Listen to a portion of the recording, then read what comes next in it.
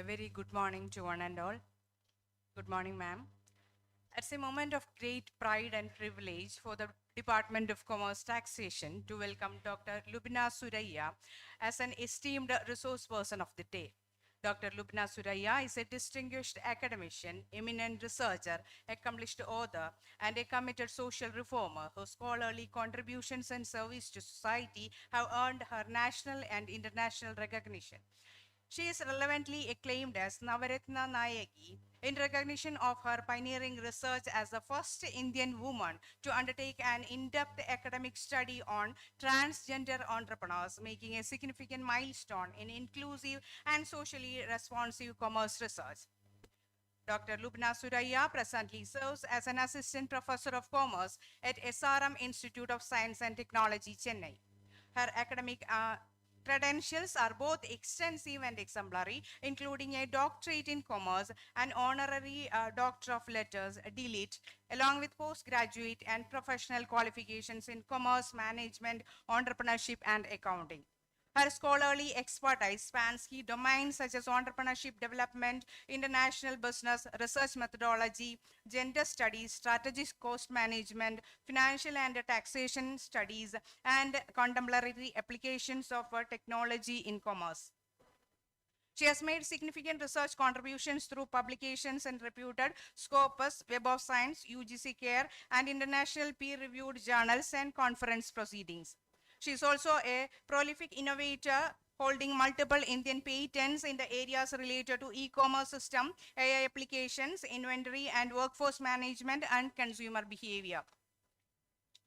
An inspiring orator and mentor, she has served as a resource person and invited speaker for more than 45 institutions across India and abroad, addressing international conferences, national seminars, faculty development programs, workshops, and academic forums. In addition, she is an editor, reviewer, and editorial board member of several reputed national and international journals and has been the recipient of numerous awards and honors recognizing her excellence in teaching, research, innovation, and social service. In welcoming Dr. Lubna Suraya, the Department of Taxation is truly honored and her presence adds immense value to the inauguration session. We are confident that her insight and scholarly wisdom will inspire meaningful deliberations and leave a profound and lasting impression on all the participants. Once again, we all heartedly welcome you, ma'am. Thank you.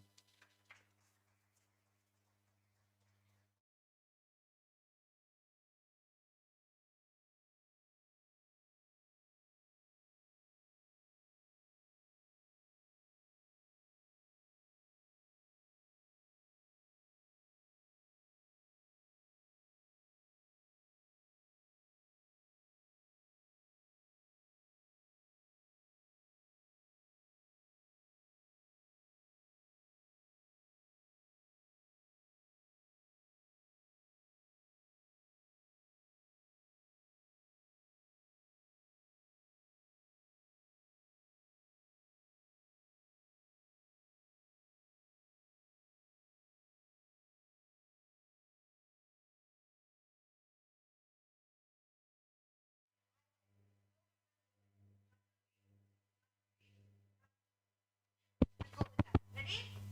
1, 2, 3, start.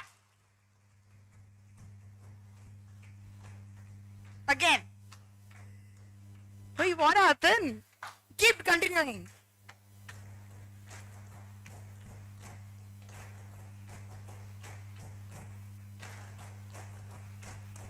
Thank you. This is not for me. This is actually for you. Okay. Anyway, today's topic is all about your AI and all about your entrepreneurship.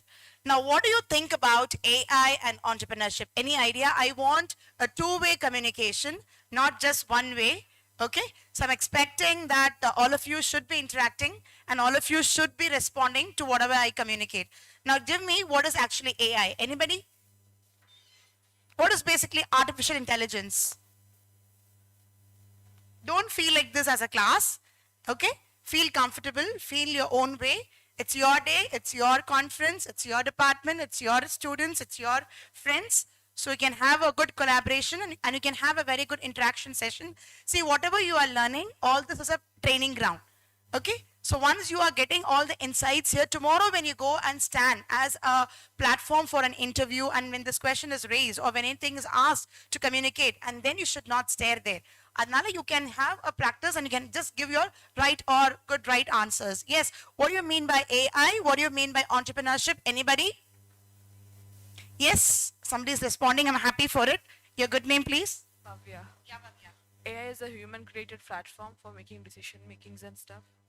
Exactly. All right. So when we talk about AI or when we talk about entrepreneurship, what do you think about these three pictures? What comes to your mind when you talk about these three pictures?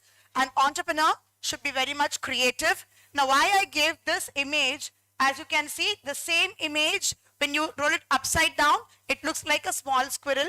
And when it is focused here, it looks like a horse face. So it's like upside down image.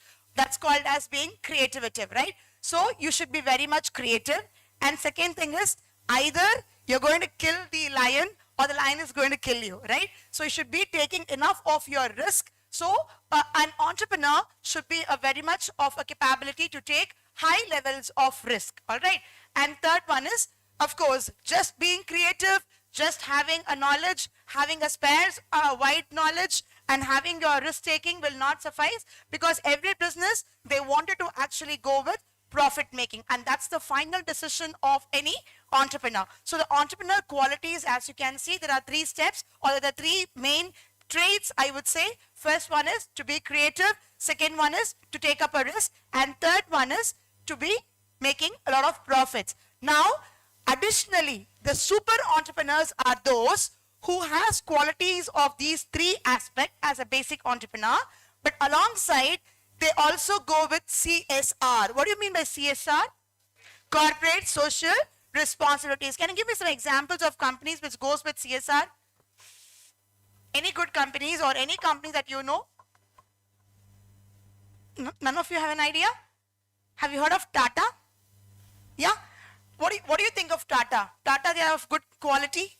They have a very good brand, right? They have kept up their brand image. They are very good at the welfare of the people. In what ways are they contributing to society? What happened? None of you know about this Tata Audit and Assurance? Have you heard of it? No, I'll give you. See, Tata was the first company which actually came up with a concept called audit. Today we find audit accounts, right? All the checking of your balance sheet, your final accounts, your trading accounts, and all your cost accounting, all that, you go with that. So audit அப்படிங்கிற ஒரு concept வந்து they came up only with the concern from Tata, right? That's the first thing.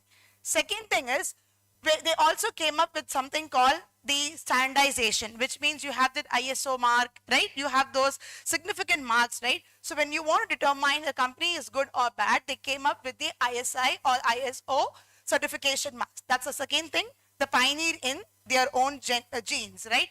Third one is, they also came up with a concept called CRESH. What do you mean by CRESH? CRECHE. Anybody knows about the creche? Don't pronounce that creshy, it's creche. Babysitting, at least you know that. Working women who are doing work and they are leaving their small kids at home, they have no one to take care. Tata was the first company in India which introduced a concept called creche system, where they had a small room and wherein the female employees, whoever are working in their institution, their babies can be put up there and they can take their babies after their work. So it's a very safe and conducive environment for them to take care of their babies and as well as also to manage. That is what is actually a creche means. So for all these they are making profits, they are being innovative, they are also very much risk-taking, but alongside what they do, they also go with CSR activities, right? And talking about this beginning of or history of entrepreneurship, basically you should know, as a commerce student, you should know how this trade actually began. It was in New Guinea when this concept in 17th century evolved, and previously you can see that all of the people who were the traders, who were the craftsmen, they were all nomadic. Nomadic meaning they used to travel from one place to another. They were not stabilized, right? So even during their travels, they used to have, wherever they went, they settled, and wherever they want to trade, they traded whatever they had with them. That was a concept at the big, that was a benchmark of the beginning of the trade. And later on, it was Marco Polo, right? He was a person who gave the, all of us know about the China Silk Route, right? We have heard of it. Through the sea route, we used to have a lot of trading and commerce, commercial activities also across Europe or Southeast Europe or Asia and also other parts of Africa, right? That was the main connecting point. And for this, they came up with a concept of 22.5% wherein you're supposed to contract as a matter of insurance. So insurance also evolved as a means of your entrepreneurship. And then during your Middle Ages, what happened? All your buildings, all your castles, all your forts, all your museums, all kind of your architectural work, cathedrals, your churches, your mosques, or any kind of your monuments, all kind of your infrastructural activity, all that was considered as part of not only as an art, not only as an architecture, but in those days it was actually considered as entrepreneurship. So here we say that all kind of your architectural ways, right? All your architectural words are a part of your entrepreneurship. And then you had in 17th century, which we have been going with our conceptualized terms. Richard Cantillon was the first person to apply the term called entrepreneur. What do you mean by entrepreneur? A person who is ready to do business by self and is able to take up risk, right? That was defined by the Richard Cantillon in 17th century. And in 19th century, it was Joseph Elias Schumpeter who came up with the concepts of economics. He completely mixed up the entrepreneurship and as well as the concept of economies, where you have the fluctuations, the profit making, the capitalization theory, and all of that included. And that is how this evolution, what we today study theoretically in books, right? And then you should of course know of this. Steve Blank is supposed to be called as the father of the modern entrepreneur because he is the person who coined the term called startups, right? Today you know about startups, you know about the co-ecosystem of entrepreneurial ventures. So such terms, such funding agencies, right? So such things actually was an evolution from Steve Blank. And as an Indian, you should know this as a part that Dr. V.G. Patel, who is the founder of EDII. What do you mean by EDII? Anyone has an idea about the Entrepreneurship Development Institute of India? That's supposed to be the biggest and largest network in India for the hub of entrepreneurs, where they give a lot of training. They talk about the funding aspects. They talk about from the scratch how you're supposed to start a business. It could be your small scale business, it could be your large scale business, or it could be your medium scale business. And for this, he was actually awarded even Padma Shri in the year 2017, right? Now, this is all about your basic structure or skeleton of entrepreneur. Up to this, everybody is clear? Yeah? All of you? Sure? Any doubts? No? All right. Now, moving on with, as you have seen the history or the milestone of the entrepreneur, now the concept also evolves with your AI. So you're supposed to know the milestone or the skeleton or the brief description about how AI actually evolved, right?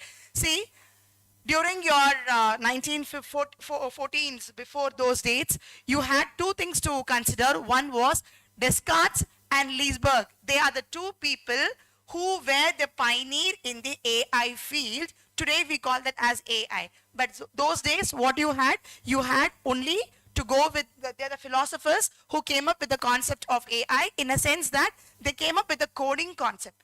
I know actually what we talk, all your automation, all your digital transactions, all your UPI barcodes, the scanning procedures, all your kind of your mechanical work that actually involves a set of logarithms, it involves a set of coding process, was actually invented by these two gentlemen, all right?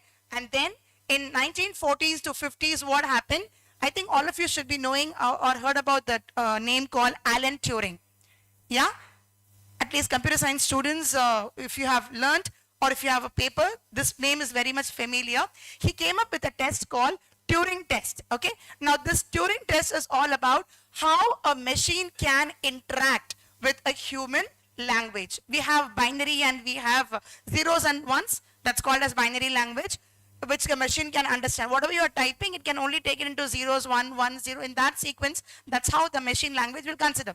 Now, to whatever you are giving a code or whatever you're trying to communicate, how the machine is able to understand and give back the responses is done by, that's called as your Turing test, okay?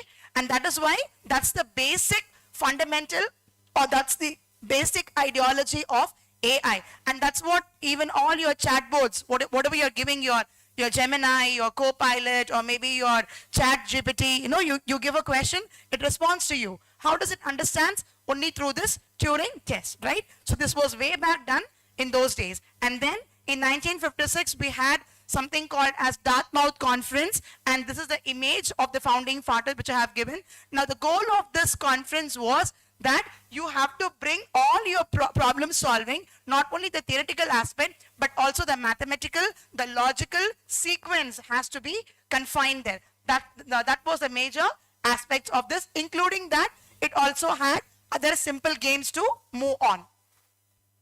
Now these are the people who were involved in the Dartmouth conference, and John McAtee was a pioneer, and he is supposed to be called as today's father of AI or modern AI. So this person gave all the ideologies right from your 17th century and then from 40s to 60s, and then also the Dartmouth conference which was held. He came up with all the ideologies of what today's we are, principles that we work along with. All right. And then in 1950s and 70s, they had only the mathematical kind, they gave more importance to algebra, to all the geometrical concepts. And then there's another called AI winter. Now AI winter is where a concept came that we are doing so much, we are spending so much, we are investing so much. There should be some funding agencies or funding sponsors who can give us back money. So that is when they applied a project, and that project became a failure. That is why it is called as AI winter. Winter meaning it was during your December, January and February. During those days, you had that kind of a concept. That is why it is called as your AI winter. And then 80s and 2000, what you had? It came up with your machine language. Today you have database, data warehouses, you have cloud computing, all those stuff. And today what you are having is all about your NLP. What is NLP? Neuro Language Processing. So this is where all your Chat GPTs, all your Gemini, all your pictures, infographic, your graph, your research, your analytics, all that takes into consideration. So where are we going in future? It's also estimated that future on, even in India, you will have all robotics classes. So I think we'll not have our own lectures, but rather you will have more involved with your robotic kind of a system. That's how the future is actually evolving. All right. So the concept of AI is very clear. We have to remember that Turing test that was proposed by Alan Turing, who is supposed to be the pioneer in the AI, and the father of AI is basically your McAtee from the conference, Dartmouth conference, because he was the person who gave all the concepts of today long back in the year 1980s. All right. Now, in concept with entrepreneurship, as far as Indian scenario is concerned, you have to understand basically these things, right? Before I move on with this, you are classifying the economic sector into activity nature, all right, or otherwise called as work condition, or otherwise called as your assets ownership. Now this I can further go in a sense. We all have heard about primary sector, secondary sector, tertiary sector, right? So those things, all of that, quaternary sector, quinary sector, all that will come under your activity nature, whereas your work condition is basically your organized and unorganized sector, and finally ownership will come under your public and your private sector. So if you have to just go with a quick recap, I can say primary sector are mostly involved only with your natural resources, right? All your natural resources, your minerals, your water, your air, whatever the God's gift has been given to you, all that forms to be a basic circular motion for your natural resources, and that's called as your primary sector, which is more into your agriculture. Because agriculture, we're using the soil, we're using the climate, we're using the water, we're using every kind of a natural resource for our own production and as well as for your distribution purpose. Whereas in second case, if you see secondary sector, it is more focused on your industrial sector, which is talking about the production aspects, the manufacturing aspect, the packaging. So all that comes under the production, the mass production, the IR, industrial revolution also came up with the secondary sector. And then the tertiary sector, it is basically all about your services, all right, wherein you are having all kind of your banking, your insurance, your finance, your transportation, your communication, your procedure, your teaching, your service, your philanthropist, all that comes under your service sector. And then quantitative sector, it is all about your knowledge sector, and they have categorized education under this sector very specifically, okay? Now, culinary sector is all about how good you are at your management priority level, the top decision levels. You have three pyramids, the top level, the middle level, and the low level. So the top level will come under all your CEOs, all your CFOs, all those high people who are in high status will come under this category of culinary sector. Organized sector are those people who are having a very stable income, and they also have a very good source of your income. That means mostly they are into private or government, but usually it refers to your government sector. Whereas unorganized sector are those people who don't have a very regular base of an income. They work on daily basis, like it could be a coolie, it could be a cobbler, it could be a carpenter. When there is a need, they will work, right? Or it could be a mason. So they go on a very daily wage worker, and that is supposed to be an unorganized worker. Those are the people who goes under unorganized category. Public sector, of course, we know all the government companies will come under this. Like for example, your BHEL, Bharat Heavy Electricals Limited, your SAIL, SAIL, Steel Authority of India Limited, BSNL, Bharat Sanchar Nigam Limited. So all these are the company that has its own shares, it's been owned, and the control is also under the government. That's why it's called as your public sector. Whereas private, you can say that they are actually owned and transferred only by the public agencies or associations or through forums, right? Now, how does AI help in agriculture? Can one of you give me any points, any open discussion, open forum? Can one of you tell me how does AI helps in agriculture? Any good valid point, wild guesses? Right or wrong, doesn't matter. Yeah? Technologies like what? Yeah, it's correct, but technology like what? Everywhere we have technology. In all sectors we have technology, but in how does agriculture helps in technology through AI? Any idea? Yes? Production, how? Yeah, it's good. Production, manufacturing, your servicing, your distribution, your marketing, your advertising, right? All this involves your AI, but how? Okay, we'll see to it. Do you agree with this slide?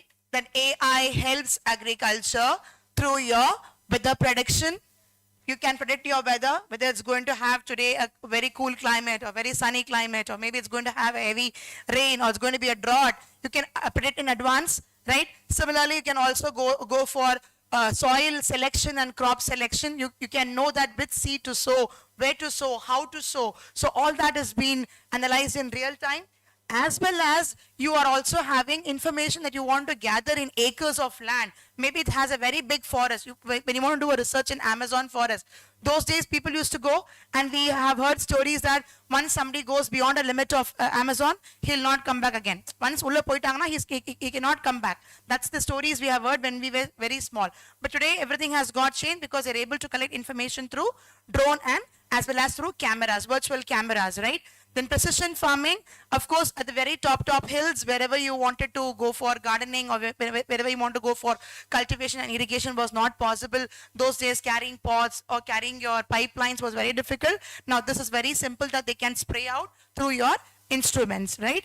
And then AI powered robots, of course, for picking the good fruits or vegetables, or peeling the vegetables or fruits, you are able to select, you can give a select mode, and therefore you can have an analysis that this is a very good fruit that we can pick now for market. This has got ripened, this has got wasted, it is like not very good in condition, all right, or this can be used as manure. So those things you can detect from your AI sensors, right? And then AI enabled surveillance system. It's overall about your weather, overall about your crop, overall about the soil, overall about the techniques, what technique you're going to use, how is your water irrigation system, how much of water you are supposed to fill it, how much of water you're supposed to drain it, how much of water is nutrient plant is absorbing it. So every small information can be tracked out through your AI, all right? Okay, now particularly in agriculture, there are few aspects which I want to really highlight how this AI is used in agriculture. Have you heard of caniculture? Anybody who have heard of caniculture? No? Yes? What is caniculture? I'm happy at least one hand has been raised up. What is, looking at this, you're telling me, or you knew it? Cultivating rabbits. Rabbits. That's it. Okay. This is a very picking up business in Pune that is happening right now in India, and they are more into cultivation of rabbits, like how we cultivate plant, how we cultivate any kind of fruit or vegetables. Similarly, we have, somebody is giving me a call.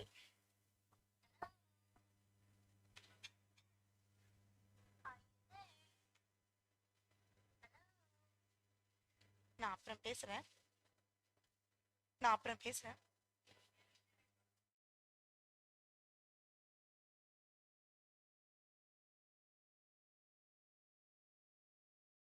Right. So, caniculture is a area that is picking up business in Pune right now, where India is also seem to be a very budding and very emerging kind of a trend, where you have a lot of cultivation of rabbits. Like it's all about different kinds of rabbit breeds, right? They put up into, and that's how they are doing it. So what they do, they bring 2 or 3 rabbits. It's basically a rabbit farm, okay? They are bringing or grooming more of rabbits. So the breeding of different types of rabbits, and one breed is called as Angora breed, which is very typically found in South Africa. The same breed is luckily also found in India. So this is one of the largest and very good high quality breed that is found in India. That's called as Angora breed. So how they are doing this, this kind of business is they have directly gone with the AI connection. Now AI, what they do is, they are very prominent in breed selection and planning because they want to know what kind of right rabbits can you choose. Whether is it really Angora breed, maybe few breeds may look very similar, but you may find that it will identify whether there is Angora breed or this Angola similar type of a breed. That's one thing that you can actually find out. It's also based upon your health monitoring. Once you have brought the breed, whether is it able to have any kind of disease, you can detect that in early. Is it able to eat well? Why is it not eating well? What kind of water does it want to drink? Whether how much liters of capacity does it goes for a urine or for any kind of your nature call. So everything is actually being recorded in terms of your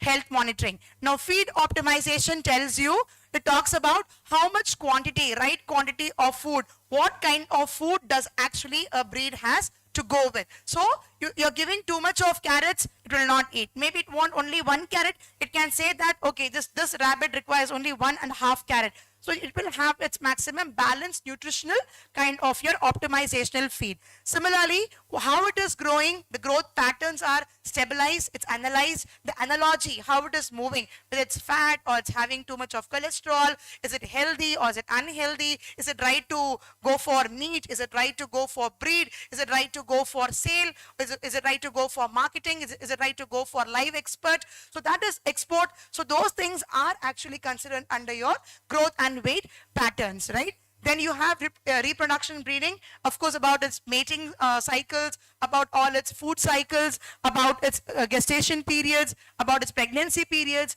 right? All of that, the climate predictions, how it's going to maintain, this is what is required through your AI. And finally, It also talks about your climate records. Climate records, in a sense, you can talk about your temperature and ventilation system, whether you want moisture, whether you want to dry, whether you want to be very cool, whether you want to be moderate. So all these things can be assessed through your AI in your caniculture business. And finally, as for a man, you need to have a digital records because there could be millions and there could be thousands of rabbits. So each rabbit assessment is very difficult for them, and therefore you can have an overall database about the recording systems can be available through your data digital record keeping. Okay, this is one business where AI is very prominently used, and caniculture for kind information is also a part of agriculture. Because when you talk about agriculture, it's not only about the land, it's also about the animals, it's about the livestock monitoring, it's about the cattle breeding, right? The fisheries, all this will come under the same pattern. Also applies for different type of animals. It could be horse, it could be pigs, it could be sheep, it could be cow, it could be rabbits, right? But rabbit is one interesting which I found as a very good case study from Pune. Okay. The second one is turf grass business. What do you mean by turf grass? Any idea? Have you heard of this name? Have you seen the grass lawns in big restaurants, in hot hotels, in mansions, right? All kind of a plastic kind of a thing. See this, have you seen this? It looks exactly like a very green grass, but actually it's not the exact grass, but it's kind of an artificial plastic grass. And that is not called as artificial grass. It's not called as plastic grass. It's actually called as turf grass, right? So turf grass, how they are making use of it, how AI is used here. See, one is to know whether turf grass is not just because you have bundles in shop, you just buy it, you put it home for a mat. It doesn't work that way. Especially for people who are into the golf, you know, that they play golf on the stadium, the indoor stadium or the outdoor stadium. In such cases, you need to know about the site analysis. How much is the square feet? How much is the temperature required? Even that requires a temperature because you need to maintain that, right? So the soil analysis and the site analysis, the type of soil, the type of sunlight, the type of moisture, the texture, the area, the space, the square feet, for that analysis, which cannot be done for a very larger area like your stadium or like your golf club. For such things, this is actually used. Second one is about its market demand. Just because, see, there are few mats available especially for houses. That's different. But for golf or for stadium, there's another different kind of a strategy that has to be used. So how much is the market demand? Whether people are buying for home or people are buying for beautification purpose or for customization purpose or for professional purpose, this can be analyzed based on the demand patterns, based on its cultural and as well as heritage patterns, right? And then you have something called your customer preferences. What kind of color, what kind of pile, what kind of height, what kind of weight, what kind of the width they belong. Whether they want a very pale color, whether they wanted a very customized color, whether they want a very good textural color. That can be about its durability. How long is it going to sustain? That is another factor where you can consider. And then it talks about the visualization in a sense that when you have this kind of your 3D lawns, because today you are having so much of AI involved that you can go with your 3D patterns to assess. You know, have you seen some shots where they show that the house is like fully messed? You have one room, two room, but 3D they'll just show you have this one. Have you seen some kind of shots? Have you gone through that shots when people are not able to manage their house spaces, you know, the home decors, or maybe your home saving furnitures? Those are all kind of your what? It comes with your AI only, right? And there could be some kind of 3D visuals where you find that you may have library at the top, you may have a bed there, you may have those shots. Have you seen? So all that is a 3D view. Similarly, such patterns can also be analyzed for a golf or for a stadium, right? So again, hydroponics. I think all of you should be knowing about hydroponics and aquaponics, where for decoration purpose, they keep it all kind of small totti, you know, those baskets, the flower baskets. They'll try to put all your cups over there just for beautification purpose. Again, it requires the moisture, the climate, the temperature. How is it fitting right to the soil is analyzed through your, see, that is why it's called as Some people do keep medicinal plants. Some institutions do keep medicinal plants. Like where I studied at Holy Cross College, Trichy, we have this kind of setup of hydroponics, but they actually have all kind of medicinal plants. So at the entrance, you can see all tulsi plants, small, kuti plants, but all that is very much of medicinal and natural herb nature. So there's one for beautification purpose and second also for the business oriented purpose, right? Similarly, you have a small pond, you have small kind of fishes, and that fish water, what will happen? It's been released to the plants. Again, that's called as your aquaponics. So everywhere you find regarding your fish, regarding your plant, regarding your sunlight, regarding your water, regarding your cleaning of water, how many times how many times has the water been repeated to be washed off? It has been recycled, it has been it has been got its carbonated in a sense, they put chemicals over it. So all that things is being counted under your AI, right? And then mulching business. This is one art of the leaf of a cat done by my student. She started her this art like an hobby. Okay, she found this idea came up to her mind when we went for an ivy, and we went for actually a mulching plant in Chennai. So there's one university called Periyar Maniamma University in Tanjavur. It's in Tamil Nadu. They are doing a lot of work, especially the silk breeding, the silkworm sericulture, and they're also more into mulching kind of the vermicomposting. So we went to that segment, and one leaf, it dropped in her bag actually, and the bag was actually left open. So when she was standing, I think all the dry leaves were actually getting into her bag. When she went home and she was dusting her bag, she found a bunch of leaves, and she said, then I told her, you give me the report. You know what report she gave me? Very frankly and very funnily, ma'am, we visited everything, and the final statement was, I had a bunch of dry leaves on my bag. For a joke, she made it. Then I told her, you are going to start a business out of this. I just gave a normal comment to her. You're going to start a business out of this, as if you're going to do something out of this. This is a small idea which I made for fun. But she took it so seriously that when she went to throw the things in the garbage, she got all the leaves from the garbage. She started breaking the leaves. She made something. She made some art. Some art she made in the beginning. And then she came to me and she said, ma'am, how does it look? I said, wow, it's very nice. I told. Actually, it was not nice. I didn't know what she made. But she told, ma'am, does it look like a man? Does it look like a doll? Every time she comes, every time she gives a trial, every time I comment her wrong. And one day she came with this picture. She drew the picture, and one of her friend told, just don't try to stick, don't break, don't crush the leaves, and don't just paste it with the Fevicol. First you draw something, whatever you want, give a frame for it, and then what you do, then you stick with it.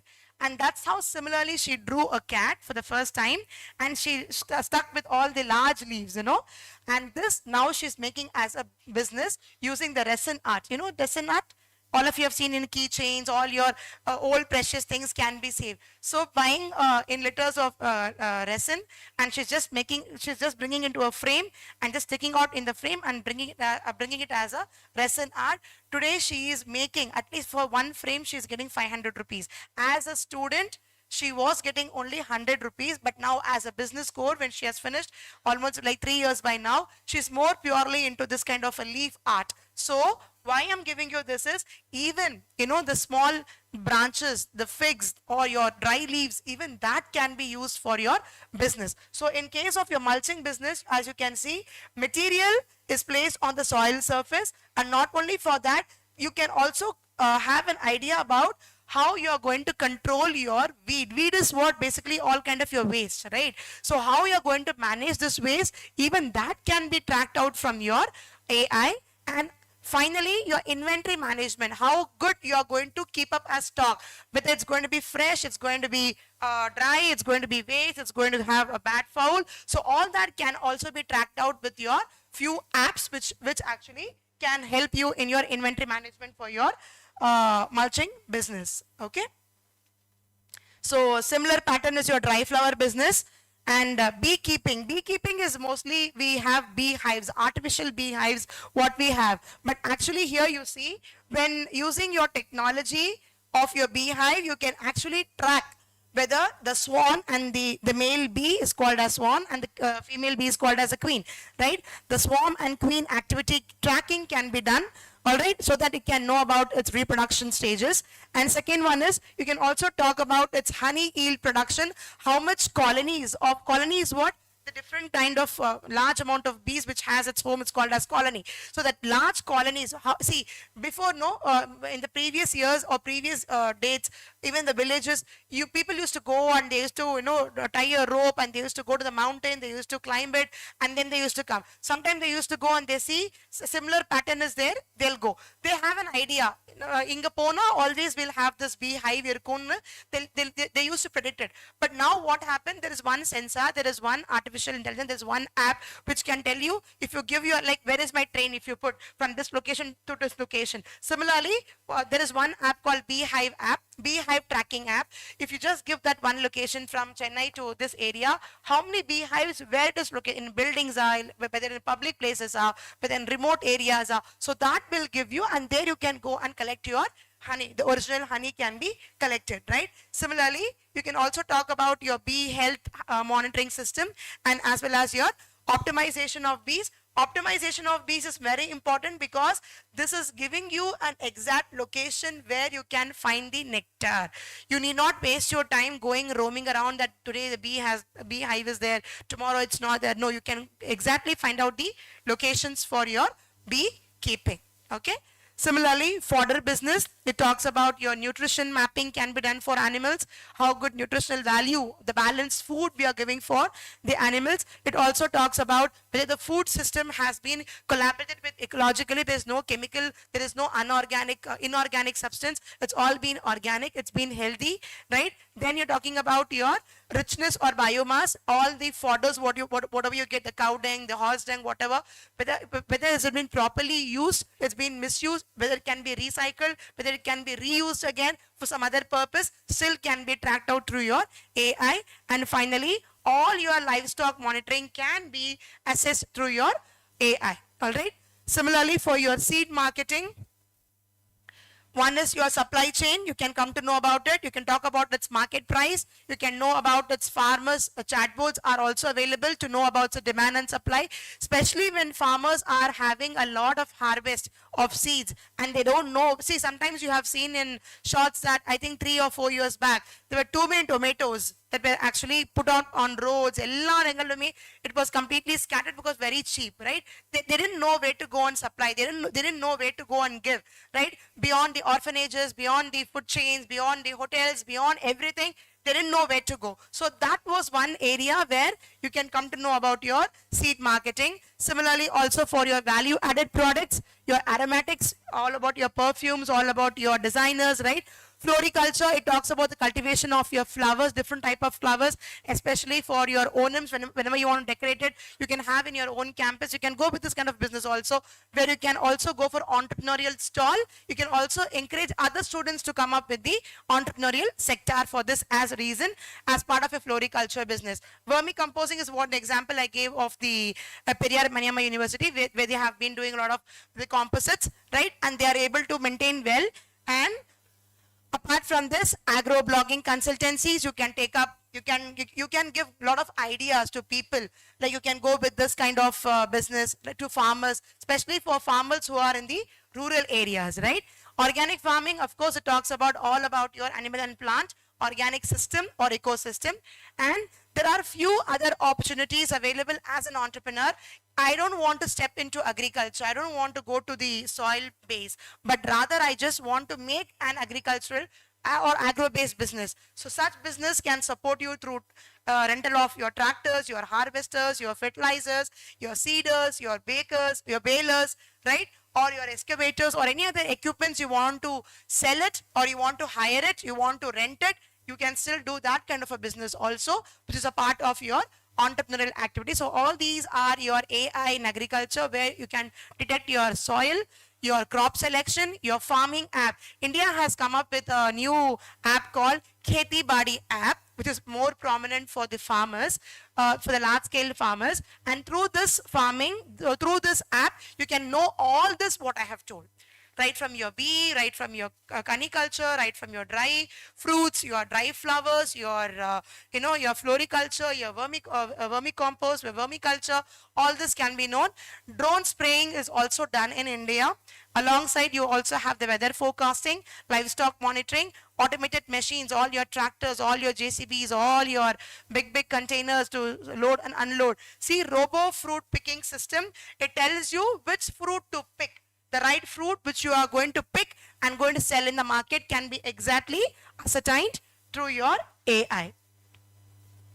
So this is all about your agriculture in AI. Anybody is having any doubt, you can let me know. Or you want me to continue, or you want a break, or you want to talk something to me. I'm talking myself, I think, if I'm not wrong. Yeah? Can we continue? We'll rush up. Ma'am, can I finish it by 11 o'clock? Is that okay? 11 is the time? Yeah? I'll finish it off. So can you spare with me for another 20 minutes? Very fast we'll go. Yeah? Adukku mattum, all are shaking your heads, huh? Okay, this is just for your information that Barrick Gold Corporation is one of the largest in the world, which is a mining company, okay? And this is the first company that has been using AI not today, since 1950. Whatever they know, whatever they have to go with the gold to take up a gold in caves and mountains, or maybe in the very suburban areas, they used to go with the tractor. They used to then go with the small camera, mini cameras, what they had to capture the information. So in those days also they use this kind of AI. The second one is something called the Y Foundation. The Y Foundation is basically, it's all about your image processing. It's all about your machine learning, which they have been the first company to use it.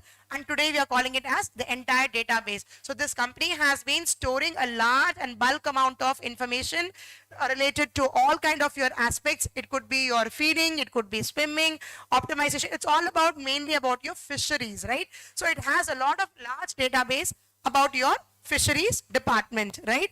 The third one is NCX is a company that is giving information about the forestry data. It talks about all kind of your forest information, where smuggling is done. I think if 20 years back, if this AI was to be founded, or it was very prominent like as of today, Veerapan, I think you should be knowing of the name Veerapan. He should have been caught, right? Of course he was caught, he was shot dead. But today, and still see, one thing we always need to understand, wherever we have the advancement of technology, we find it's making us easy. It's making our task very easy. But actually it is making our task very, very difficult, right? Now, I think one popular news, what is that, Jeffrey? Epstein's news is going, and all these have been coming up only now. Very recent times, maybe in a month's time or in a week's time.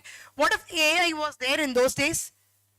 Right? But see, we think in that way, that if these things are very advanced, then the crimes would have stopped. But what is the other point we should understand? That even the advancement is going, more technically the criminals also will go, right? This is a fact. So NCX is one company that is using all kind of your forestry data, right? Where smuggling is done, where is your logging done, where is your transportation done, which area is having the density of less number of your forest or your plants or your trees, or which is a tree which has been cut today. All your sensor signaling is also been tracked, right? Then you have this Gavyam Gentek. Gavyam Gentek is one company from India, from Gujarat. They are more using all kind of your smart devices, especially for your health tracking system, and as well as also for milk system, because Gujarat is a major producer of milk in India, and they have a large number of milk societies as well. So they are able to track how many liters of milk, how many liters of water is mixed, right? What is the composition? Whether it's a pure milk, it's organic milk, or it's been artificial milk, it's been pasteurized, it's unpasteurized, it's caramelized, it's uncaramelized. You have different layers of the milk also, the first quality, the finest quality, and all that stuff. So this talks about all of your kind of your milking segment.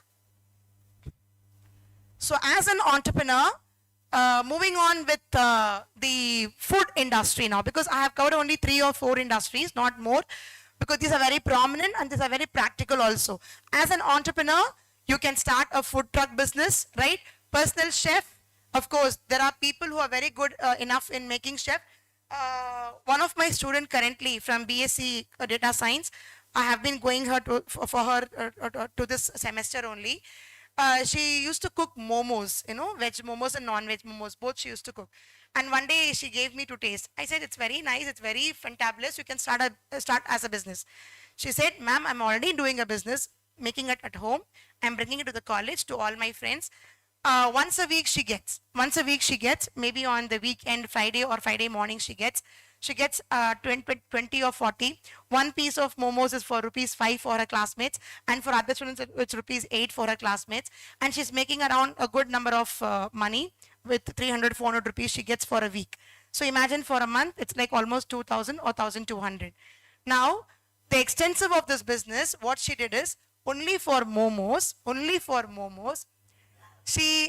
she's making at home. She's not going somewhere. She's making from her home. She's only sending it in the auto, and the auto man goes to, how many of you know this actor called Vijay Gant, who has passed away now? Yeah, Vijay Gant's I think it's Mama Payen, Mama's son.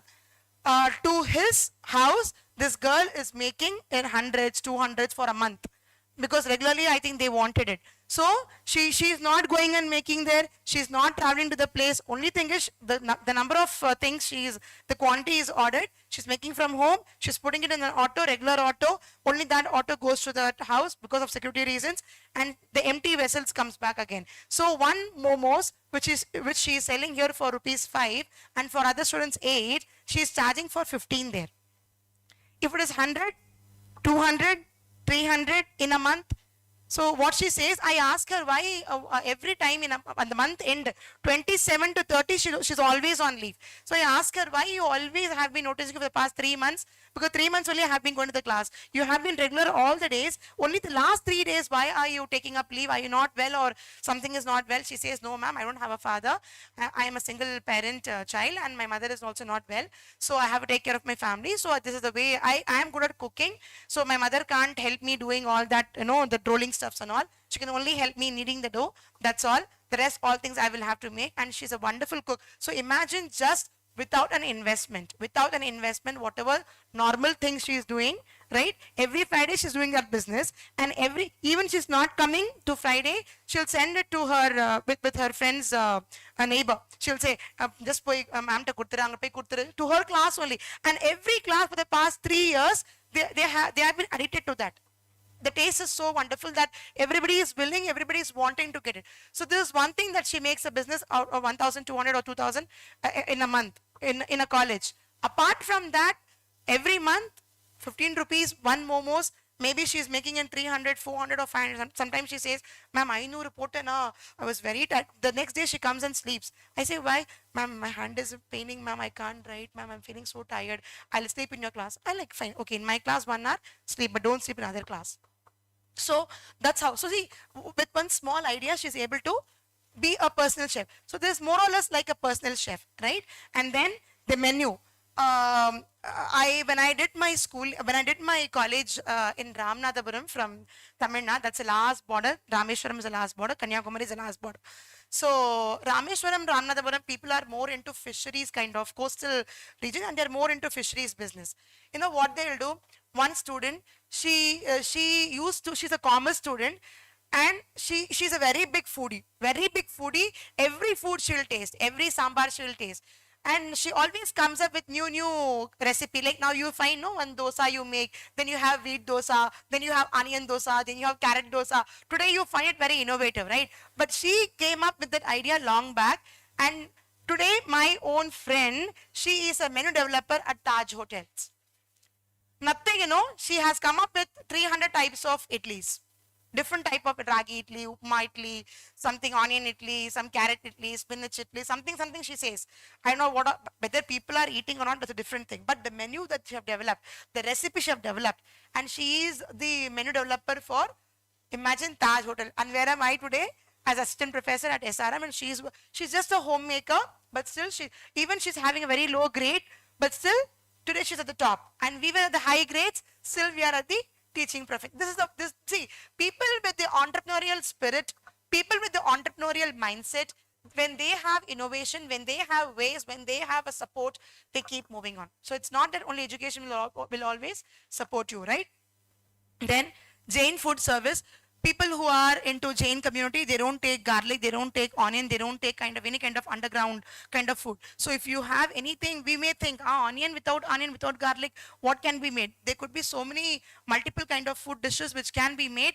And people who know that, they are serving, especially on every, I think Thursdays or Wednesdays, they have a temple, Jain temple, where in the Manadan Solvana, big festivals, they are able to give food contributions. So for that also you can be a specialized people over here. Homemade food, of course, coffee house, of course, all of you should be knowing. Cooking classes, today you have YouTube channels. You just make one thing, you just do one small tadka and take a photo and you upload in the YouTube or in your blog is also a matter where you're able to earn much of your money. Then you're having your food pet, for not only for food, it's not the pet care, it's about how you're going to make food for the pets, right? That's also one business idea which can come up, especially people who are diabetic or people who are with the diet conscious, for sports people, you can go with the diet food, you can draft a food business for that. Chopped food and vegetable business. Since my topic was about the transgender entrepreneurs, I found many transgenders from Coimbatore. They were doing catering business, they were doing a small mini businesses, but there were few other entrepreneurs as transgenders who actually were only cutting vegetables and fruits and selling a business. They didn't have a business of cooking, no other thing. Only cutting vegetables in bulk, packeting it and giving it to, selling it to home, fresh vegetables whenever ordered, right? Similarly, garlic peeling. That's another business which my neighbor is doing.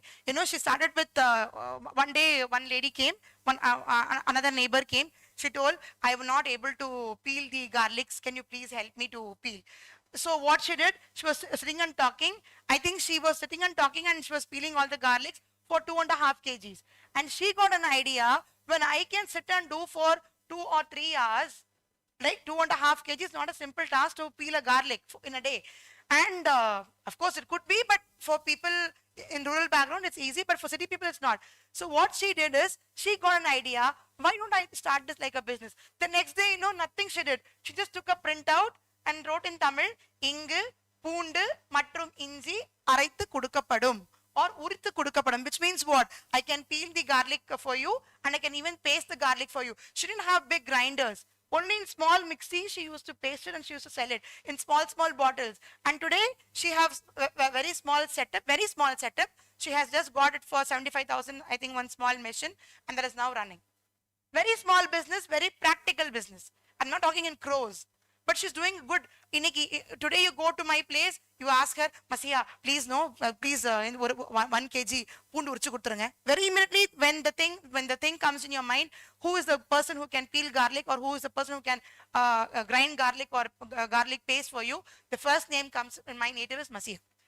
And that was out of a help she did. She got an idea. And then after 5-6 years, she was saved money. She got for 75,000, 70,000, she got a small machinery because she was no more able to run her mixie. And she has to use it for her personal use also. And now she got a big mixture. She got some equipments for 75. And now she's, within home, she's doing all this.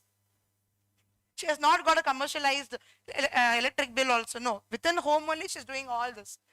When I told her, like, sister, why are you not going for expansion? No, I'm happy with this. When something goes beyond, when my daughter will grow, when she will get married, that time I'll be a businesswoman.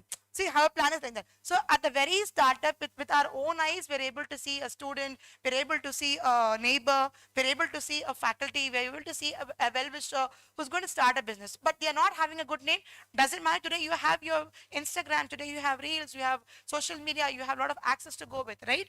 And then ginger garlic paste was the example which I have taken of her, right? And then her farms, food catering, tea bag making. It's not tea making, tea bag. That plastic bag you have, no, small Lipton bags. Those bags, just, you have to just staple it, sell it, that's all. Nothing else. Only you have to get that cover, put the tea, just pack it up and just sell it. 1 spoon of tea, you should know how to fold that. That's the only thing. You should have that grip and you should know how to tie that. If you know that, no, that is a biggest business you can make out of. For big restaurants, for big shops, for catering shops, for everything you can do this business, right? Then cloud kitchen, YouTube channels, other things can be if you're very good at bakery item, confectionaries, or maybe ice cream parlors, you can go with, if you're having good investments, you can go with the milk products, you can go with the sweet shops, you can also go with your meat cooking or juice corners, such things you can go with, okay? And AI in food industry is used in all these major aspects where you have something called gastrograph sensor. Now this, what will happen, it is able to assume how much a consumer is able to purchase or buy. You have 10 number of products, A, B, C, D, E, F, G. Okay, let's take an example. And you may not know, all looks very same, all are of very similar price, maybe 5 rupees, 10 rupees extra or less. But one may go with one B product, one may go with C product, one may go with E product, one may go with G product, okay? And very immediately, this graph flow sensor will reflect in your mind saying that in future, A, C, D, G will not come, maybe F will have a higher demand. So it will predict in future based on the consumer preference, based on the consumer psychology, that F product will be the higher in demand. And the next cycle, when you go and keep A, B, C, D, E, F, G, immediately A will not be there, C will not be there, D will not be there, G will not be there.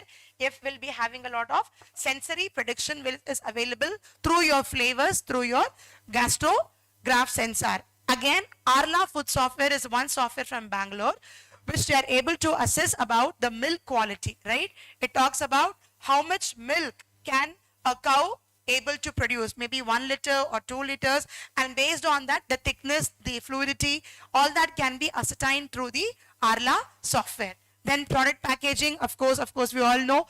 I think Six Sigma concept all should be knowing, and the best example always is about the Toyota company. And without Toyota company, also there's one more incident called Mumbai Dabba Walas, those Mumbai Dabba Wala, what they do, they carry all your lunch things, and the beauty of the Dabba Walas is no box gets changed anywhere. Though they are traveling in millions to offices, they carry lunch, they take the lunch from home, they give it to the right person, the right lunch, the right box. The same box is carried, again dropped at the house doorsteps, right? So no box get exchanged anywhere, and that is also the biggest manual example of Six Sigma. But Toyota was one concept which came up with the concept of Six Sigma, which means that you're producing millions and you can only have 0.0001 defect. That means out of million products, you can only expect how much? 1,000 products to be defective. That's what it's called as your Six Sigma. Six Sigma concept also was evolved with the help of your AI, okay?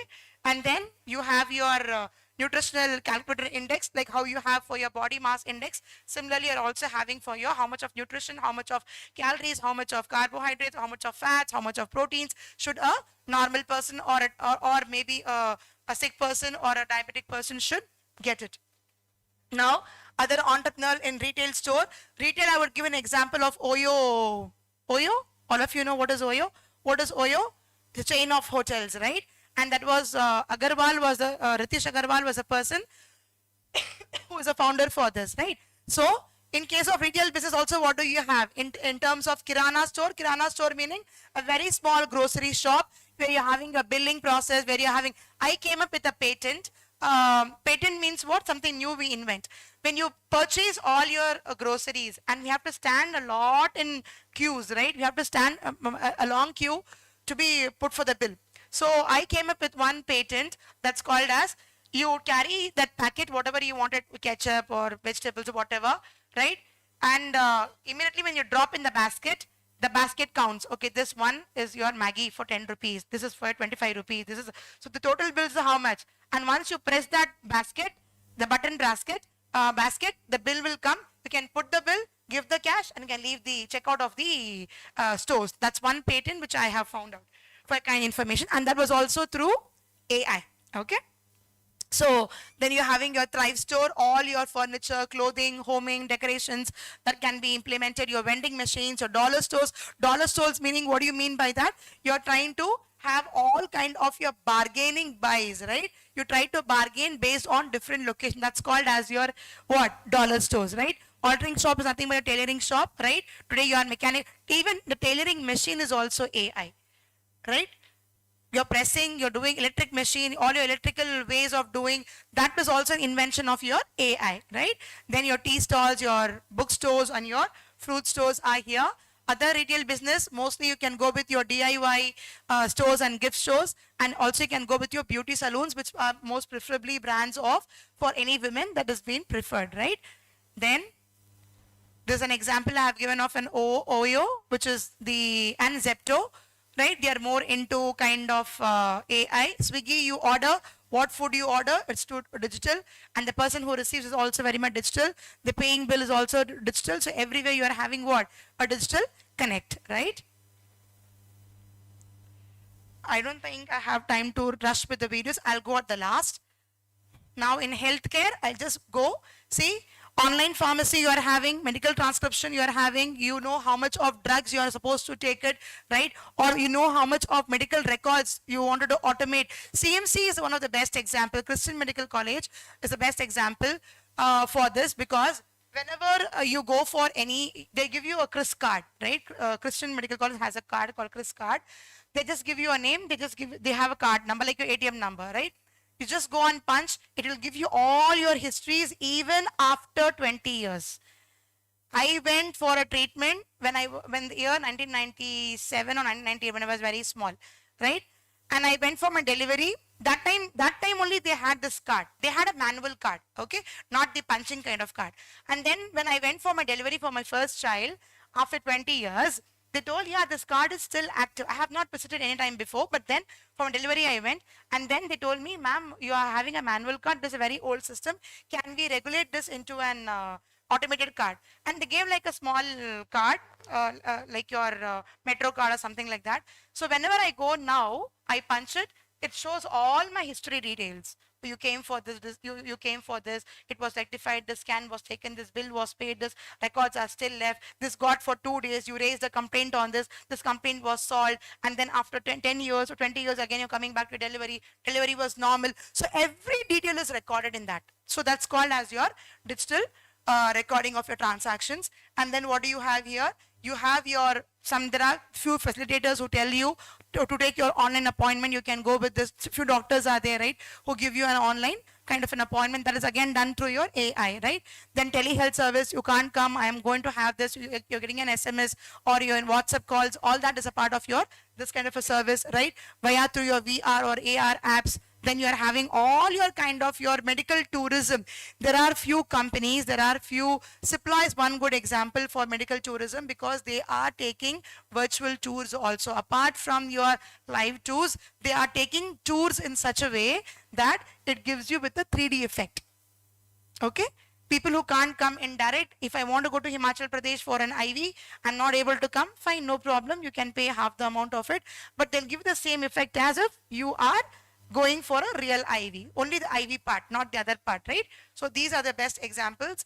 And in healthcare, see, all these are the good companies which are actually using your AI. One is your Meditative, Viz, Enclit, Regard, Twill. All these are doing all these services, including it has a connect with your IBM. They are connecting with IBM because IBM is a good source of your all kind of your software technologies, right? In education again, what else you are having? You're opening a play school, having your carton services, your school uniform making, your online library, your YouTube channel, your thesis writing, your printing, your career counselor, your home tuitions, your foreign language translator, right? So all these are different businesses. Education is not only sticking with to be a teacher, but apart from this, you can also go with this kind of your services, right? So AI, how do you go? You go with the online class, you go with the gamified learning, you have a very good lesson planning, you have your ERP for your attendance, if I'm not wrong, right? That's been marked, and everything is been counted. When you become absent, the message automatically goes to your parent. So that is a notification of your AI moduled system, right? So personalized learning, the smart classes, the smart content creation, right? Your language translations, right? Or it could be your feedback, your curriculum development, your examinations. There are few examinations where we find JEE.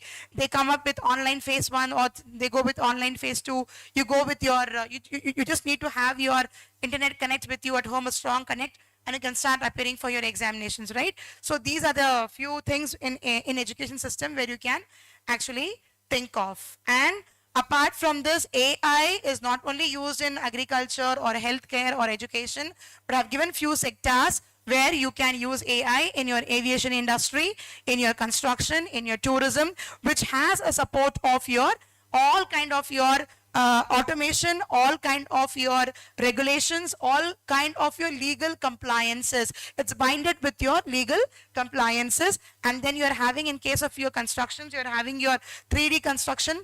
You can construct your machinery. You can have your environmental compliance monitoring, document analysis that can be done. In case of tourism, you can go with your guide. That can be a voice guide. It can be your accounting softwares, your ERP, your Tally, your SAP. All that comes under your this kind of your thing. In terms of sports, you're going to talk about your AI. That's in terms of your smart playing, smart tracking, smart eating, smart dietic habits.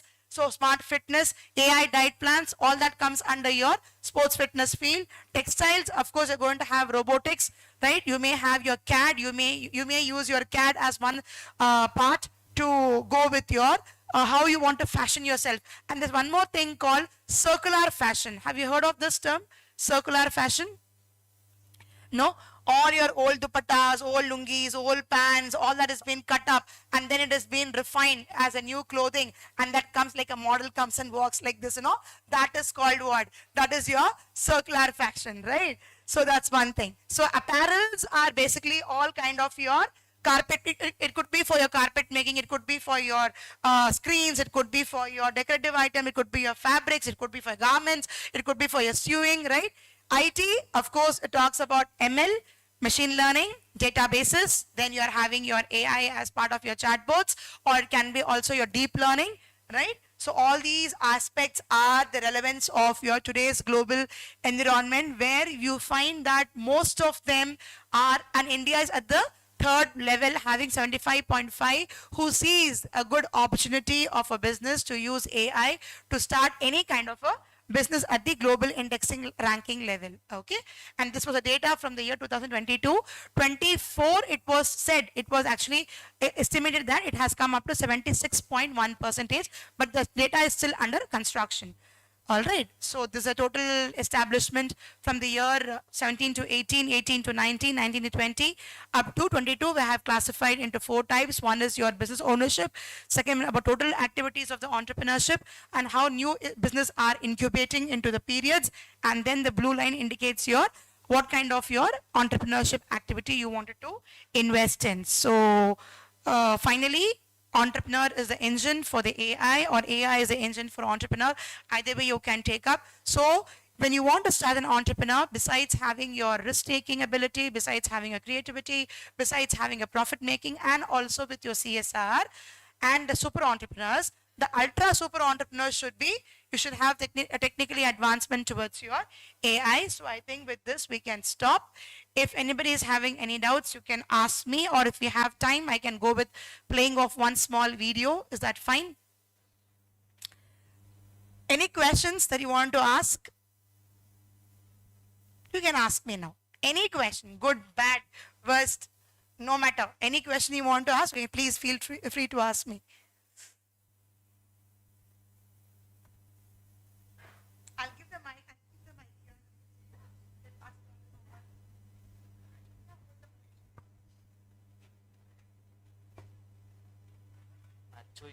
Here.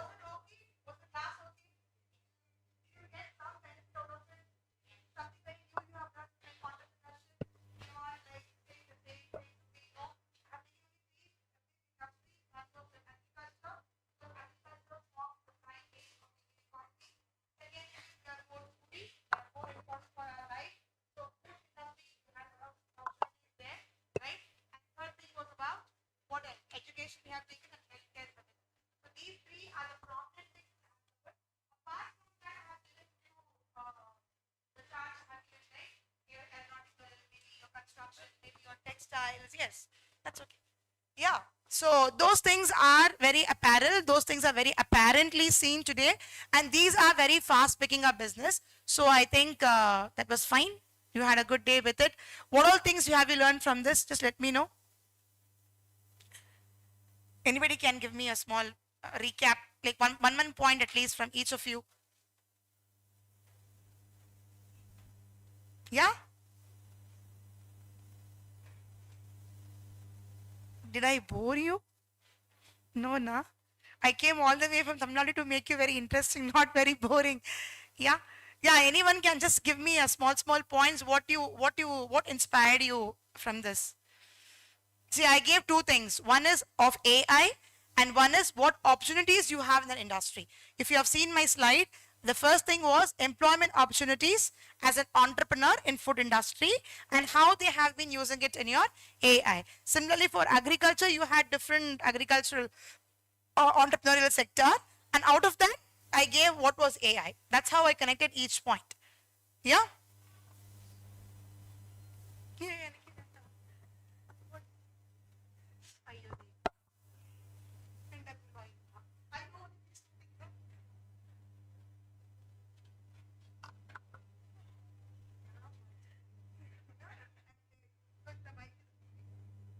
No, ma'am. The class was very interesting. Okay. Okay.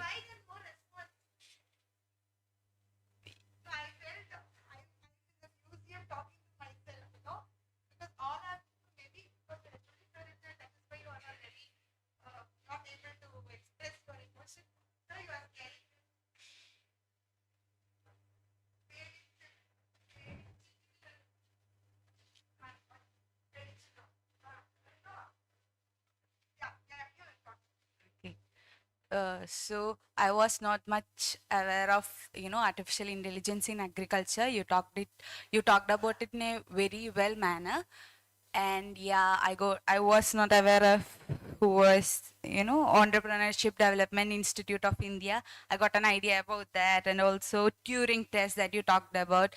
You talked about all those boats we use nowadays uses this Turing test, and I got to know, like, I was someone who just used ChatGPT, or Gemini, everything. I was not aware of like what happens when we type something and we get the results, right? So I got to know more and more about it, and I think it helped me a lot. And I got to know about certain industries which makes use of artificial intelligence, as you said, like both of those sectors, all of those sectors. And yeah, and the main thing which struck me a lot was like how, as you said about that momos, and yeah, that was so interesting, and how a small idea can be turned into a, yeah, someone you talked about, like Hugh, who is the menu developer of Taj Hotel. That struck me a lot, and that was a very good session. That's all I have to say. Yes, any other questions? That was a feedback, in fact. Any other questions I'm expecting you want me to tell or demonstrate?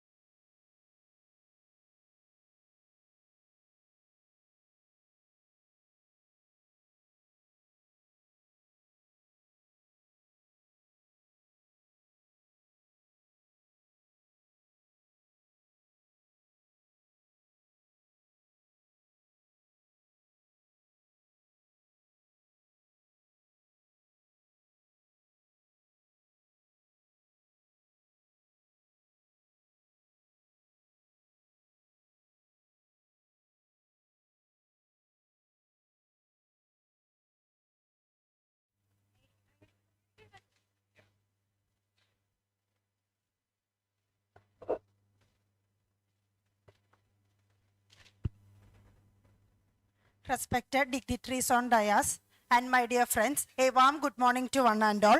It's my privilege to propose the vote of thanks for this wonderful section. I would like to express my sincere thanks to Dr. Lupna ma'am for your valuable enlightening section on Beyond Automation, AIs as new engine of entrepreneurial innovation. Your talk helped me to understand the role of AI in shaping the modern entrepreneurship. I am grateful for you for sharing your valuable experience and knowledge with us. On the behalf of Department of Taxation, Christ College, Irinalkuda, I thank you for being the part of this conference. Once again, thank you, ma'am, and thank you all.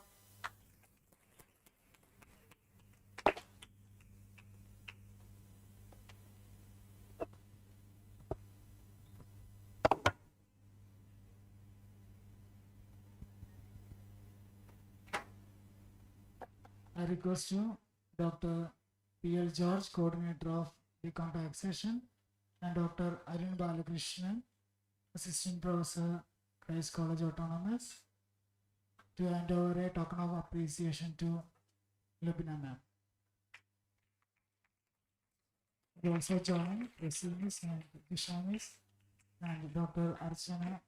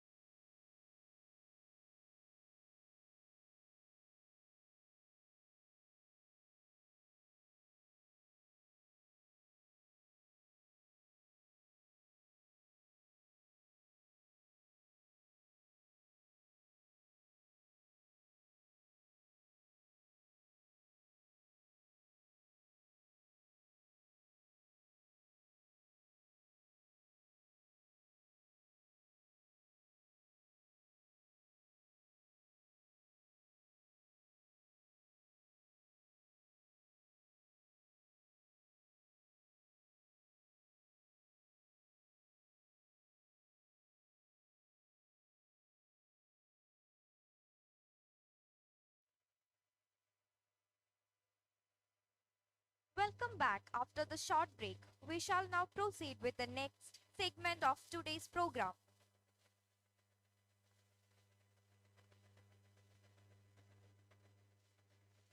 It is now my privilege to invite Ms. Jisha, Assistant Professor, Department of Commerce Taxation, to kindly take the stage and formally introduce our esteemed keynote speaker for today's event. Good morning, everyone. It's my immense pleasure to introduce the resource person of the day, Dr. Archana Aravindan, working as an assistant professor in the Department of Commerce at Sri Kerala Varma College, Thrissur, since March 2016. Her qualifications include MCom, MBA, MSc Applied Psychology, MSc Counseling Psychology, MA Women and Gender Studies, MPhil, and PhD in Commerce from Mahatma Gandhi University on the urban quality of life in Kerala. Academic experience also includes serving as a UGC-funded major research fellow. She has contributed through research publications, national and international paper presentations, book chapters, and is also the author of the textbook Creativity and Innovation in Business and Innovation and Business Dynamics for Calicut University's FIUGP Commerce Curriculum. I extend a warm welcome to our esteemed resource person and invite her to take the stage and enlighten us with her valuable insights. Welcome, ma'am. Thanks so much.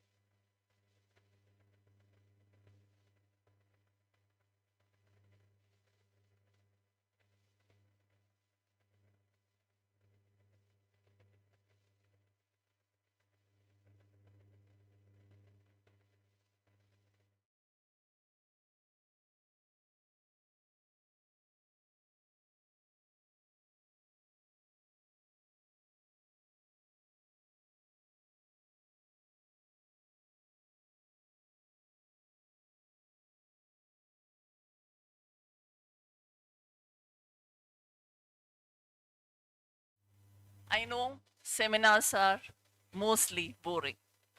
I shall restrict my talk and I would try to make it as far as possible aligned to your bandwidth. നമുക്ക് ഒരുപാടധികം ചിന്തിക്കാതെ മനസ്സിലാക്കാൻ പറ്റുന്ന പോലെ പറയാൻ ഞാൻ maximum ശ്രമിക്കാം വേഗം അവസാനിപ്പിക്കാൻ. So give your attention as far as possible. So to start off, the topic that we would be discussing is human capital management in startup. നമ്മൾ ഇപ്പോൾ പോകുന്ന ഒരു AI phase എന്ന് പറഞ്ഞു കഴിഞ്ഞാൽ especially for student community, it is a lot of uncertainty filled. എന്ത് പഠിച്ചാലാണ് കാര്യം? എല്ലാം ആർട്ടിഫിഷ്യൽ ഇന്റലിജൻസ് എന്ന് പറയുന്ന മീഡിയം സബ്സ്റ്റിറ്റ്യൂട്ട് ചെയ്യുന്നു. So how can one become resourceful is something that always bothers not just you, we faculties, parents at home are all tensed. So let's just first of all understand, where is our work life going?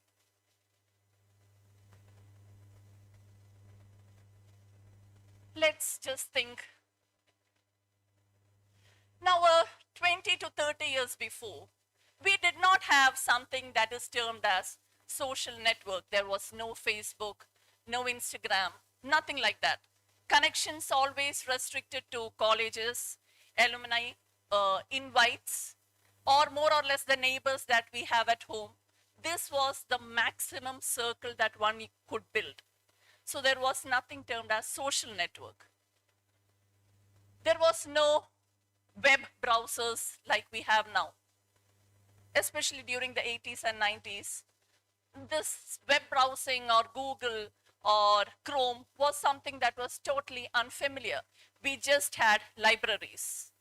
Teachers was the main source of knowledge.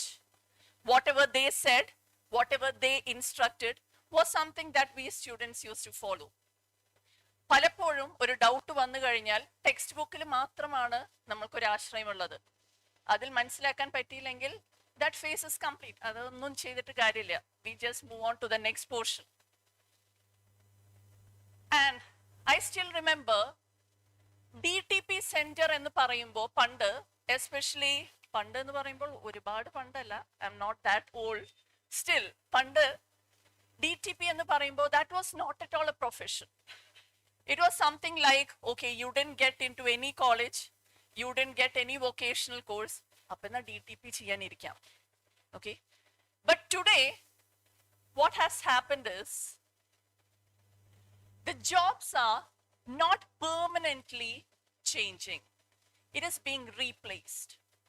All the functions that was considered to be light-hearted is now gaining back its importance in a new skill-based form. പണ്ട് ചെയ്ത് നമ്മൾ വില കുറച്ച് കണ്ടിരുന്ന ഒരുപാട് കാര്യങ്ങൾക്ക് ഇന്ന് കുറച്ച് സ്കിൽ സെറ്റ്സ് ആഡ് ചെയ്യുമ്പോഴേക്കും അതിന് ഒരു വല്ലാത്ത വാല്യൂ ബേസ്ഡ് പ്രൊഫൈലായി മാറുകയാണ്. So 20 years ago, what job did not exist? From now on, we don't know what will happen to the current jobs that we are craving for. For example, chartered accountants, we have computer specialists, even doctors, even surgeons. ഈ ജോബുകൾ കിട്ടാനാണ് നമ്മൾ പലപ്പോഴും കാലങ്ങളോളം എന്ത് ചെയ്തുകൊണ്ടിരിക്കുന്നത്, പഠിച്ചുകൊണ്ടിരിക്കുന്നത്. Even a job of a teacher. We are just going on taking qualifications, we are giving you syllabus, we are teaching. But today it has changed. You can get a lecture of a Harvard University professor just in the fingertips. So what does that mean? Does this mean that human mankind is not going to exist anymore? അപ്പോൾ ഇനി നമ്മൾ ഇത് പഠിച്ചിട്ടൊന്നും കാര്യമില്ലേ? So the people out of work today will soon find jobs again.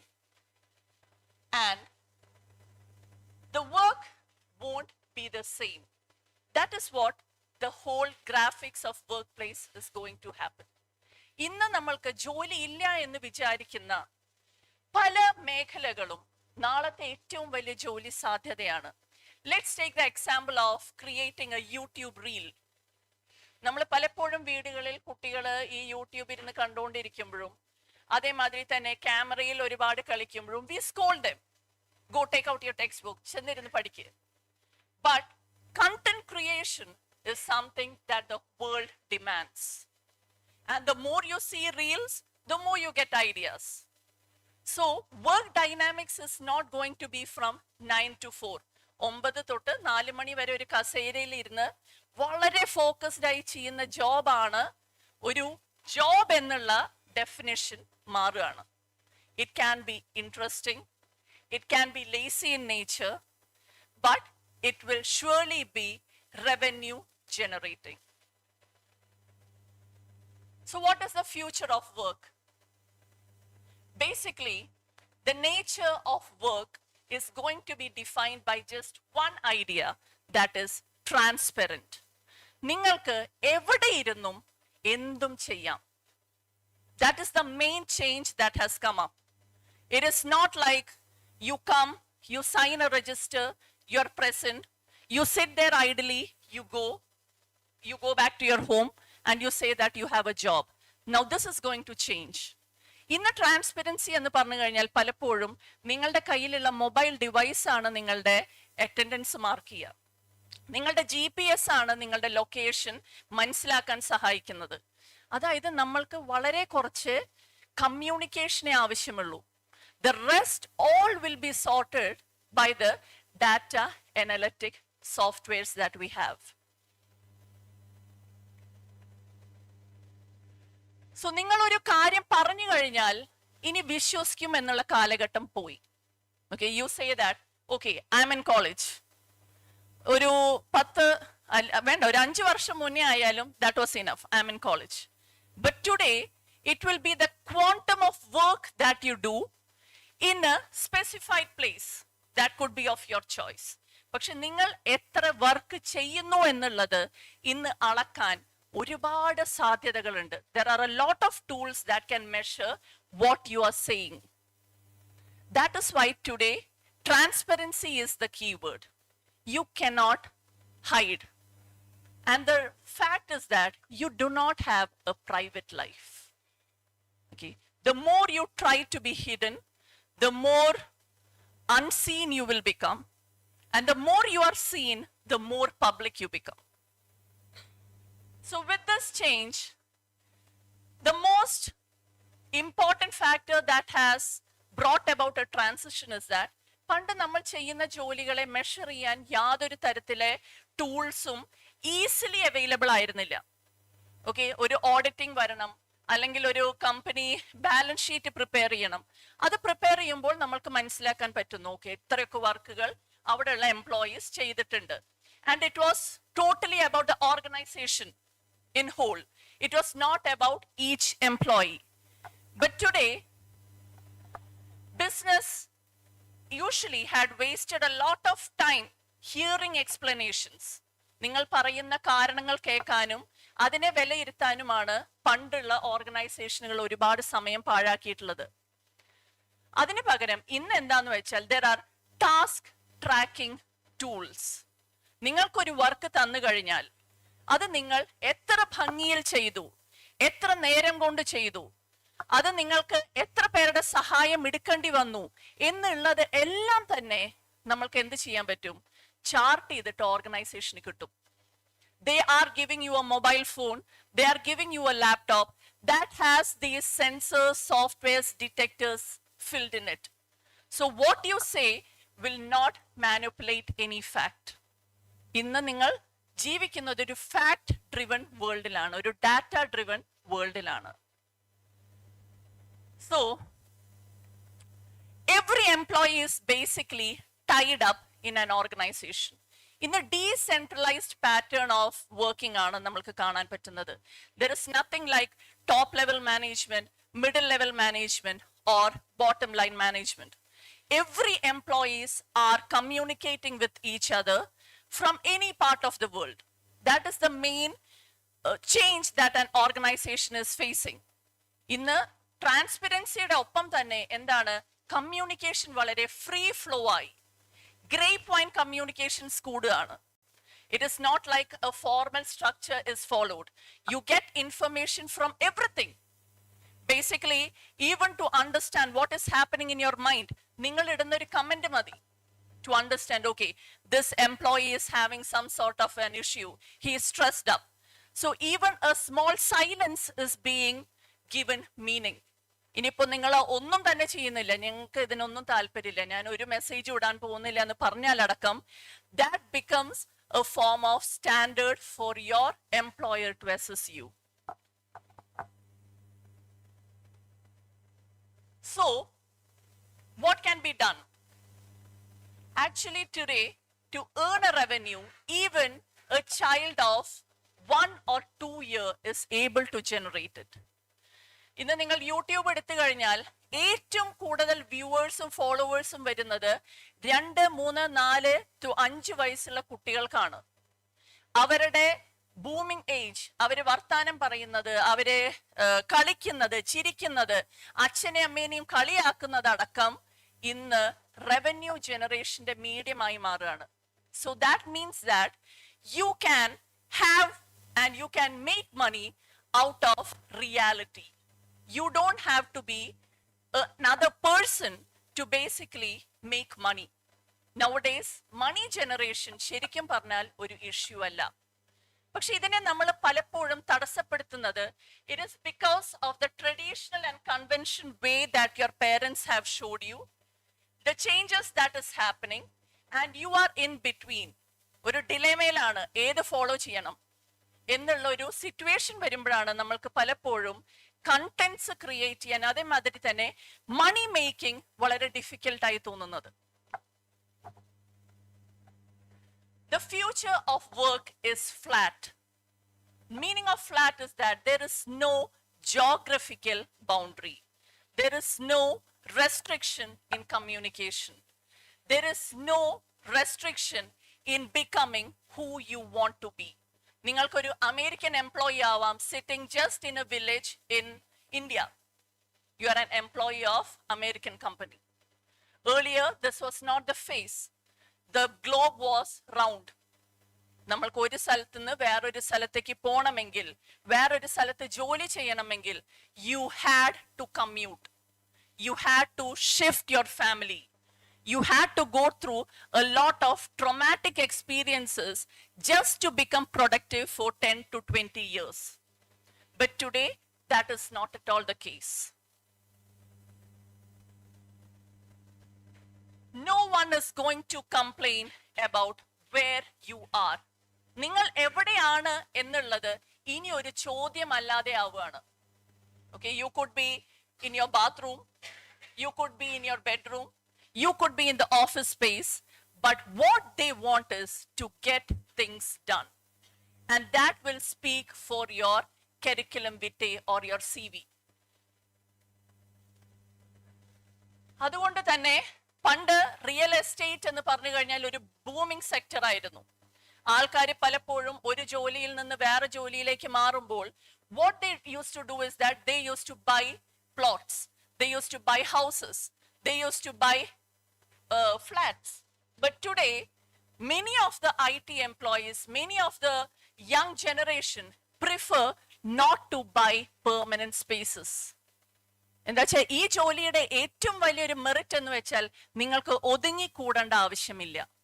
എവിടെയാണോ ഇഷ്ടം നിങ്ങൾക്ക് സഞ്ചരിക്കാം, പുതിയ പുതിയ എക്സ്പീരിയൻസസ്. അതുകൊണ്ടാണ് ഇന്ന് ടൂറിസം സെക്ടർ ഇത്രയും ബൂമിംഗ് ആയി മാറിയിട്ടുള്ളത്. ഇന്ന് ഒരു പർപ്പസ് ഓഫ് ലൈഫ് എന്ന് പറഞ്ഞാൽ പലപ്പോഴും ആൾക്കാർക്ക് കുട്ടി ഉണ്ടാവുക, ഫാമിലി ഉണ്ടാവുക, ജോലിക്ക് പോവുക. That was A definition. But today it has changed. Students have told me that, okay ma'am, my purpose of life is to travel. So we can think, അല്ലേ, എന്തൊരു വ്യത്യസ്തമായ ഒരു കാഴ്ചപ്പാടാണ് നമ്മൾ വളർത്തിക്കൊണ്ടുവന്നിട്ടുള്ളത്. So real estate has changed from location. ഇന്നൊരു permanence അല്ല, പക്ഷെ നിങ്ങളുടെ ലൊക്കേഷൻ മാറുന്നതാണ് എന്നുള്ളത് മനസ്സിലാക്കുകയാണ്. And according to American Psychological Association, it is being put forth as a bill that address is something that need not be asked anymore, because address seldom finds a value. നിങ്ങളുടെ എവിടെയാണ് എന്നുള്ളത് മനസ്സിലാക്കേണ്ട ഒരു കാര്യമില്ല എന്നുള്ള സജഷൻസും വന്നു തുടങ്ങിയിട്ടുണ്ട്. അതുകൊണ്ട് തന്നെ ഇന്ന് വർക്ക് പ്ലേസിൽ നിങ്ങളൊരു എംപ്ലോയി ആയി മാറുകയാണെങ്കിൽ ഏറ്റവും കൂടുതൽ ചെയ്യാൻ പോകുന്നത് ഇറ്റ്സ് കമ്മ്യൂണിക്കേഷൻ. നമ്മൾ IT വർക്കേഴ്സിനെയൊക്കെ നമ്മുടെ വീട്ടിലുണ്ടെങ്കിൽ നമുക്ക് കാണാം, they are always on call, അല്ലെ? എപ്പോഴും ഇയർഫോൺസ് വെച്ചിട്ട് they are keeping on talking, they are going on from one meeting to another link. It is all about communication. അതുകൊണ്ട് തന്നെ നിങ്ങൾ ഏറ്റവും കൂടുതൽ ഇൻവെസ്റ്റ് ചെയ്യേണ്ട ഒരു മേഖലയും is communication. Okay, as students, through such seminars, I feel we can highlight certain points that our future generation needs. So the first thing that you should know is how to talk fluently, how to communicate your ideas with clarity. Ee oru training is something that should be included in our education system. If not, we cannot wait for the system to change. You should do it by yourself. By relying on artificial intelligence to a very large extent, ഈ skill നഷ്ടപ്പെട്ടുകൊണ്ടിരിക്കുകയാണ്. Today, students don't know what is spelling. Students don't know how to pronounce. Students write the best letters in the world. ഇന്നൊരു first standard കുട്ടിയായാലും LKG കുട്ടിയായാലും they draft letters of hard-word quality. But if a pen and paper is given in your hand, you don't know how to start the salutation. To വെക്കണോ, from വെക്കണോ, you don't know. Basically, human skillsനെ effect ചെയ്യാൻ പാകത്തിന് artificial intelligence വളർന്നു കഴിഞ്ഞു. So again, the same thing is being focused. Work initially was about place where you are working. നിങ്ങൾ അമേരിക്കയിലാണോ, നിങ്ങൾ ഇന്ത്യയിലാണോ, അതിനനുസരിച്ചിട്ടാണ് നിങ്ങൾക്ക് പലപ്പോഴും സാലറീസ് തന്നെ ഒരു സ്കെയിൽ അപ്പ് ചെയ്യുന്നത്. During the old times, if you were present in America, your salaries used to be in that format. But today, an IIT or an engineering student from a good university is making the near about same amount of money that a normal person gets in America. So this is something that has changed. ഇന്ന് നിങ്ങൾക്ക് സ്ഥലം മാറണം എന്നുള്ളത് ഒരു വിഷയമല്ല. അതേമാതിരി തന്നെ കമ്മ്യൂണിക്കേഷന് ഇന്ന് ഉള്ള ടൂൾസ് എന്ന് പറഞ്ഞാൽ it is just unbelievable. You have the telephones, you have mobile phone. No, telephones have totally disappeared. You have the mobile phones. And now the change is going to be such that even your device or phone will no more be seen. നിങ്ങളുടെ സ്കിന്നിൽ ഒരു ചിപ്പാണ് ഇനി embed ചെയ്യാൻ പോകുന്നത്. The chip will be working as a SIM. It will be showing the reality screens that we have seen in the Matrix movie. And we all will be just talking to ourselves and browsing in the air. Now, these are the changes that we will surely witness in the next coming 5 to 10 years. ഇത് പറയുമ്പോൾ എനിക്ക് എൻ്റെ ഒരു experience ഓർമ്മ വരുന്നു. When I was doing my graduation in Bharatiya University, it was during that time the cell phones came into prominence. And നോക്കിയുടെ ആ വലിയ തേങ്ങ പോലത്തെ ഫോണായിരുന്നു ഏറ്റവും എന്താ പറയുന്നത് happening gadget. And having something like that was, totally cool. ഇത് വന്ന സമയത്ത് നമ്മൾക്കൊന്നും ചിന്തിക്കാൻ പോലും പറ്റിയിരുന്നില്ല. ഇനി ഇതൊരു സ്ക്രീനായി മാറും. ഈ സ്ക്രീൻ പോയി എന്താ പറയുന്നത് ഇതിന്റെ സൈസ് ഈ നമ്മുടെ ടച്ച് സ്ക്രീൻ ഏറ്റവും ആദ്യം വന്നപ്പോൾ it was like a tablet. പക്ഷെ ഇപ്പോൾ ഇന്നോവേഷൻ എങ്ങനെയാണ്? അത് കുറച്ച് കൊണ്ടുവരികയാണ്. We like it to be compact. So, being someone who has witnessed the coming of mobile phone and now currently using a screen phone or a touch phone, I can surely say that the next thing that is going to come is just working in the air. That is not a far-fetched dream. So, today we all should know how to work from anywhere in this world.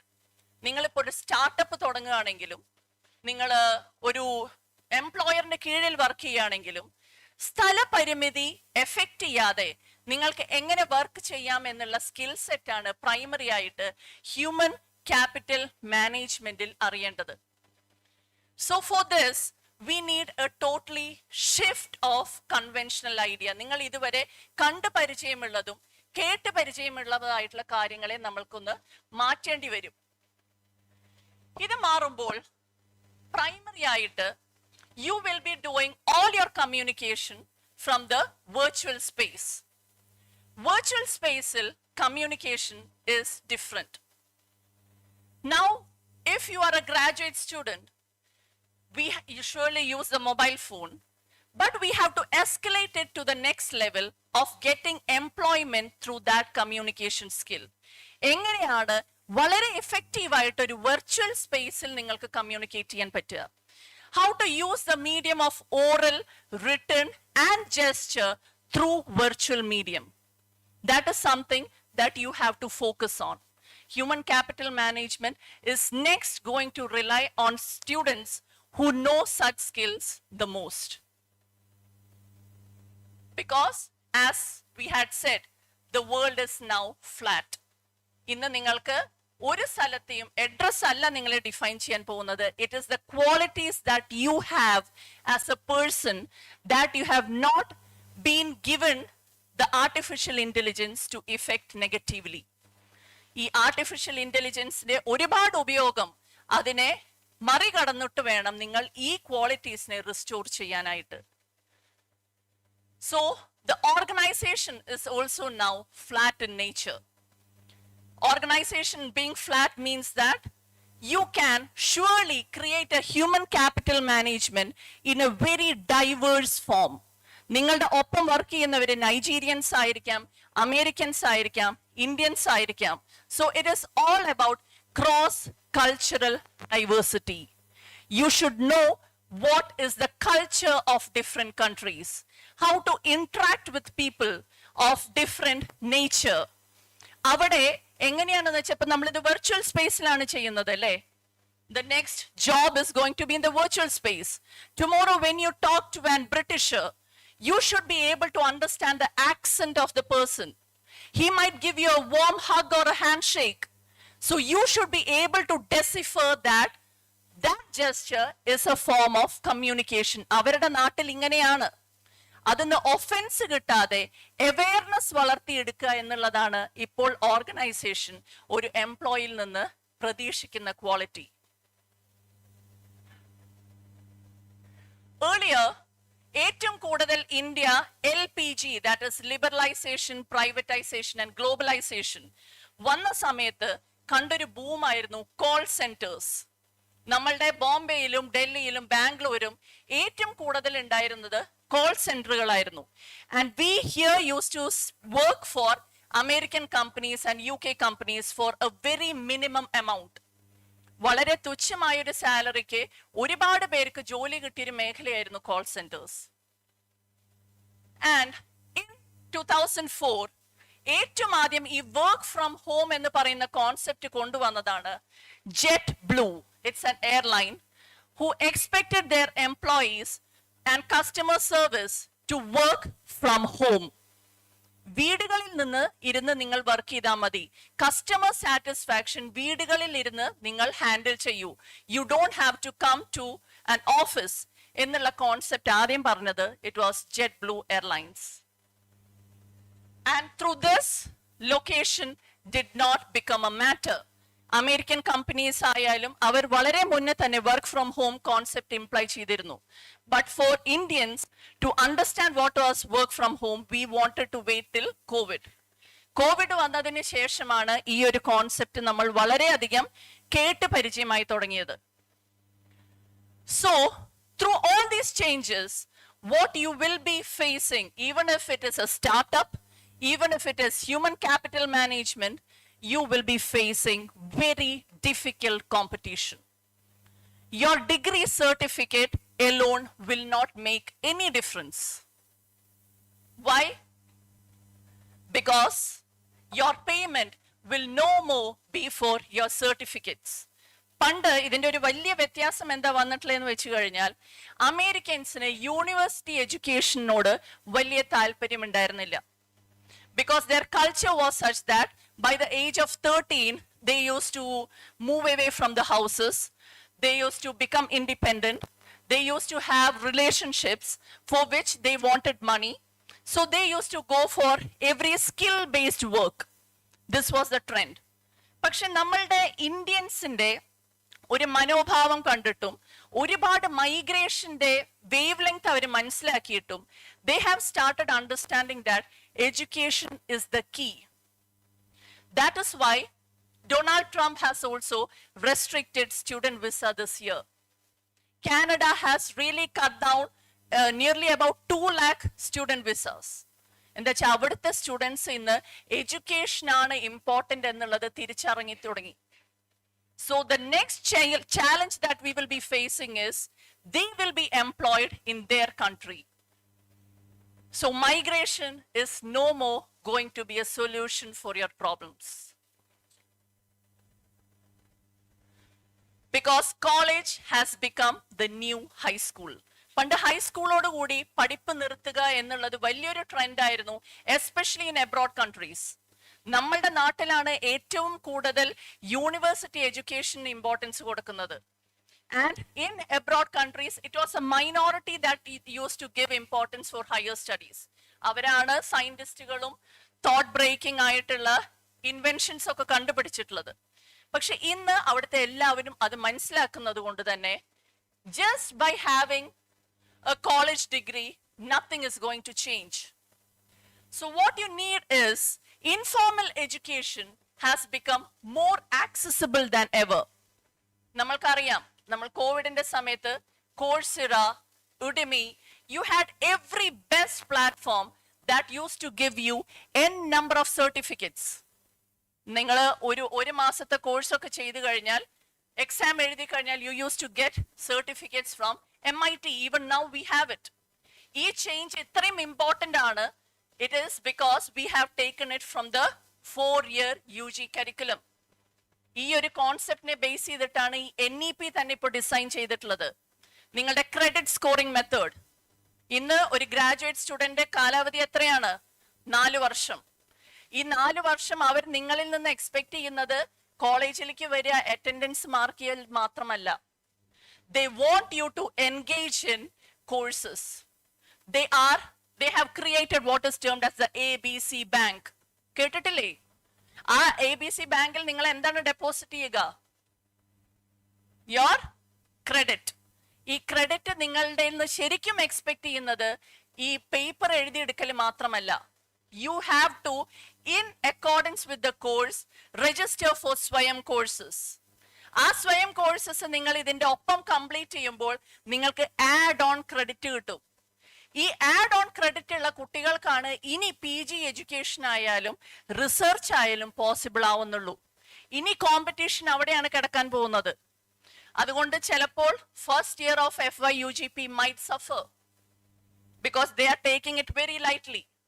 പക്ഷേ പുറം രാജ്യങ്ങളിൽ ഇതിനെ വളരെ seriously കണ്ടു തുടങ്ങി. And now we have a global standard for education.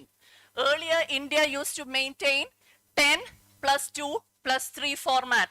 But now we have 10 plus 2 plus 4 format, which is the global standard. അപ്പോൾ ഇന്ന് നിങ്ങളുടെ കോമ്പറ്റീഷൻ ഇന്ത്യയിലെ സ്റ്റുഡൻസിനോട് മാത്രമല്ല. And I would say Indian students, എല്ലാ യൂണിവേഴ്സിറ്റി ഇൻക്ലൂഡഡ് ആണ്. But your competition will be held by the global students. ഇന്ന് നിങ്ങളുടെ ഏറ്റവും വലിയൊരു ദൗർഭാഗ്യം എന്ന് വെച്ചാൽ, മിസ് എനിക്കിത് അറിയില്ല എന്ന് പറയാനുള്ള ഓപ്ഷൻ ഇല്ല. എല്ലാവർക്കും എല്ലാം അറിയാം. നമ്മൾക്ക് ഇവിടെ ഇരുന്നുകൊണ്ട് തന്നെ we are very good doctors. എൻ്റെ ബ്രദർ ഒരു ഡോക്ടറാണ്. The main hurdle that he is facing is that patients are coming with information. എനിക്ക് ഇന്ന അസുഖമാണ്, ഇന്നതല്ലേ ഡോക്ടർ പ്രിസ്ക്രൈബ് ചെയ്യാൻ പോകുന്നത്. ഡോക്ടർ 3 നേരം എഴുതി കഴിഞ്ഞാൽ പേഷ്യന്റ് പറയും, അയ്യോ ഇത് 3 നേരത്തിന്റെ ആവശ്യമില്ല, ഇത് 2 നേരം കഴിച്ചാൽ പോരെ. അങ്ങനെയാണല്ലോ ചാറ്റ് GPT പറയുന്നത്. Now this is the biggest hurdle that has boon as well as bane. You cannot say to anyone that I don't know. എല്ലാത്തിനും ഇൻഫർമേഷൻ ഇന്ന് അവൈലബിൾ ആണ്. So you should know how to sort it and filter it, and most importantly, use it. Competition for jobs is no longer going to be in the place of residence. നിങ്ങൾ ഇന്ന സ്ഥലത്ത് എത്തിയോക്കെ നിങ്ങൾ ഇരുന്ന് 20 വർഷം ജോലി ചെയ്തോളൂ. Permanent nature of job is going to change. It is going to be contract based jobs. Even ഇനി PSCക്ക് പഠിക്കാമെന്ന് ആഗ്രഹിക്കുന്ന കുട്ടികൾക്കടക്കം ഇതൊരു നെക്സ്റ്റ് ചാലഞ്ച് ആണ്. ഇപ്പോൾ നമ്മൾ ഡിസൈൻ ചെയ്തുകൊണ്ടിരിക്കുന്നത് ഇതുവരെയുള്ള ആൾക്കാര് റിട്ടയർ ആയി പോയി കഴിഞ്ഞാൽ the next intake would be in such that you get into contract format of working. 5 വർഷത്തേക്ക് കോൺട്രാക്ട് എഴുതും. ആ 5 വർഷം നിങ്ങൾ കമ്പീറ്റന്റ് ആണെങ്കിൽ അടുത്ത 5 വർഷം പുതുക്കും. In Harvard University, in MIT, in London School of Economics, it is all in this format. What is the merit? എന്താണ് ഇങ്ങനെ കാര്യങ്ങളാക്കിയാൽ മെയിൻ ആയിട്ടുള്ള ഗുണം? നമുക്ക് ഇങ്ങനെ ഇരുന്ന് ഉറങ്ങാൻ പറ്റില്ല. You just cannot sit and sleep. മറ്റൊരു പെർമനന്റ് ജോബ്, ഒരു ഗവൺമെന്റ് ജോബ് കിട്ടുമ്പോൾ ഏറ്റവും വലിയ മെറിറ്റ് എന്താണ്? എന്നാണോ നമ്മൾ ആ കസേരയിൽ ഇരുന്നത്, പിന്നെ റിട്ടയർമെന്റ് സമയത്ത് നമ്മൾ എണീറ്റാ മതി. That was the only merit that one used to have. But now that is over. You will have to keep on learning. എല്ലാ ജോലികളും MBBS ഫോർമാറ്റിലേക്ക് മാറുകയാണ്. ഒരു ഡോക്ടർ എന്ന് പറഞ്ഞു കഴിഞ്ഞാൽ മരിക്കുന്ന അന്ന് വരെ എന്താണ്? He is a learner. He cannot stop learning. Now that has come to every job. ഇന്നിപ്പോ നിങ്ങളൊരു യൂട്യൂബ് ക്രിയേറ്റർ ആണെങ്കിൽ നിങ്ങൾക്ക് മരിക്കുന്നവരെ യൂട്യൂബ് വീഡിയോസ് ക്രിയേറ്റ് ചെയ്ത് ജീവിക്കാൻ പറ്റുമോ? No, there will be redundancy of topic. എത്ര നാള് നമ്മൾ നമ്മുടെ ജീവിതം കാട്ടിക്കൊണ്ടിരിക്കും മരിക്കുന്ന അന്ന് വരെയോ? There won't be viewers. So you should know how to make it interesting. You should know how to create content in an ethical manner. So these are the things that we will have to study in our curriculums. And more than this, Now people and organizations are spending in outsourcing of jobs. കാര്യങ്ങൾ ചെയ്ത് കിട്ടുക. ഇതിന്റെ ഏറ്റവും വലിയ example ആണ് outsourcing ചെയ്യുമ്പോൾ നമ്മൾ ലാഭിക്കുന്നത് മണി മാത്രമല്ല. It is basically innovation in the making. അതായത് ഒരു ഓർഗനൈസേഷൻ ഒരു എംപ്ലോയിക്ക് കൊടുക്കുന്ന സാലറി ആ എംപ്ലോയി തരുന്നത് ആ എംപ്ലോയിയുടെ തലയിൽ തോന്നുന്ന ഒരു തോട്ട് മാത്രമാണ് അല്ലേ? എനിക്കിപ്പോ എന്ത് പറയാൻ പറ്റും? എന്റെ ബ്രെയിൻ എന്നോട് പറയുന്നത് മാത്രമേ എനിക്ക് പറയാൻ പറ്റുള്ളൂ. But through outsourcing, I am giving the same salary to a 5 people across the world. ഇന്ത്യയിൽ ഒരാൾക്ക് എന്താണ് പറയാനുള്ളത്? അമേരിക്കയിൽ ഒരാൾക്ക് എന്താണ് പറയാനുള്ളത്? നൈജീരിയയിലുള്ള ഒരാൾക്ക് എന്താണ് പറയാൻ പറ്റുന്നത്? ഇത് എല്ലാം കൂടിയാണ് നമ്മൾ ഇന്ന് വ്യൂ ചെയ്യുന്ന കണ്ടന്റുകൾ പുറത്തു വരുന്നത്. ഇതിന്റെ ഏറ്റവും വലിയ എക്സാമ്പിൾ ആണ് നമ്മൾ യൂസ് ചെയ്യുന്ന Wikipedia. Have you used Wikipedia? അതിൽ നമ്മൾക്ക് കാണാം അല്ലെ, ഏകദേശം എല്ലാ ഫേമസ് ആയിട്ടുള്ള കോൺസെപ്റ്റും എല്ലാ തിയറീസും സെലിബ്രിറ്റീസും എല്ലാത്തിനെയും പറ്റി ഇൻഫർമേഷൻ അവൈലബിൾ ആണ്. How are they doing this? How are they getting this information? ഒരാളിരുന്നിട്ട് സംസാരിക്കുന്ന അല്ലെങ്കിൽ ഒരാളിരുന്നിട്ട് ഡെസിഫർ ചെയ്യുന്നതാണോ? അല്ല. It is being collected from all parts of the world. So today employment is not about one person. ഇന്ന് employment എന്ന് പറഞ്ഞു കഴിഞ്ഞാൽ it is about group of people. അതുകൊണ്ടാണ് ഇന്നലെ നമ്മൾ ഡിസ്കസ് ചെയ്ത ഒരു കോൺസെപ്റ്റ് വരുന്നത്, that is crowd source. Crowd source എന്ന് പറഞ്ഞു കഴിഞ്ഞാൽ it is splitting of a task into smaller pieces and unleash it to millions of people around the world. ഒരു ചെറിയ ടാസ്കിനെ ഒരുപാട് കഷ്ണങ്ങളാക്കി നമ്മൾ എന്ത് ചെയ്യുന്നു? ബൈഫർക്കേറ്റ് ചെയ്യുന്നു. You are dividing it. And by dividing this, you get information from n number of people about the same thing. And you will be giving it to millions of people. This is termed as crowd sourcing. ഇന്ന് നമ്മൾ എല്ലാവരും ഔട്ട്സോഴ്സിംഗിൽ അല്ല work ചെയ്യാൻ പോകുന്നത്. You will be working in what is termed as crowd sourcing. So crowd sourcing is basically, it has been here or it has been implemented to distribute services, ideas, content and production. ഒരാളുടെ തലയിൽ നിന്ന് വരുന്നത് മാത്രമല്ല, ഞങ്ങൾക്ക് എല്ലാ creative മൈൻഡുകളിൽ നിന്നും വരുന്ന information വേണം. അതിനെ ഫിൽറ്റർ ചെയ്യാൻ ഓർഗനൈസേഷൻ ഉണ്ട്. എന്നിട്ട് അവരെന്ത് ചെയ്യുന്നു? ബാക്കിയുള്ളവരുടെ ഐഡിയ വെച്ചിട്ട് they will make money. ഇതിന്റെ ഒരു വലിയ എക്സാമ്പിൾ ആയിട്ട് ഞാൻ വളരെ അടുത്ത് കണ്ട ഒരു വീഡിയോ ആയിരുന്നു. It was named as sun salutation. എന്താണ് പേര്? sun salutation. കേട്ടിട്ടുണ്ടോ ഈ വാക്ക്? നമ്മൾ ഉപയോഗിക്കാറുണ്ട് മലയാളത്തില്. സൂര്യ നമസ്കാരം. ഇത് ഒരു അമേരിക്കൻ ലേഡി യോഗേനെ വളരെ ഹൈടെക് ആക്കി മാറ്റിയിരിക്കുകയാണ്. What she has done is that she has taken an auditorium for hiring. She has given the best graphics. She has selected culturally diverse participants. You have Nigerians, you have the Africans, എല്ലാവരും കൂടി best structureൽ ഉള്ളവര്. They are doing yoga.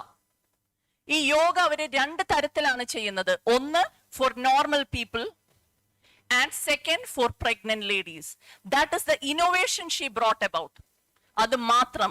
ബാക്കിയുള്ളത് നമ്മളുടെ നാട്ടിൽ ഈ നൂറ്റാണ്ടുകളായിട്ട് ചെയ്തു വരുന്ന പാവം യോഗ ഉണ്ടല്ലോ, നമ്മൾ ഈ മുണ്ടൊക്കെ കൊടുത്ത് ഒരു ചെറിയ കീറ ട്രൗസറൊക്കെ ഇട്ട് ചെയ്യുന്ന സംഭവത്തിനെ they have refurbished it. They have made it so attractive that you will keep on viewing. View ചെയ്യുമ്പോൾ കാശ് കിട്ടും. And she has also added subscriptions. Now this is how globally things are changing. ഇങ്ങനെ നോക്കുമ്പോൾ ഏറ്റവും കൂടുതൽ resource ഉള്ള ഒരു region ആണ് India. We have a lot of culture, values, beliefs, lifestyle that can be marketed. അതുകൊണ്ടാണ് ഇന്ത്യയിൽ ഹെൽത്ത് കെയർ വളരെ ഇമ്പോർട്ടൻ്റ് ആയി മാറുന്നത്. Even the Americans, even the UK system cannot compete to India. Because from time immemorial, our healthcare system is very much aligned to our lifestyle. പക്ഷെ ഇന്ന് നമ്മൾ അതും മാറ്റുകയാണ്. We are becoming Westerns. The Westerns are coming to the tropical region. അവര് നമ്മളുടെ കാര്യങ്ങൾ വിറ്റ് കാശുണ്ടാക്കുന്നു. നമ്മൾ അവരെ ഇമിറ്റേറ്റ് ചെയ്ത് ബർഗറുകൾ വാങ്ങിച്ച് ഹാർട്ട് അറ്റാക്ക് വരുത്തുന്നു. That is one of the changes that we can witness. So as I told about the Wikipedia example, it is being written by lakhs and crores of people around the world. They are collecting the information, filtering it, and presenting it to you in a website format. This is termed as crowdsourcing. So today, if you say that you are employed, you have to become different. നിങ്ങൾക്ക് ഒരേ പോലെയുള്ള രീതിയിൽ ഒരേ CV, ഒരേ degree certificate, ഒരേ style of communication പഠിച്ചതുകൊണ്ട് ജോലി സാധ്യത വളരെ വളരെ കുറവാണ്. You will have to think out of the box. You will have to know languages because the future of work is on demand. നിങ്ങൾ കൊടുക്കുന്ന കണ്ടന്റിന് നിങ്ങൾ എന്നുള്ള വ്യക്തിക്ക് ഡിമാൻഡ് ഉണ്ടോ, നിങ്ങൾക്ക് ജോലിയുണ്ട്. എന്താ വെച്ചാൽ അല്ലാത്തതെല്ലാം റീപ്ലേസ്ഡ് ആയി കഴിഞ്ഞു. ഇന്ന് ഒരു ടൈപ്പിസ്റ്റിനെ നമ്മൾക്ക് ആവശ്യമില്ല, ഒരു അക്കൗണ്ടന്റിനെ നമ്മൾക്ക് ആവശ്യമില്ല, നമുക്ക് പല കാര്യങ്ങൾക്കും ഒരുപാട് ആൾക്കാരെ നമുക്ക് ആവശ്യമില്ല. Because we have it in ആ ആർട്ടിഫിഷ്യൽ ഇന്റലിജൻസ് ചാറ്റ് ബോട്ട്. പക്ഷേ നമ്മൾ നമ്മുടെ ഹ്യൂമൻ സെൻട്രിക് ആയിട്ടുള്ള ക്വാളിറ്റീസിനെ റിസ്റ്റോർ ചെയ്യാൻ ശ്രമിച്ചാൽ നമ്മൾ ഡിഫറെന്റ് ആയിട്ട് മാറും. അതുകൊണ്ടാണ് ഇന്ന് ഒരു പുതിയ ജോബ് പ്രൊഫൈൽ വന്നിട്ടുള്ളത്, that is termed as influencers. What are influencers doing? They are marketing ideas, beliefs that everyone knows, but they are sorting it. They are making it interesting enough. And that is something we all can invest in. So, a career is not going to be a guarantee. Career എന്ന് പറയുമ്പോൾ നമ്മൾക്ക് ഇനി design ചെയ്യാൻ പറ്റുന്ന ഒരു കാര്യമായി മാറുകയാണ്. ഇന്ന് IIT-യിലെ students they are aiming to retire by the age of 40. 40 വയസ്സ് വരെ ജോലി ചെയ്താൽ മതി. നമ്മളോട് ആരാണ് പറഞ്ഞത് ഈ 60 വയസ്സ് വരെ ജോലി ചെയ്യണമെന്നുള്ളത്? It is not needed. But the main confidence for such a revolution is that you have opportunities to make money. Now there is a financial analyst named as Akshat Srivastav. നിങ്ങൾ ഫോളോ ചെയ്യുന്നുണ്ടോ എന്ന് അറിയില്ല. Actually, he has a very good profile in understanding how to retire at the age of 40. അദ്ദേഹത്തിന്റെ ഭാര്യ Indian revenue സർവീസിലെ പേഴ്സണലാണ്. And she has also given away her job. They have settled in Goa and in Dubai. 6 months in Goa, 6 months in Dubai. He has brought about the concept of BNB. BNB കേട്ടിട്ടില്ലേ? Where you give your houses for rent. BNB platforms. This is a concept that has become famous through his medium. അവരെന്താ ചെയ്യുന്നതെന്ന് വെച്ചാൽ സ്ഥലങ്ങൾ അല്ലെങ്കിൽ പഴയ വീടുകൾ വളരെ കുറച്ച് വിലയ്ക്ക് വാങ്ങിയിടുന്നു. ഇതിനെ ഏറ്റവും നല്ല വീഡിയോഗ്രാഫിയും ഫോട്ടോഗ്രാഫിയും വെച്ചിട്ട് BNB സൈറ്റ്സിൽ അപ്ലോഡ് ചെയ്യുന്നു.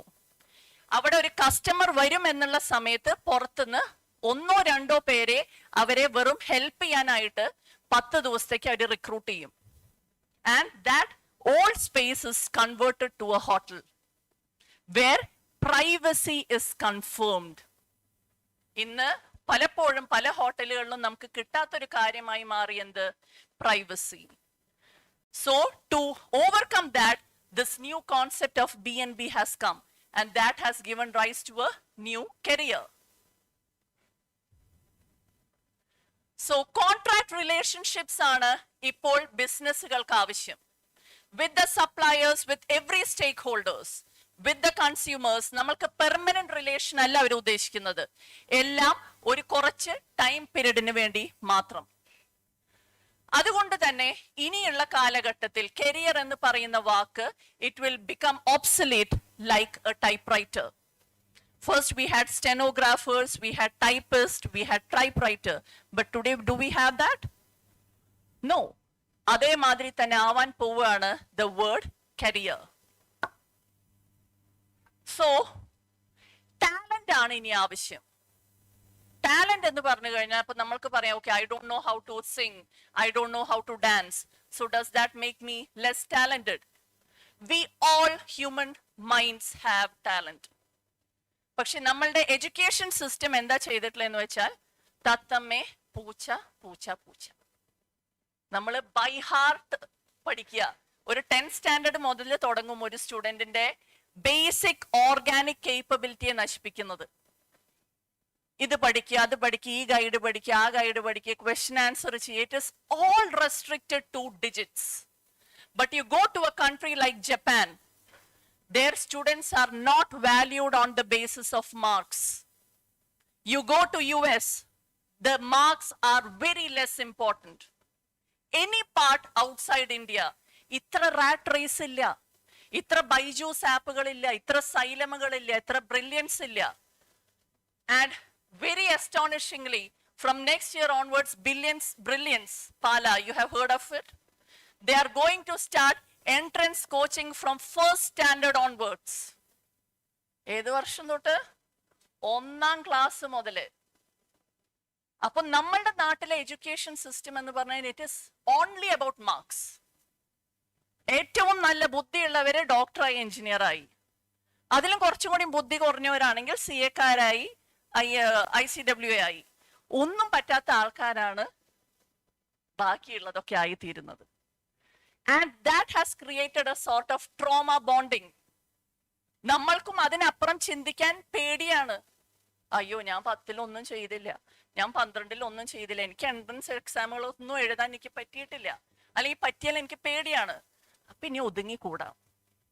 ഇനി സർട്ടിഫിക്കറ്റ് കിട്ടുക, ഒരു CV ഉണ്ടാക്കുക, you go to places and places. But there are a lot of things that you can make changes within your personality. അതിന്റെ ഏറ്റവും വലിയ കാര്യമാണ് your exploring tendency. നിങ്ങൾക്ക് അറിവ് സമ്പാദിക്കാനുള്ള കഴിവുണ്ടെങ്കിൽ you are going to be a horse that will win every race. ഒരു content കാണുകയാണെങ്കിൽ okay, ഇന്ന് നമ്മൾ പറയൂലേ, കുട്ടികൾ യൂട്യൂബ് കണ്ടന്റ് കാണുന്നു, ഇൻസ്റ്റാഗ്രാം റീല് കാണുന്നു, there is dopamine rush. Every negatives are being highlighted, but there are positive also. എങ്ങനെയാണ് ആ കണ്ടന്റ് ക്രിയേറ്റ് ചെയ്യുന്നത്? എന്ത് ടാലന്റ് ആണ് അതിന് വേണ്ടത്? എങ്ങനെയാണ് ഇത് 30 സെക്കൻഡിലേക്ക് ഇത്രയും ഇൻട്രസ്റ്റിംഗ് ആക്കുന്നത്? ആ രീതിയിലേക്ക് നമ്മൾ നമ്മുടെ മനസ്സിനെ മാറ്റാൻ ശ്രമിച്ചാൽ അപ്പോഴും you become what is termed as different. So ഇന്ന് നിങ്ങളുടെ ഒപ്പം ജോലി ചെയ്യുന്ന ആൾക്കാരായാലും നിങ്ങളുടെ ഒപ്പം പഠിക്കുന്നവരായാലും ഇനി ഒരേ സ്ഥലം, ഒരേ രീതി എന്നുള്ള ഫോർമാറ്റ് ഉണ്ടാവില്ല. പണ്ട് ഇപ്പൊ എന്റെ കൂടെ വർക്ക് ചെയ്ത മിക്കവരും എന്താ ചെയ്തിട്ടുള്ളതെന്ന് വെച്ചാൽ ഒന്നെങ്കിൽ ബാങ്ക്, അല്ലെങ്കിൽ teacher, or they are jobless. This is the main 3. Especially graduate class room ആണെങ്കിൽ ഈ 3 ഓപ്ഷനാണ് ഉണ്ടായിരുന്നത്. അവരൊന്നെങ്കിൽ ബാങ്കിൽ കയറും, അല്ലെങ്കിൽ അവർ ടീച്ചറാവും, അല്ലെങ്കിൽ അവർക്ക് ജോലി ഉണ്ടാവില്ല. പക്ഷെ ഇന്ന് ഇതല്ല. നിങ്ങളുടെ ഒപ്പം ഇന്ന് നിങ്ങൾ ഇരുന്ന് പഠിച്ചിട്ടുള്ള പല ക്ലാസ്മേറ്റ്സിനെയും നിങ്ങൾ ഇനി ഒരേ ലെവലിൽ കാണാൻ പോകുന്നില്ല. They will become very rich in a very short period of time. They might become nobody in a very short period of time. They might just keep on going for a longer period of time. But there will be a lot of changes. ഇന്ന് ഞങ്ങൾക്ക് അറിയാം, കേരളവർമ്മ കോളേജിൽ ഏറ്റവും നല്ല തൃശ്ശൂരിലെ businessman ആയി മാറിയിട്ടുള്ളത് Yasar Hussain, who did not attend any classes in BCom. He did not attend any classes. അവന് ബിസിനസ് ഭയങ്കര താല്പര്യമായിരുന്നു. As soon as he completed his graduation, he went into mobile technology. അതിൽ അവൻ പഠിക്കാൻ തുടങ്ങിയിട്ട് the first thing that he did is that he invested his first income in cryptocurrency and Bitcoin during a period when even now we all are scared. FD, RD, ഇതിനപ്പുറം നമ്മൾക്ക് ചിന്തിക്കാൻ ഇന്നും പേടിയാണ്, അല്ലേ? ബിറ്റ്കോയിനും ക്രിപ്റ്റോ കറൻസിയിലും ഇൻവെസ്റ്റ് ചെയ്തിട്ടുള്ള എത്ര commerce students ഉണ്ട് ഇവിടെ? ടീച്ചർ എന്തായാലും ഇല്ല. So this was something that he had inclination to. He always used to talk about mobile technology. He always wanted to understand the benefits of investment. അത് ചെയ്തു. ഇന്ന് അവൻ പാസ് ഔട്ട് ആയിട്ട് വെറും 5 വർഷമേ ആയിട്ടുള്ളൂ. And within this short period of time, he has more than 10 units only in Thrissur. Thrissur മാത്രം. ഇന്ന് ഞങ്ങള് അലുമിനൈ ഗ്രൂപ്പിൽ നിന്ന് ഒരു ഫണ്ട് ചോദിച്ചപ്പോൾ he was the first one to give 1.5 lakh rupees. Graduate, വെറും ബികോം. ഇതേമാരത്തെ സെമിനാർസ് അവൻ അറ്റൻഡ് ചെയ്തിട്ടില്ല, ഇത്രയും കംഫർട്ട് ഉണ്ടായിട്ടില്ല. But it is all in the mind. So virtual ടീംസിന്റെ കൂടെ എങ്ങനെ വർക്ക് ചെയ്യാം എന്നുള്ളതാണ് നിങ്ങൾ ഇനി അടുത്തറിയേണ്ട കാര്യം. It will not be about classmate team. It won't be about your college team. It will only be about virtual team. നമ്മൾക്ക് ഒരാളെ കാണാൻ പറ്റിയില്ലെങ്കിലും എങ്ങനെയാണ് ഇഫക്റ്റീവ് ആയിട്ട് ബന്ധം സ്ഥാപിക്കാൻ പറ്റുക? How to draw the boundary. Boundary എന്ന് വെച്ചാൽ എന്തൊക്കെ കാര്യങ്ങൾ ചോദിക്കാം, എന്തൊക്കെ ചോദിക്കാൻ പാടില്ല. എങ്ങനെയാണ് നമ്മൾ കമ്മ്യൂണിക്കേറ്റ് ചെയ്യേണ്ടത്? ഏത് സമയത്താണ് കമ്മ്യൂണിക്കേറ്റ് ചെയ്യേണ്ടത്? ഏത് രീതിയിലാണ് നമ്മൾ ഈ വേർഡ്സ് ഉപയോഗിക്കേണ്ടത്? How to understand emotions behind silence. How to understand emotions behind have you heard that reply? M. Do you think that people simply use it? They don't know any vocabulary, or they are totally out of mind. It could be disinterest, but there are way more deeper emotions to such പക്ഷെ അത് അറിയാൻ എന്താണ് പ്രശ്നം, അല്ലെങ്കിൽ അവിടെ എന്താണ് അങ്ങനത്തെ ഒരു യൂസേജ് വരാൻ എന്നുള്ളത് എല്ലാവർക്കും തോന്നുന്ന ഒരു കാര്യമാവണമെന്നില്ല. പക്ഷെ അത് മനസ്സിലാക്കി പ്രവർത്തിക്കാൻ പറ്റുന്ന ഒരു എംപ്ലോയി ആണെങ്കിൽ അവന് ട്രംപ് കാർഡ് ഉറപ്പാണ്. Because that will show off in all his behaviour in an organisation. So this is the whole new paradigm. ഇങ്ങനെയാണ് ഇനി നിങ്ങളുടെ വർക്ക് പ്ലേസ് മാറാൻ പോകുന്നത്. Individuals will have more freedom. നിങ്ങളായാലും നിങ്ങൾക്കൊരു ക്ലാസ് കാണാൻ പറ്റിയില്ല, you have the freedom to choose it, isn't it? You can choose lecturers, you can choose content, and you are more free in comparison to any other generation.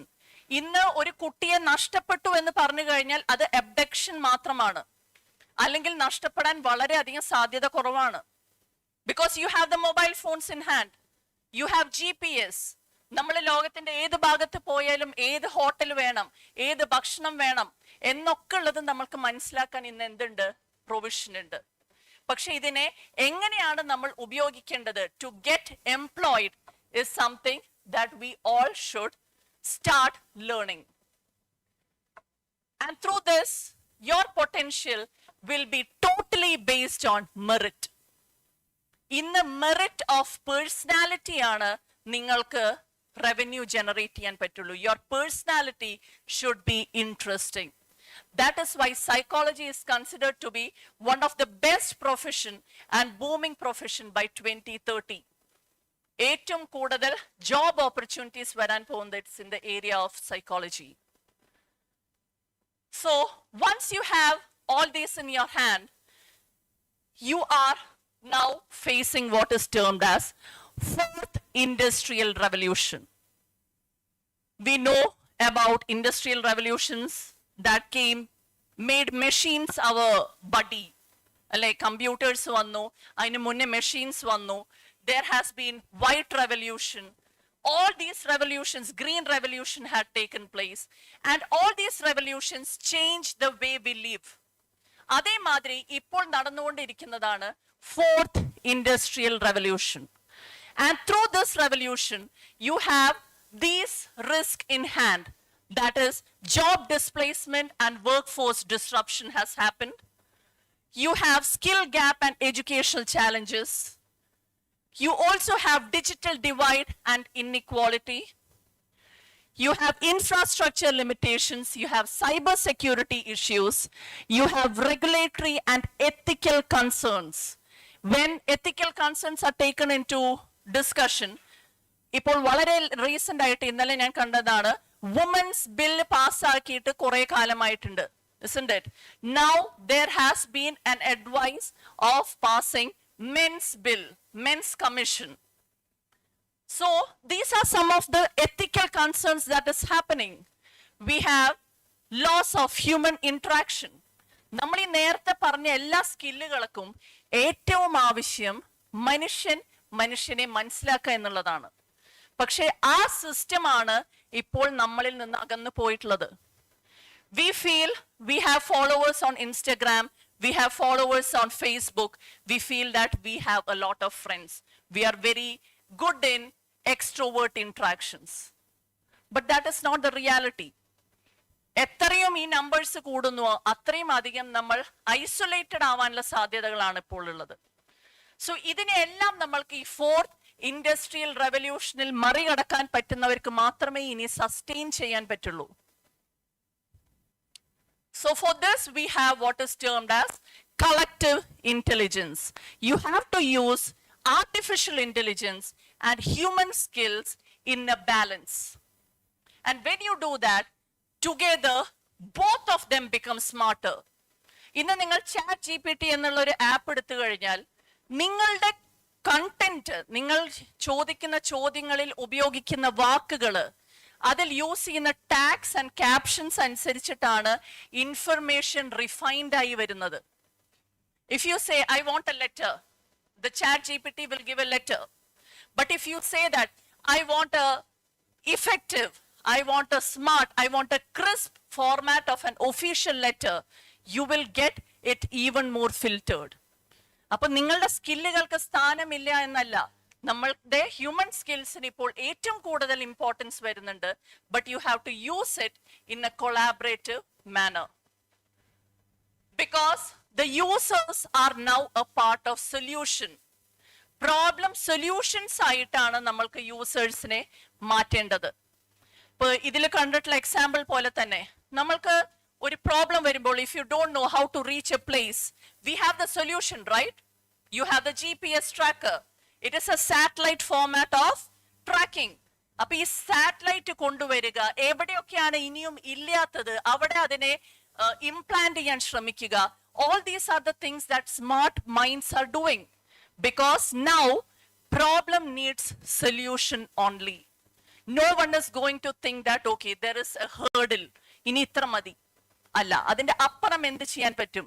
ഇതിന്നാണ് ഒരു പുതിയ stream വന്നിട്ടുള്ളത്, that is ethical hacking. പണ്ട് hacking എന്ന് പറഞ്ഞാൽ it was A negative term, isn't it? But today what has happened? ആ നെഗറ്റിവിറ്റിയെ മാറ്റാനായിട്ട് solution ആയിട്ട് വന്നു. Let's do what is termed as ethical hacking. ഹാക്കിങ്ങിനെ എത്തിക്കൽ ആക്കുക, ക്രൈമിന്റെ അഗെയിൻസ്റ്റ് ഉപയോഗിക്കുക. Understood? Now with this is a Professor Thomas Mellon of MIT. He has very wisely said that the company of the future will look very different from the tight-rein, centralized management and approach of today. Organizations that will thrive will embrace democracy, lose hierarchy, and will focus on improving collective intelligence among their team. ഒരു കമ്പ്യൂട്ടറിന്റെ ഒപ്പവും ഈ latest ടെക്നോളജിയുടെ ഒപ്പവും work ചെയ്യാൻ പറ്റുന്നവർക്ക് മാത്രമാണ് ഇനി survival ഉള്ളൂ. ഈ കാണുന്ന സ്ലൈഡിൽ പറയുന്നതാണ് സസ്റ്റൈനബിൾ ഡെവലപ്മെന്റ് ഗോൾസ്. നമ്മുടെ ടോപ്പിക് സ്റ്റാർട്ടപ്പുകളെ പറ്റിയിട്ടാണ് അല്ലേ? How can students start new business?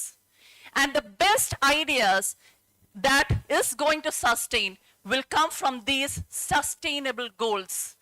For example, if you have a concept that can erase the problem of poverty, that will get the best idea in the ranking.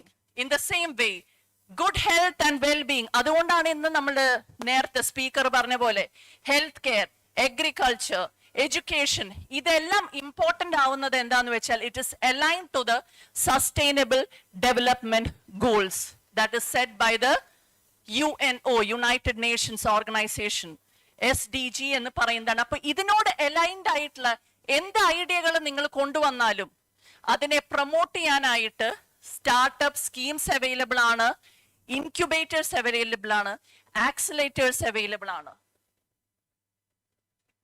So, human capital management is all about people who are creative, who are intellectual, who are innovative, who are open and transparent. Your generation is the first generation that is speaking about mental health. വികാരങ്ങളെ പറ്റി ഏറ്റവും കൂടുതൽ സംസാരിക്കുന്ന ഒരു generation is today's generation. ഇതിനു മുന്നേ ഈ mind എന്ന് പറഞ്ഞു കഴിഞ്ഞാൽ brain was something that is hidden behind the skull. ആരും കാണുന്നില്ല. ബാക്കിയുള്ളതെല്ലാം ഇങ്ങനെ ഓട്ടോമാറ്റിക് ആയിട്ട് പ്രവർത്തിച്ചുകൊണ്ട് പോകുന്നു. അതുകൊണ്ട് അത് ശരികളായി മാറി. ഇന്ന് അതല്ല ശരി. ഒരാളുടെ ഇമോഷൻ, അയാൾ എന്താണോ ഫീൽ ചെയ്യുന്നത് അതിനെ മനസ്സിലാക്കാൻ വേണ്ടി സംസാരിക്കുന്നവരെ നമ്മൾക്ക് ഇഷ്ടമാണ്.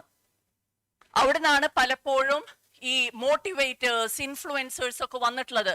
Because they are becoming more open and transparent. Human centred approach ആണ് ഇന്ന് ജോലികൾക്ക് വേണ്ടു. Even if it is service quality, even if it is product quality, we want experience. ഇതിന്റെ ഒരു വലിയ എക്സാമ്പിൾ ആണ് നമ്മൾ യൂട്യൂബിൽ പോയി കഴിഞ്ഞാൽ we have unboxing videos. കണ്ടിട്ടില്ലേ? And even the cooking videos എങ്ങനെയാണ്? മുറിക്കുന്നതിന്റെ ശബ്ദം, അതേമാതിരി തന്നെ കത്തിയെടുത്ത് എറിയുന്നു. We like that whole sense organs becoming what to say moved. Okay, അതുമേ ആണ് ഇപ്പോൾ ആൾക്കാർ മാർക്കറ്റ് ചെയ്യുന്നത്. And that is termed as human centred approach. നമ്മളുടെ 5 സെൻസസിനെയും ടച്ച് ചെയ്യാൻ പാകത്തിനുള്ള രീതികളാണെങ്കിൽ മാത്രമാണ് ഇന്ന് അതിന് എന്തുള്ളൂ, പ്രസക്തിയുള്ളൂ. So with this comes why startup for students. Startup is basically innovation driven venture. നിങ്ങൾക്ക് ഒരു ഐഡിയ ഉണ്ടെങ്കിൽ, ഇപ്പൊ ഇന്നലെ ബിസിനസ് ഐഡിയ പ്രസന്റേഷനിൽ വളരെ രസകരമായിട്ടുള്ള കുറച്ച് കോൺസെപ്റ്റ്സ് കേൾക്കാൻ പറ്റി. It was about becoming an intermediary between consumer and the wholesalers. Then you had brought up about teaching and learning mechanism in the 3rd tier cities. Some and very smart girls came up with jackfruit seed biscuits. ഇതിനെയാണ് എന്ത് പറയുന്നത്? Innovation. Something that does not exist now but is present. അതിനെ കണ്ടെത്തുക.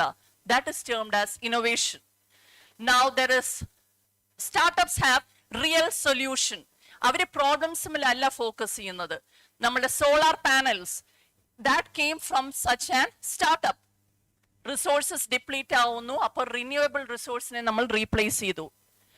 And it is high uncertainty and it's A scalable growth model. Startup എന്ന് പറഞ്ഞു കഴിഞ്ഞാൽ നമ്മൾക്ക് measure ചെയ്യാൻ പറ്റും നമ്മൾ എങ്ങനെയാണ് നമ്മുടെ ബിസിനസ് പോകുന്നത്.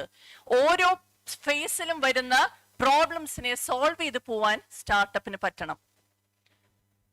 And for students, startups matter because first of all it gives practical exposure. നിങ്ങൾ ഈ പഠിച്ച എല്ലാ തിയറികളെയും നിങ്ങൾക്ക് എവിടെയെങ്കിലും ഇംപ്ലിമെന്റ് ചെയ്യണമെങ്കിൽ that is startup.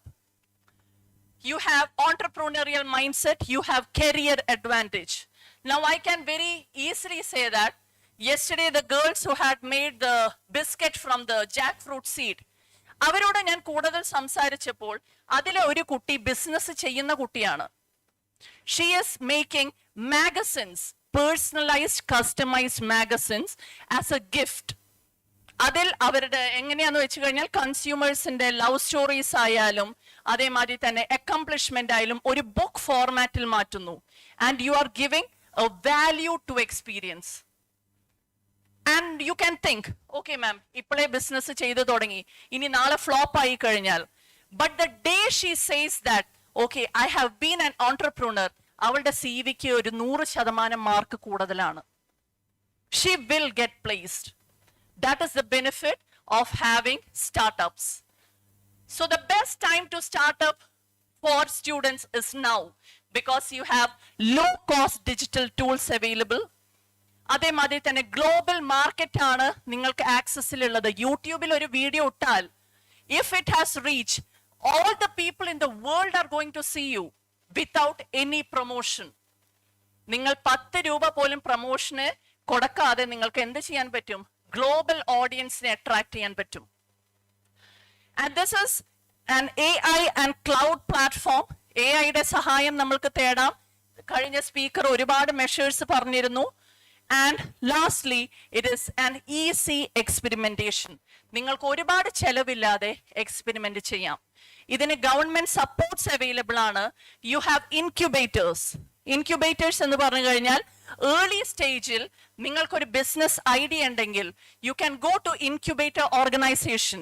They will give you space. They will give you seed money at very low interest. They are termed as incubators. You have accelerator. Accelerator എന്ന് പറഞ്ഞാൽ ഒരു സ്റ്റാർട്ടപ്പ് ഒരു ഓൺട്രപ്രണർ ആവാൻ ആഗ്രഹമുള്ള കുട്ടികൾക്ക് എടുക്കാൻ പറ്റുന്ന ഒരു ഷോർട്ട് ട്രെയിനിങ് പ്രോഗ്രാം ആണ്. It is intensive in nature, but it will give you an add-on benefit in your CV. Then government schemes. N number of central government schemes are available for entrepreneurship. And finally, you have mentors available. നിങ്ങൾക്ക് മെന്ററിങ്ങിനും ഇന്ന് കൗൺസിലിങ്ങിനായാലും ആൾക്കാരുകൾ available ആണ് who will give you direction. Because the future of work is now totally about the person you are. നിങ്ങളുടെ വ്യക്തിത്വമാണ് ഇനി നിങ്ങളുടെ ജോലി. So with that, I conclude. Thank you.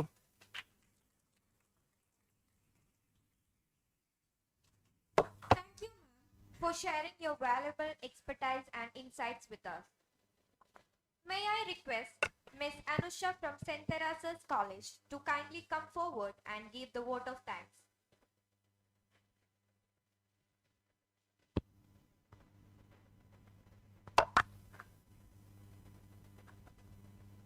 Respected dignitaries on the dais, on behalf of the organizing committee, I'm here to take this opportunity to thank our chief guest, Ms.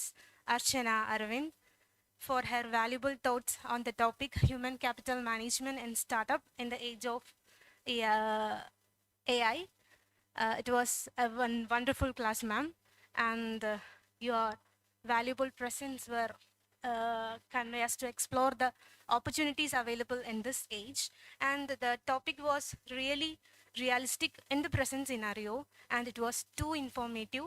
And once again, I thank all for their supportive coordination for this class. Thank you all.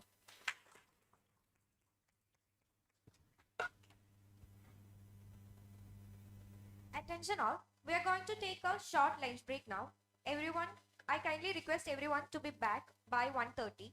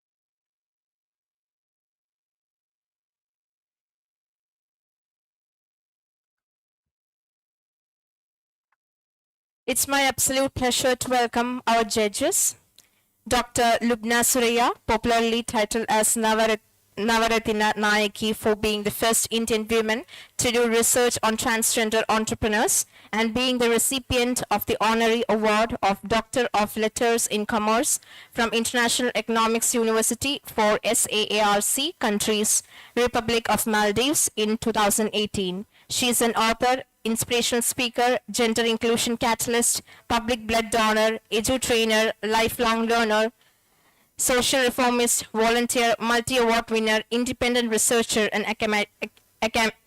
academician. A remarkable, invited, energetic guest speaker specialized in third gender to create awareness among students in various schools, colleges, universities, and academic forums in Tamil Nadu and across Indian states. Along with her qualifications include MCOM, DIT, MBA, MPhil, PGD, DLit, PhD in Commerce. We welcome you, ma'am.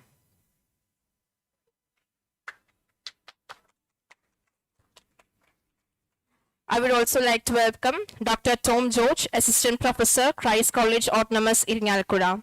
He is working as an Assistant Professor at Christ College, Iringalkuda since 2011. His qualifications include PhD Commerce from University of Calicut, Grade A, 2020, MPhil Commerce, Cochin University of Science and Technology, MCOM from Government College, Thrissur, BCom from St. Aloysius College, Thrissur. His scholarship achievements include MPhil Scholarship, UGC JRF CUSAT, PhD Scholarship, UGC FDP from University of Calicut, and book research grant from Indian Council of World Affairs, New Delhi. His minor research projects include a study on foreign portfolio investment and economic growth of India during the post-liberalization era, which was sponsored by UGC. We welcome you, sir. We shall begin with the presentation. Here is the instructions for the participants. The presentation is for maximum 5 minutes and 2 minutes for answering questions. We shall begin with a single bell. After 4 minutes, we will be having another second bell, and after 4 minutes, participants should conclude before ringing the final bell. We will be extending 1 minute extra before ringing the final bell. Thank you.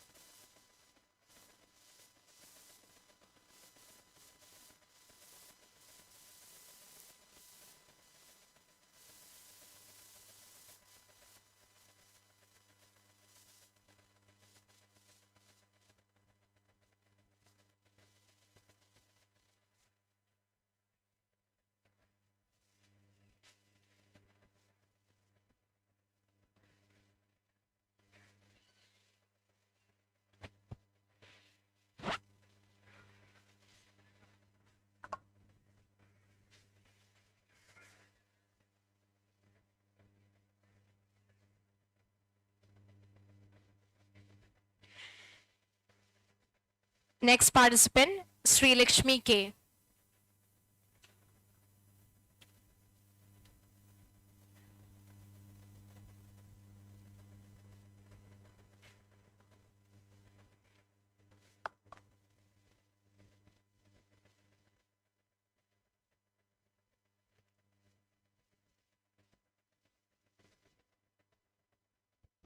Good afternoon all. I'm Sri Lakshmi K, Research Scholar of Christ College Autonomous Iringalkuda, doing my PhD under Dr. Jisha S. Kumar.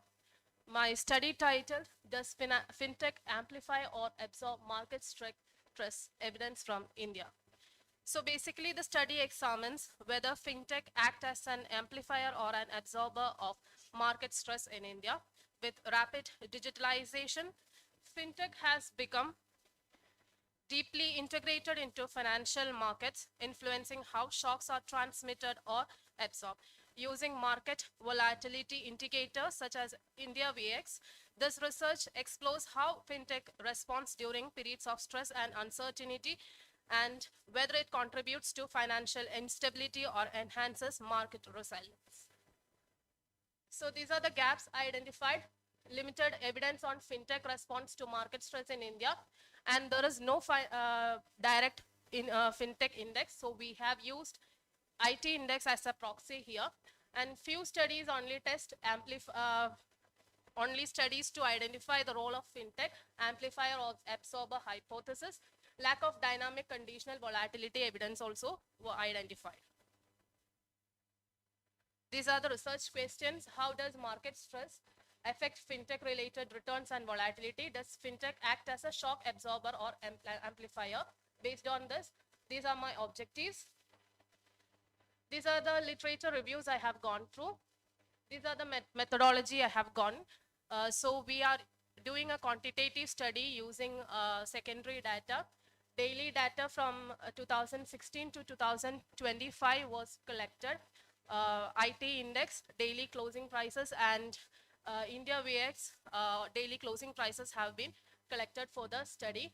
Then descriptive statistics have been done. Stationarity tests have been gone through. Then arch effect has been, then finally volatility have been estimated using GARCH. These are the equations. These are basically for the GARCH model. So mean equation and variance equation. Based on this mean equation, I'm going through the main points. If the beta is negative, return fall when fear rises, and beta positive, return rise with the fear. Then variance equation, we will be looking the gamma interpretation. If the gamma is greater than 0 and significant, fintech is observed as a shock amplifier, and if it is less than 0 and significant, fintech will be observed as an absorber. So this is the descriptive analysis. From this, we can, from the p-value, it is less than 0.01, which means that the returns are not normally distributed, and VX shows higher volatility than IT returns based on the standard deviation. IT returns show slight downside risk based on the negative skewness, and presence of extreme values supports the use of GARCH model. Stationarity test, both variables are identified to be stationary based on the p-value, and after that the arch test have been conducted, and volatility clustering, the presence of volatility clustering has been identified by the arch test, which means that it can be, GARCH test can be conducted.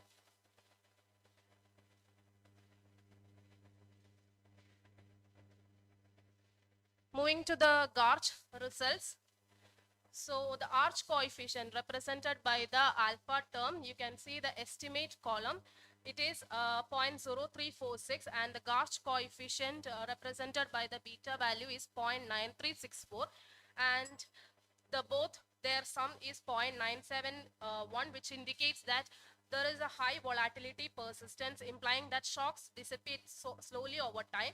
Additionally, the positive and significant VAX coefficient confirms that fintech volatility increases with market stress. So we have identified that the gamma interpretation, that is, it is positive, and the fintech acts as a amplifier during the stress periods.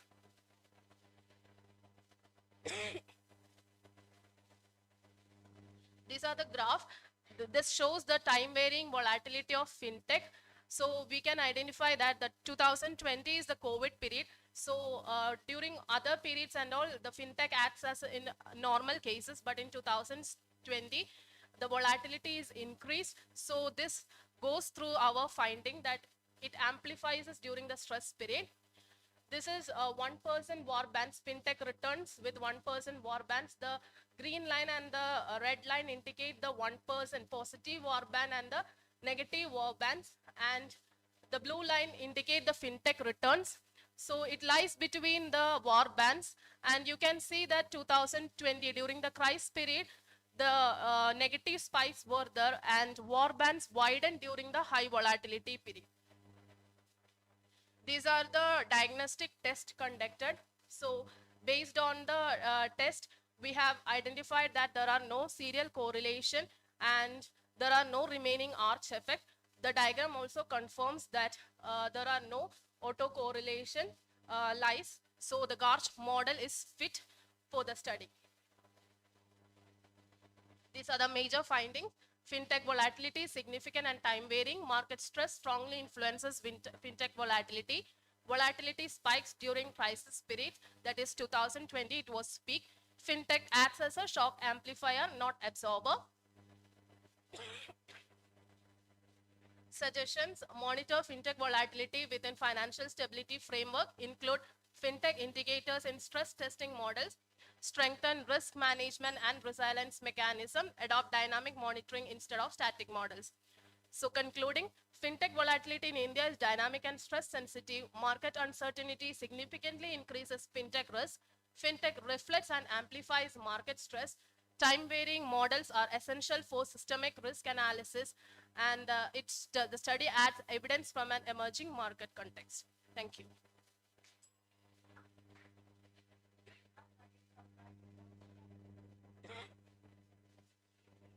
The Garch model was to identify the volatility.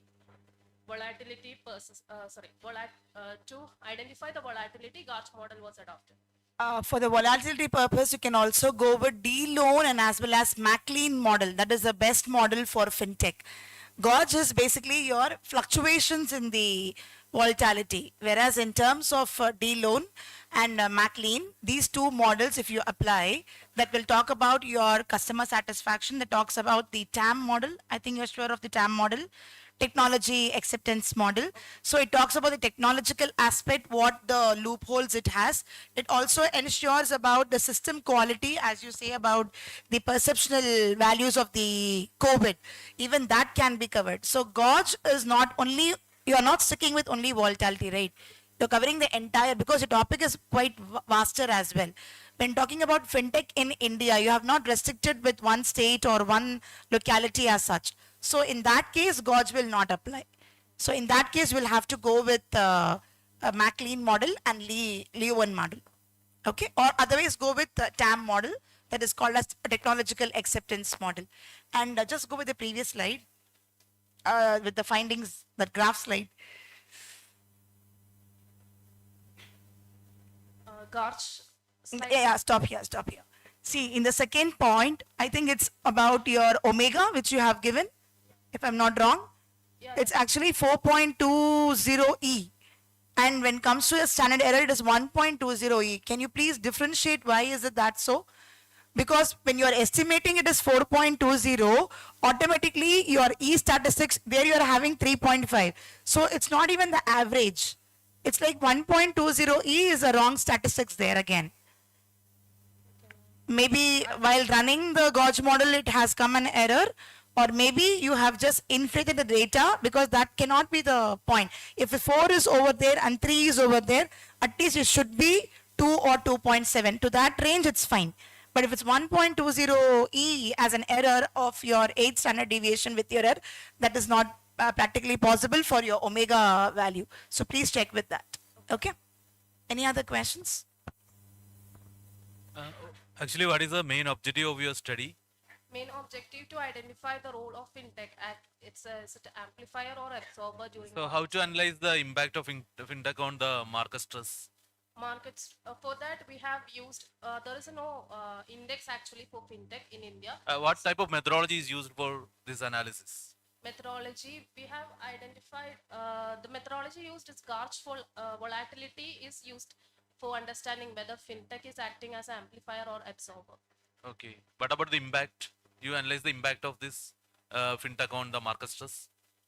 Yeah, that means we have identified that from this during the market stress period, that is 2020, fintech is heightened during that time. So that means that on market stress period, the fintech is amplifying. How to identify these two variables in your study? Because fintech is represented as the index, IT index. Yeah. Then market stress is related Fintech is, to index. dependent- How you identify this variable? Or is there any theoretical background for selecting this variable? No, I just selected based on the theme of the Then conference. actually, what is the concept for choosing these variable? Is there is any background or strong review of literature? Basically, there is no index for the fintech. That was the main reason. Actually, market stress is related to any area. Market means stress. So, how to select this proxy variable in That your was study? already from the previous studies. We can identify that India VX has been used as the market indicator for measuring the investors' fear. That's Okay. why that index have been used. Then in your study, you already analyzed the arch and Garch model. So, what is the difference between arch and Garch? Arch effect, I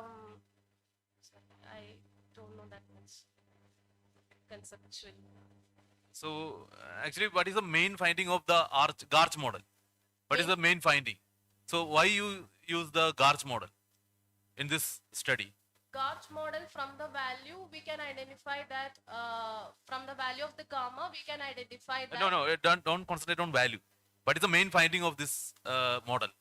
main finding of that we are This confirming that result shows that the fintech is how it is acting as an- connected. How it is connected to your objective. from this we can identify that fintech is acting as an amplifier. Just means volatility. Means Volatility. yeah Garch. yeah Garch.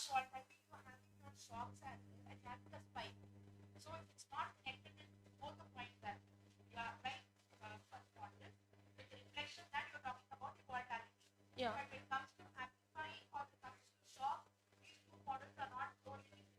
Objective. How it is connected to your objective and analysis part.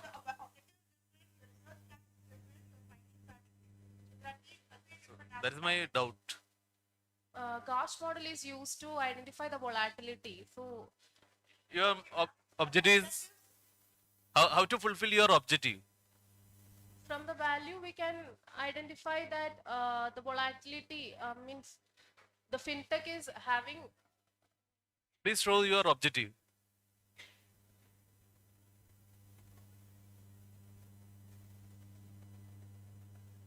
To examine the impact of market stress on financial return and volatility. How it is examined? That is my doubt. In this case, what are the dependent and independent variable? In this case, the fintech volatility is the dependent variable, and the market stress, it is exogenous variable. Exogenous variable. Okay. Then which methodology is used in your study? This objective is fulfilled. We have employed the Garch model to identify this. Garch model shows only the volatility. To analyze the impact, how to assess the impact. Is it possible? Yeah, by the parameters, we can conclude that fintech is acting as an amplifier during market stress period. And from the images also, it is confirmed that during stress period, that means 2020, we can see that the fintech volatility is heightened during that period. Volatility, I agree that. But then what about the market stress? Means Where is the measurement of the market stress from your objective? You have given two things for ma'am. One is Yeah. your returns and volatility. So in terms of volatility, this is fine. But in terms of your returns and your market stress, what is the indicator? What is the theme you have applied or the model you have applied? Where is that reflected in this Gauge model? It shows only the financial Volatility.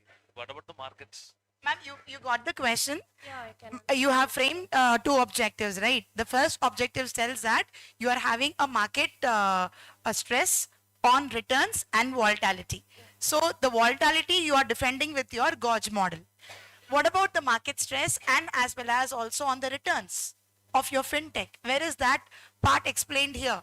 Because it's all about volatility. It's talking all about the volatility hike or the spike or the down ridden point.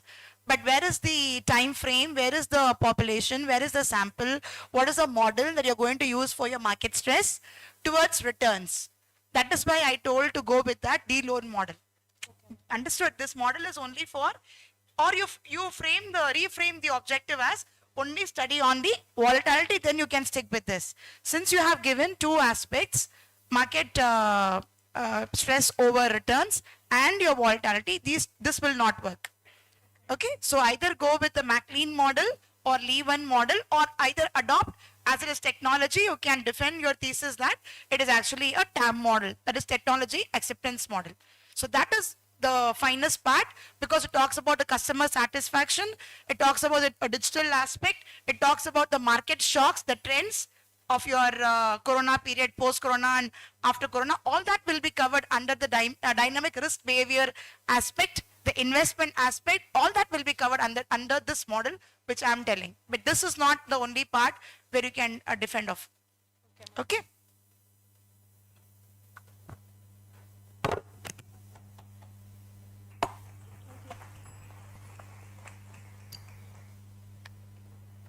Test number 14, Adira K.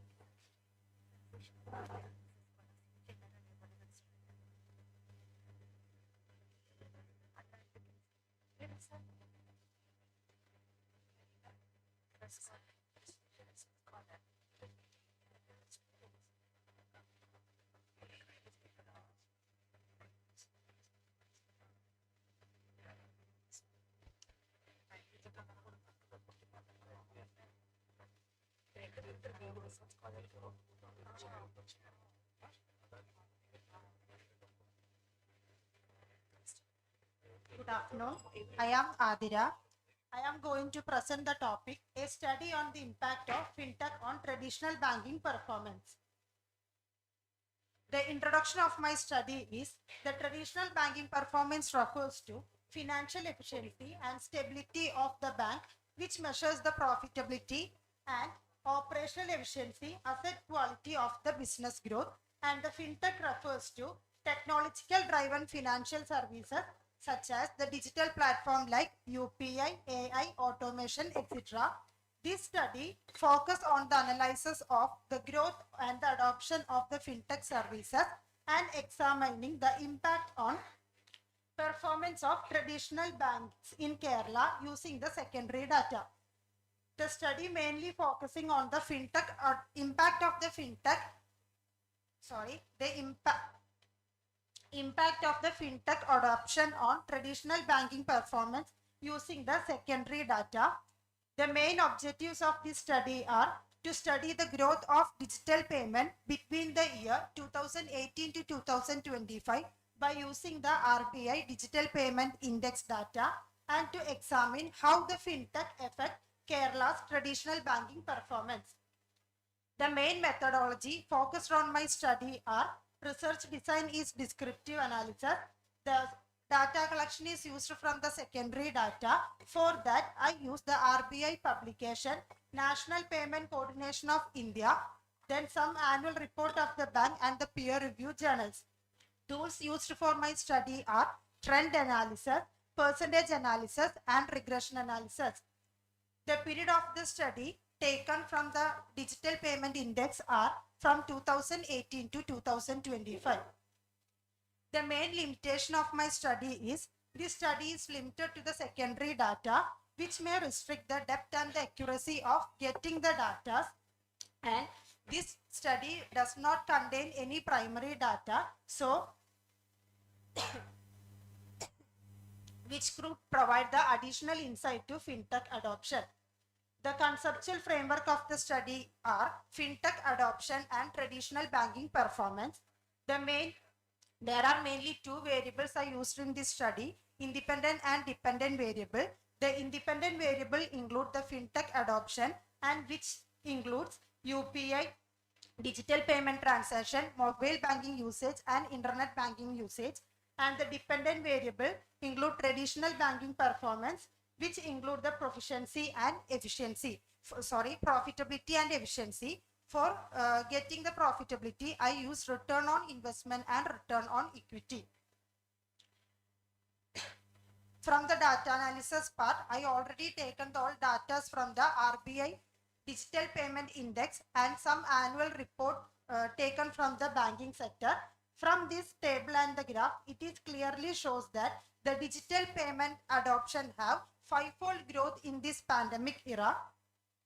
And this is the UPI monthly statistics. It has taken from the January 2018 to January 2025. From this table, it is clearly shows that the 100-fold growth are happening in the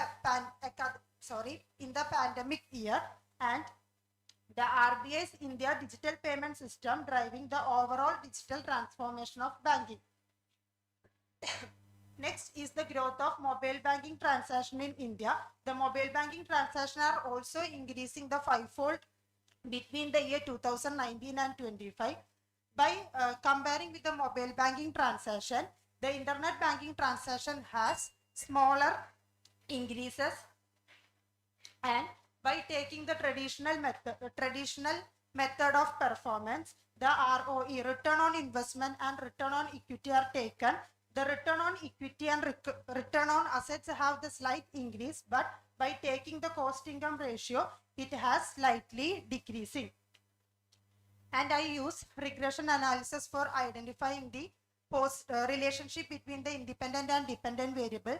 These all data are taken from the RBI Digital Payment Index. And from that, the digital payment transactions like UPI, mobile banking, and internet banking have the positive impact on the banking sector. This graph shows that the upper line represents the fintech adoption and the lower line represents the traditional banking performance. The main findings of my study are the fintech adoptions in the form of the digital payments, mobile banking, and internet banking has increased significantly during this study, and overall the fintech adoption has significantly enhanced the profitability and performance of traditional bank. The main suggestions I provide that the bank should collaborate with fintech firms to enhance the innovation, improve customer experience, and remain competitive in the digital banking environment. And the traditional bank should further strengthen fintech integration, especially in digital payments and mobile banking services. So, I conclude that the fintech adoption has positive and significant impact on the performance of traditional banking system. The growing uses of the digital payment, mobile banking, internet banking has contributed improved profitability and enhanced operational efficiency and better asset quality. The study provides valuable insight for bankers, regulators, and researchers for emphasizing that the fintech is no longer a complementary services but a critical driver of banking performance. That's all. Thank you.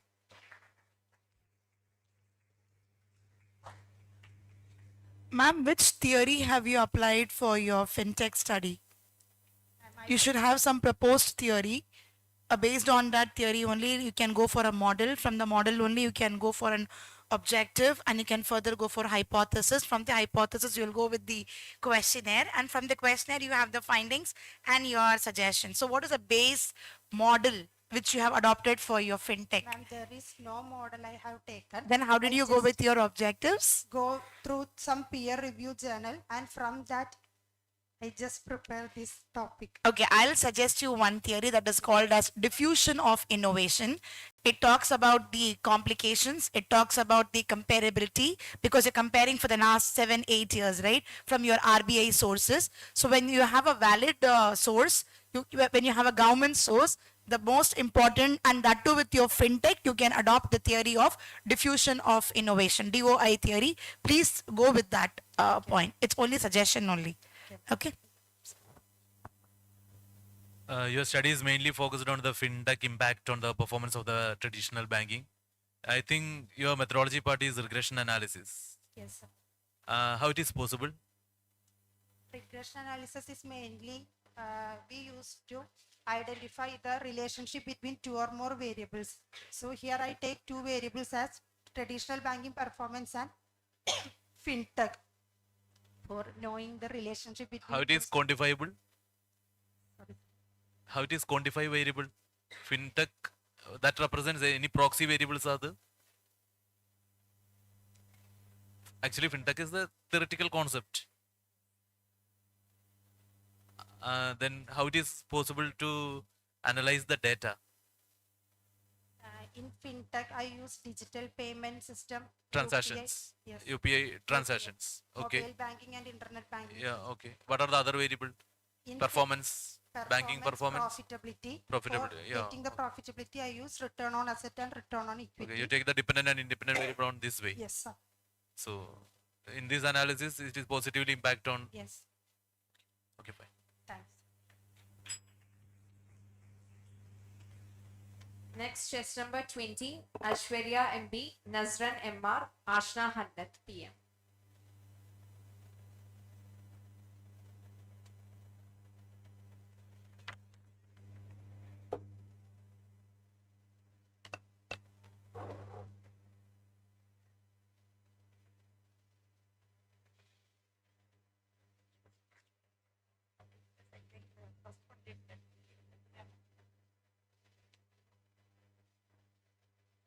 Chest number 20.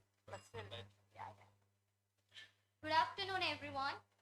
Today, we are presenting our research titled Gamification in Tourism Marketing, Turning Travel into a Game to Attract Gen Zs, powered by Nasrin MR, Ashna Hannat, and Aishwarya MB.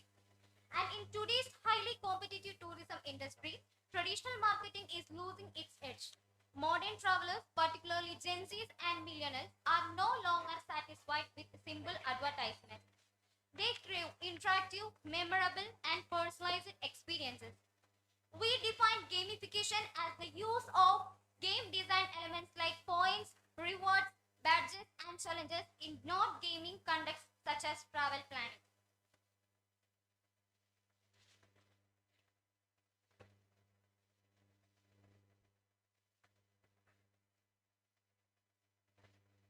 Okay, our purpose of the study is that to understand how gamification attracts and engages Gen Zs, analyze its impact on travel behavior, and highlight gamification as a modern and competitive marketing strategy in today's digital tourism industry.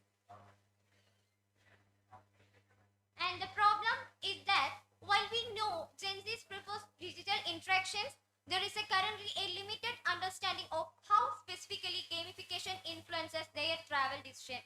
Many are unsure about which strategies really work. And this gap between using gamification and understanding its real impact is the main problem addressed in this study. Because of this lack of data, tourism businesses are confused about how to use these tools effectively. And the scope of the study is that focuses on the application of the gamification in tourism marketing with special emphasis on Gen Z travelers. It examines how game-based elements such as rewards, challenges, and interactive features influences travel decisions, customer engagement, and brand loyalty within digital tourism platforms.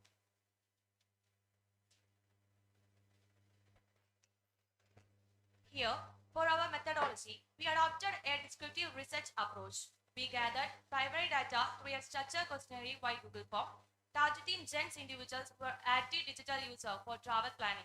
We used convenience and snowball sampling to collect data, and we got 136 valid responses. Here, our findings suggest that Gen Z is highly attracted to interactive marketing because turning travel planning into a game-like experience increases engagement and participation. Gamification elements such as points, rewards, badges, and challenges make travel planning more interesting for Gen Z.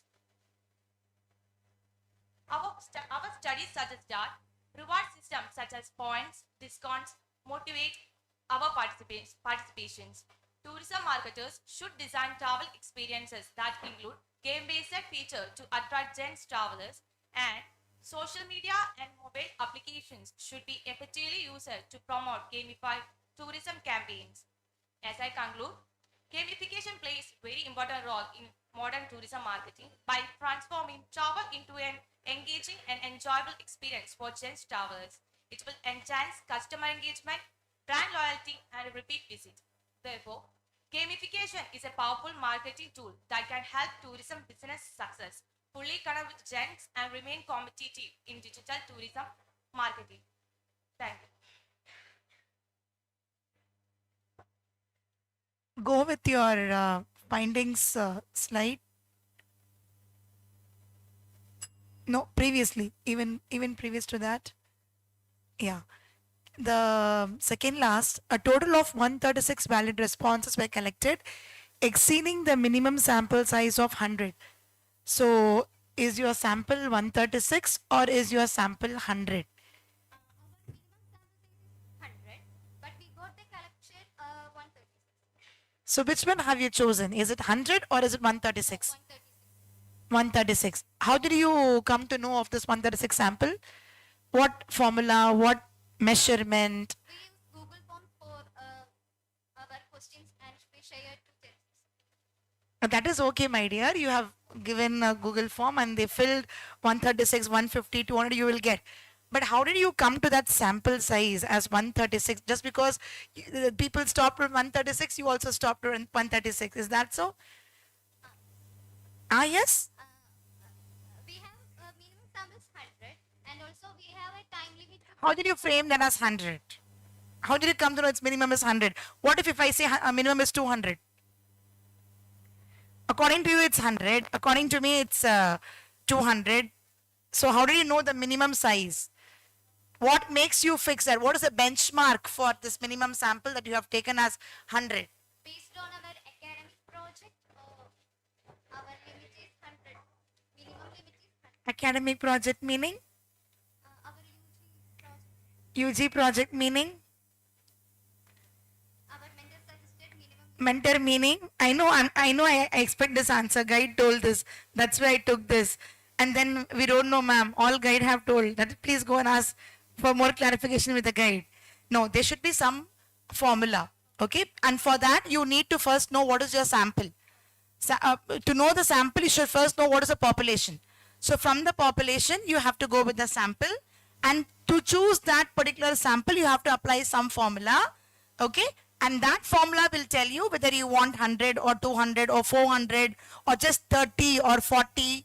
That thing is required. Okay. You have any idea about pilot study? What is a pilot study?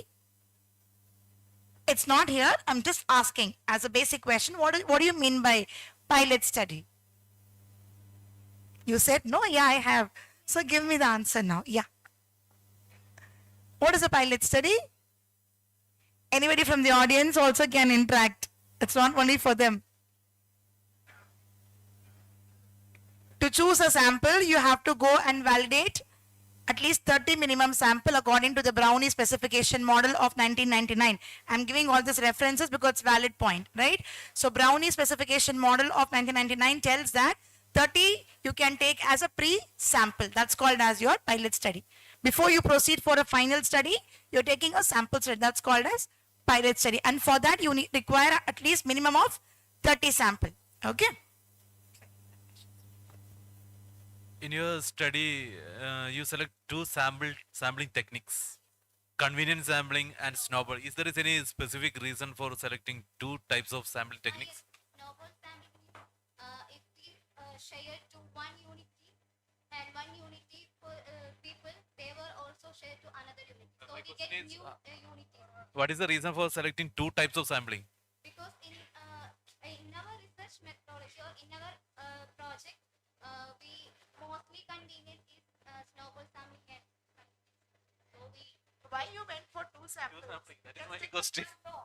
You select only convenient sampling or snowball sampling. You combine convenient and snowball sampling.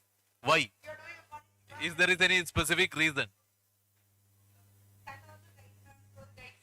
So we did, yeah. Either choose snowball or either choose one, not both. Okay.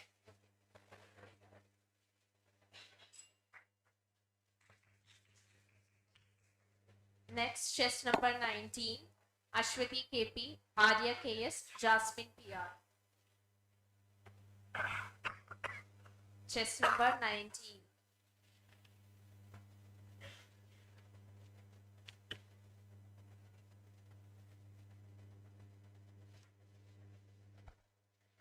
Good afternoon, everyone. I'm Arya KS. I'm here with Ashwati KP and Jasmine Pia. We are presenting our research title, A Study on De-Influencing Trend and its Impact on Gen Z Purchase Intentions. For years, Social media has been a powerful house for influencer marketing, often driving impulse buying, overconsumption, and a culture of blind trust in paid promotions. However, as Gen Z matures, the people born between 1997 and 2012, a new movement have emerged, de-influencing. It is trend where creators advise their followers against buying certain products, prioritizing authenticity and transparency over aggressive sales.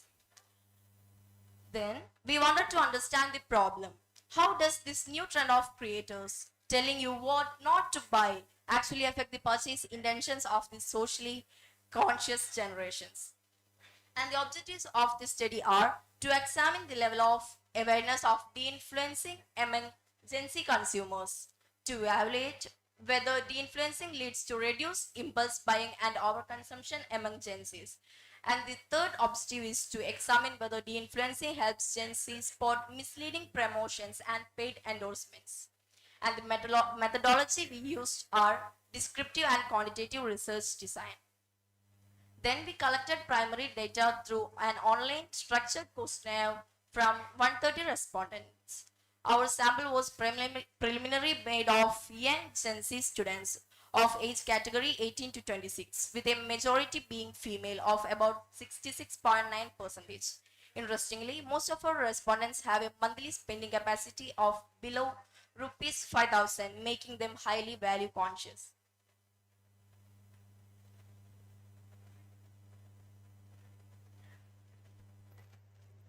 The key findings of a study. Exactly 50% of our respondents are already been aware with the term de-influencing, with Instagram being the primary platform where they encounter these videos and contents, for accounting 64.6%. About 41.5% of Gen Z have agreed that they reconsider buying trending products after watching these de-influencing contents, and it acts as an educational tool also. 40% of our Gen Z respondents can now better recognize the misleading product claims and false before and after demonstration. So the blind trust we had on them is fading. Then suggestions of our study. Our findings suggest that the brands must pivot towards ethical, honest and transparent marketing. The company should stop relying on the exaggerated claims and start partnering with creators which offer balanced and authentic reviews. For influencers, transparency is the key for their currency. To conclude, de-influencing is a major shift in the digital consumer behavior. It promotes a mindful consumption and critical thinking. De-influencing has empowered the Gen Zs to reclaim their purchasing power, choosing what they need over what they are told to want. As Gen Zs continues to demand honesty, transparency and authenticity, the blind influencing era is ending and the era of informed consumer has begun. Thank you for your time.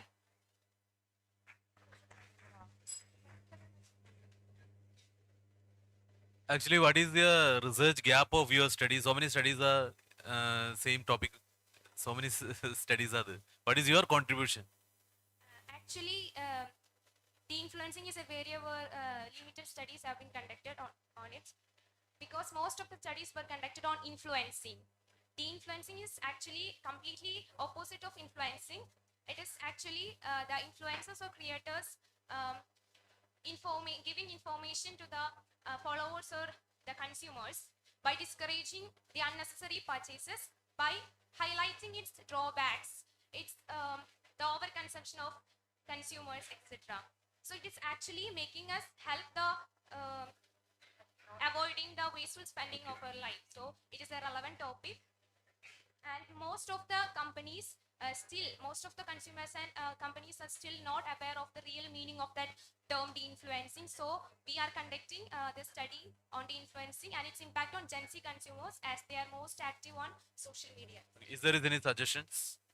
Yes, we suggest that the companies should rely on creators who are honest, who have a balanced reviews, and who are more honest to their show transparency, should be more honest to their consumers and followers. And in short term, it may be feel like it's a loss to the company and influencers, as they are not getting the amount of money they used to get. But in long term, it will be very beneficial because Gen Z is looking forward for honesty and authenticity and transparency. So in long term, it will definitely affect help the companies to acquire the consumer trust and goodwill and credibility. As per your findings, you said most of the 64 point some percentage are females, right? And they are spending less than 5,000 in a month. So the age group, if you see, it is actually 18 to 20. 26.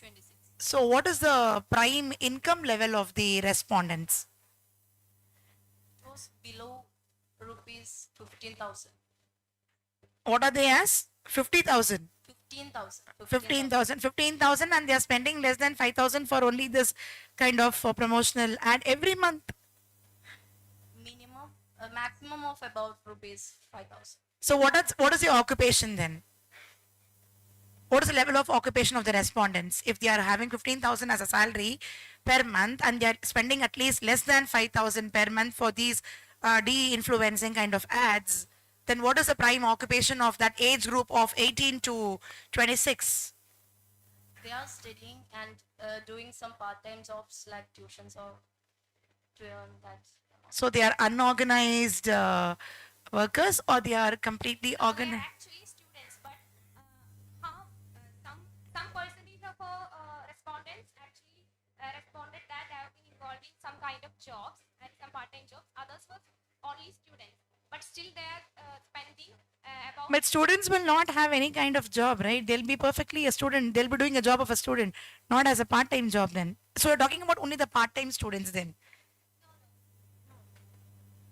They're actually students, but they are doing some part-time job. That's what I mean. So the people who are doing part-time job, they're only doing as part-time occupational base.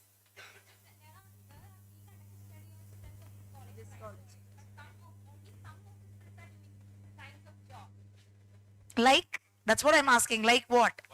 What kind of job they are doing as part-time? Only tuition in your survey? No other jobs? Craft works or something like that to earn some. Somebody earns a very hard-earned money and getting 15,000 as a paid part-time job for the salary and spending 5,000 in your 5,000 less or maybe 3,000 less. I'm just giving an estimation, right? Because you say 64.1% are the female.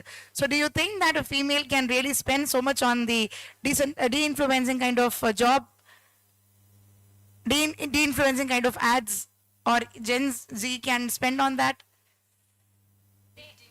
See, my simple question is, if I'm not clear, I'll make it clear.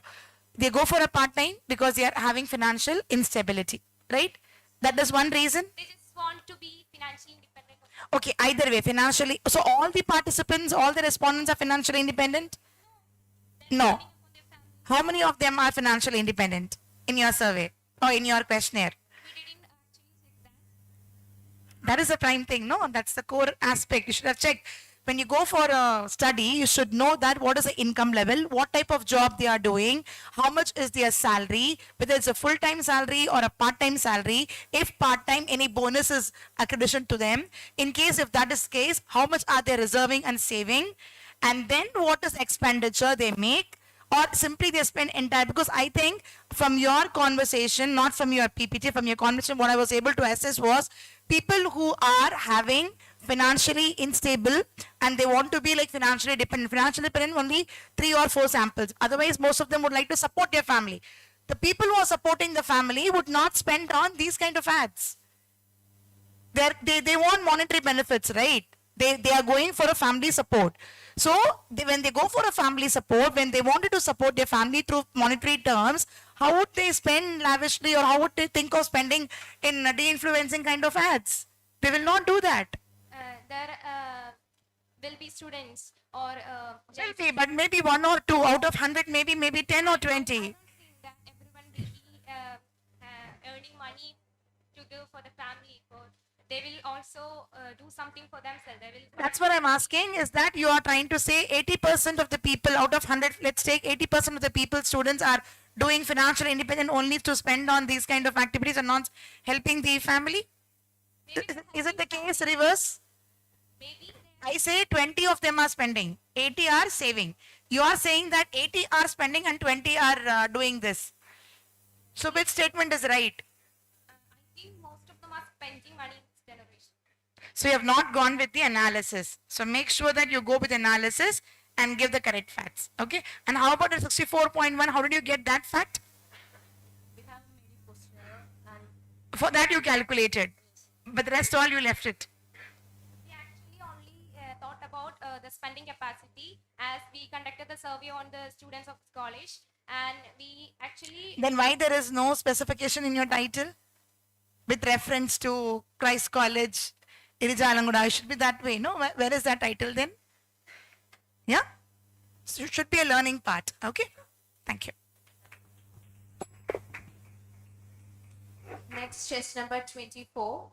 Parvati Vijayan, Bhagyalakshmi MP, Devanand DM, Fatima KS, Abhinanda AS.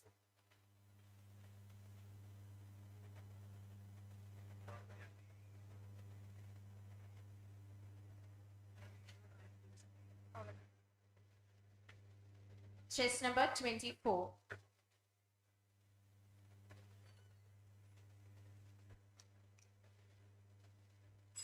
Good afternoon all. I am the one DM.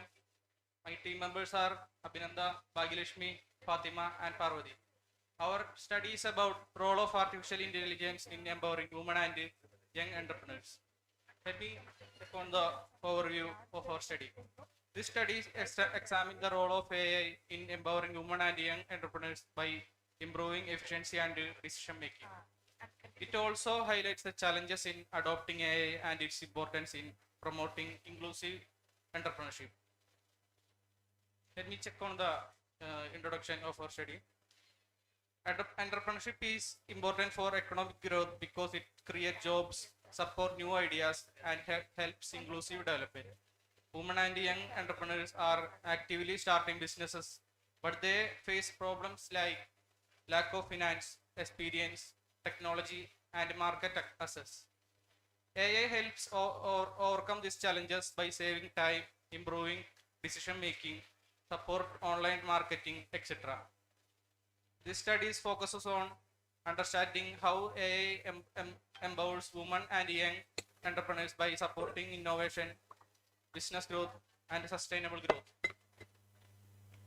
Now we can check on the problem statement of our study. AI has the potential to transform the business world by improving efficiency, reducing cost, and supporting better decision making. However, many women and youth leading enterprises are unable to fully benefit from AI due to lack of technical training. High cost of AI software and limited awareness.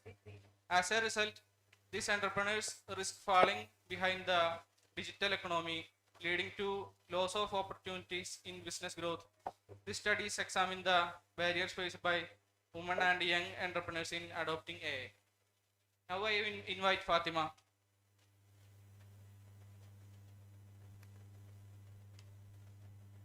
Now I am talking about the objectives to examine the role of AI empowering women entrepreneur. The steady impact of AI on young entrepreneur identify women and young entrepreneur face challenges in adoption of AI technologies and assess future scope of artificial intelligence in promoting inclusive entrepreneurship. And now the next topic is a research methodology. It is a systematic approach to user to collecting and analyze the valuable results. It was based on collecting data, sources for artificial intelligence, journals, and many more results. The population of the study is based on question within a simple sample size of 100 response, and data were analyzed using two simple percentage. The benefits of the study is reduce the operational cost, and data analysis improves the decision making process. Support digital market and online business or growth, and enhance customer service through chatbots and AI tools, and provides two business opportunities for Z and age. It was encourage innovation and entrepreneurship of among youth. The limitations of the high cost of AI. AI is very expensive. Small firms cannot afford it. Lack of technical skills to use AI, training and digital knowledge is necessary. Data privacy and security issues. There is a chance of data misuse when using AI. Limited access to technology. Small and rural business does not have good internet and advanced devices to use AI. Data analysis. Out of 100 respondents, 21% of responded that AI supports the startup expansion, operational productivity, and innovation capability, indicating that AI helps young entrepreneurs in business scaling. 18% of respondents reported cost efficiency, suggesting that AI helps in reducing operational cost and improving financial management.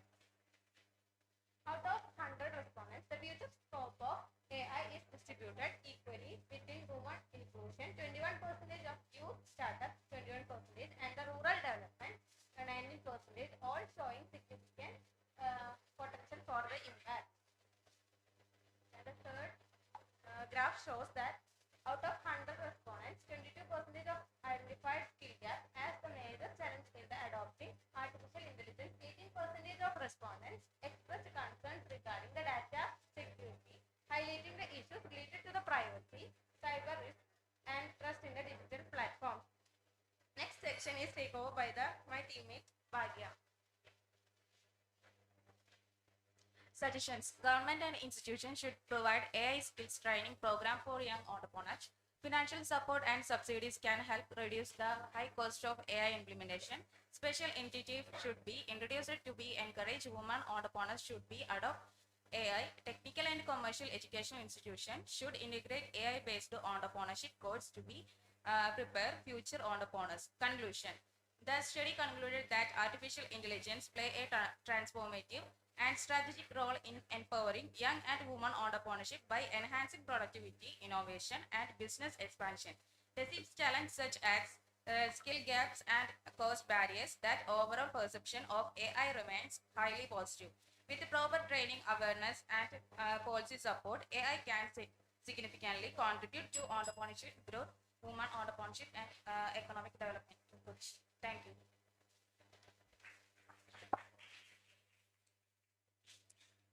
Go with your objectives. You have framed, I think, 4 objectives. Yeah. Just can you justify the second objective, the study on impact of artificial intelligence on young entrepreneurs? What are the factors that has led them, or what are the key factors that has become a facets for the young entrepreneurs to adopt AI? Because the young and entrepreneurs are they have limited knowledge about the AI technical and the data, and they are not skilled are to be required to acknowledge the Young entrepreneurs, you're talking about this generation, right? Yes. So how come they have limited access of the knowledge on technology? They all are Gen Z students. They all are Gen Z entrepreneurs. Ma'am, in our locality, the studies about the AI is limited, and the young entrepreneurs need government support and other knowledge about the knowledge and grants are required to the study. Okay, give me 2 problems which are faced by women entrepreneurs in adopting AI technology. 2 main problems. There are high cost to adopt the technology by the High cost of technical. Okay, cost of technology to adopt or implement is high. Okay, second one. Second point, 2 points I asked. Data privacy. Then how can they go for AI then? When they know that everything is not very sure, then how can they adopt then? Business involves risk. Risk involves creativity. That involves a profit making. That also involves CSR. That's what we have seen all over today in the workshop. Then knowing that there is a risk, they are taking it off. But why? First thing I explained to ma'am that the technical issues and the government grants and the other studies are to be required to Okay, what kind of government schemes are available for women entrepreneurs in Kerala? Sorry, ma'am, I don't know so much about them. That is, No, not in general. I'm asking in Kerala, what kind of different government schemes are supporting? Because you said government support is required. So, in what ways are the government of Kerala supporting the young budding women entrepreneurs through AI? don't know much about the grants that supported by the government for the development of AI to the entrepreneurs. But I know very well that I estimate that the women entrepreneurs are lack in about the knowledge that provided by the government. That grants that provide. So, lack of awareness of the government scheme is prevalent among. So, that can be one problem. That can be one problem faced by women entrepreneurs. Yes, sure. Yeah. We can Okay. have a problem like that. Your findings mainly focused on AI technologies has some huge cost. Yes. In my opinion, what about the cost? I and all of them are used in AI technology. For example, DeepSeek, ChatGPT. Actually, it is a part of AI technology. So many ideas are given. Yes, So sir. what is the cost of that? I estimate that AI technologies we use to in daily life is like, just like ChatGPT, Gemini, Yeah. which are okay to comfortable. To Actually, it's a free cost. What about the cost? Your findings says that it's a very high cost. in the locality, we selected the areas from Cochin area. In that locality, we used the sample survey to identify these findings. How to identify this finding? What is the cost of AI technology? Your finding says that it's a high cost. Yes. In Why? Majority of the AI technology. So what is the reason for that cost? Because the limitations of implementations of the. I use AI technology. I have no cost. Without only cost is internet cost. Yeah.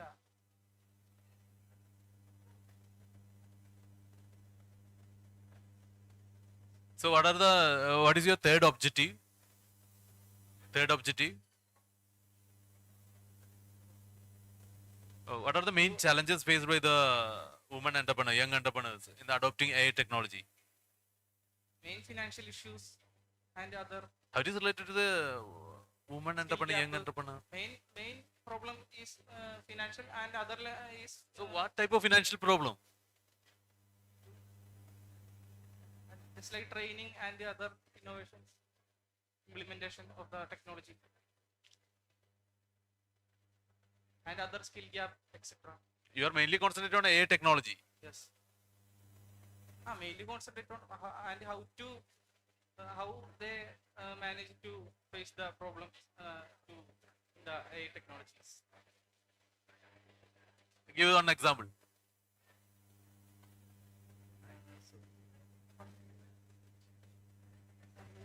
You did this PPT by yourself? Yes, we combined. Then it should be okay. Let others participate. Why only you? Let girls come with a friend. Always women first. Please come on stage. Yes, Parvati. Parvati and team, please come on stage. Fatima, come on stage. Why only he is answering? All of you have the thing, right?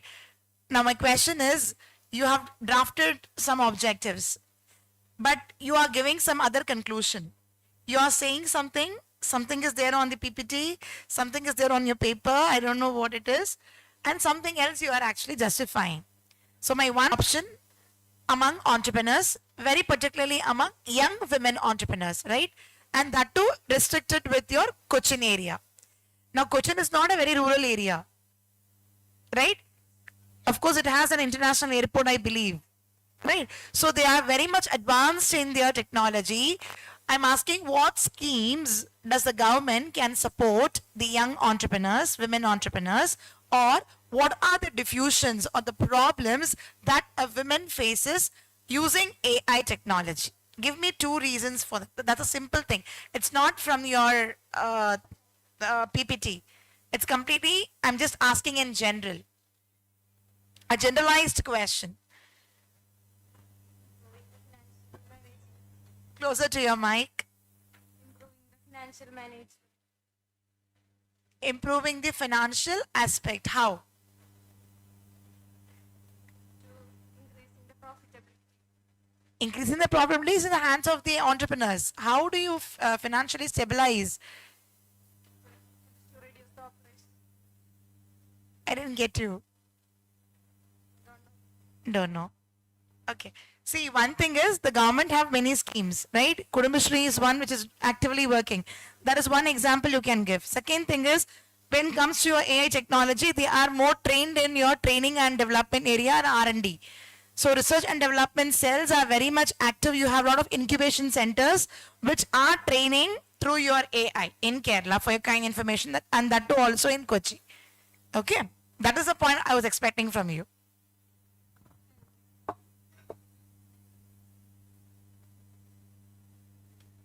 Thank you.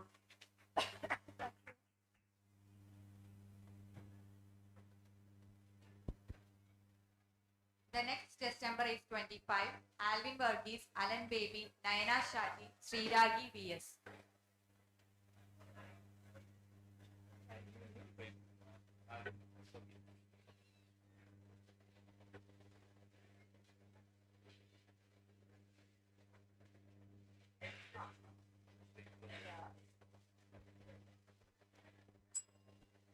Good afternoon. My name is Alvin Varghese. As you can see the slide, our presentation is about impact on AI in social media marketing. In our present world, the AI and the social media marketing is rapidly increasing. With the help of AI, we got ideas, information, suggestions that can help to evolve and we can maximize our marketing areas. So the objective of our strategy is to evaluate the effectiveness of AI powered social media marketing strategies in enhancing customers' engagement. The other one is examine the role of AI in optimizing social advertising targeting, to analyze the potential of AI in improving customer support on social media. The scope of the studies are extent of AI implementation in social media marketing, impact on engagement, conversation, and return on investment, identity challenges and limitations of adoption. So I invite Sriragi to explain challenges about this. The challenges of AI in social media marketing, integrating complexity, data privacy. Keep your mic closer. Data privacy and security issues, resource constraint in SMEs, rapid technology changes, ethical manipulation concerns. AI applications in social media marketing, content generation, AI chatbots, sentiment analysis, and predictive analytics, and ad targeting. More AI applications, influence identification, social listening, trade analysis, and campaign optimization, and performance tracking. The research methodology, using secondary research approach and mixed method analysis, review of journals, reports, and case studies. Data sources, academic journals, industry reports, market research studies, online articles, social media analytics reports. I invite Naina to explain the case study.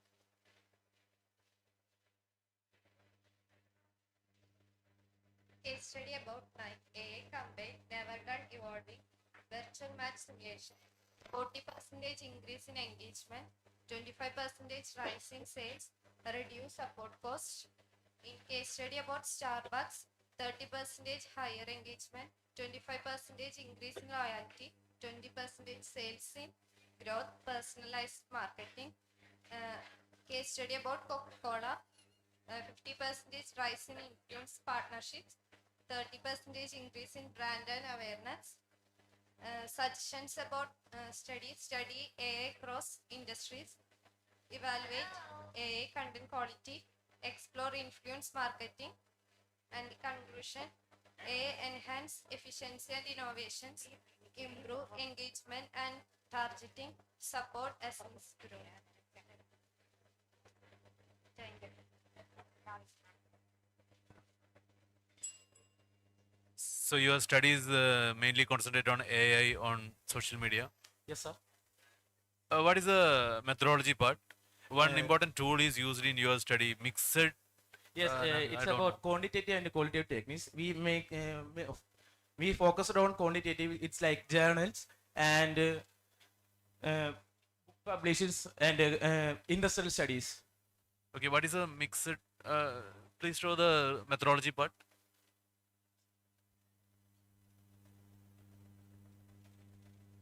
Yeah, that is the second point. Yes, Mr. Methodology is known as quantitative and qualitative techniques. Like, is quantitative means published books and research articles and conference papers, and also include surveys, numbers. That is the part of quantitative. We focus on the quantitative parts. Okay, in your study, how to assess the impact of AI on social media? So in our present world, the AI is very informative and very helpful. So basically, small and middle industries can help use to the AI to evolve their business. So they have the information and ideas about it. Give an example. If we have, we can use in the Insta for social medias of ourselves. So we can see one or two more reels, and there is advertisement about their products. So we can add our advertisement in platforms like social medias, Instagram, YouTube, etc. That can maximize our ideas and business areas. The previous slide, please. No, I go with the research methodology part where you had the sentimental analysis. I think the next slide, if I'm not wrong. No, not this one. The previous one. Check it out. No, previous. Yeah. Stop here. You have gone with sentiment analysis. Okay, ma'am. So how did you apply this? Where is this analysis used in marketing, especially in social media marketing? Sentimental means how they approach the product. So they have some sentiment about like Starbucks. You know, some are crazy about that. So they have sentimental personally about it. That is the sentiment analysis for them. Huh? So prediction means you're talking about the future. Therefore, you'll apply predictive analysis. AI can predict data to our how can they the business will come in future. They have an resources like that, so we can access with it. Actually, sentiment analysis you are going to use for your brand specification, brand positioning, brand advertising. So have you used all these in your study? Only then you are supposed to give sentiment analysis. It's not only about the consumer psychology. No, it's not only about the tastes and preference. It talks about all your brand differentiation. It talks about the brand strategies. It talks about your brand positioning, your brand image. So those things, are you inculcating that in your project? In this paper? No, ma'am. Then why did you go with the sentiment analysis? Just because of the word sentiment is there, you applied that. That's a wrong thing. Okay. Okay, And similarly, predictive analysis is right. What you told is right. It can predict about the future, but in future, what kind? Because there is other part called dark side of social media. When involves with your cyber issues or transaction issues or banking issues. So for those things, for market analysis, or you can say predictive market and demand analysis. Be very specific. Predictive does not only talk about the market or supply or the competitors or about the risk factors. There could be many other factors. So you should be very specific about what analytics are you going to use. Is it for market? Is it for demand? Is it for supply chain? Is it for logistics? Is it for customer? Is it for target orientation? Is it for geography? So there are many other aspects. So be very specific on what predictive model you are going to choose. Okay. Okay? Okay. Thank you. Thank you for the demonstration.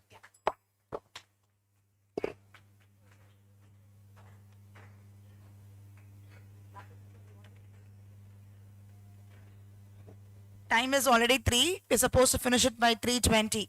Next participant, 10, chest number 10, Shivani Abel.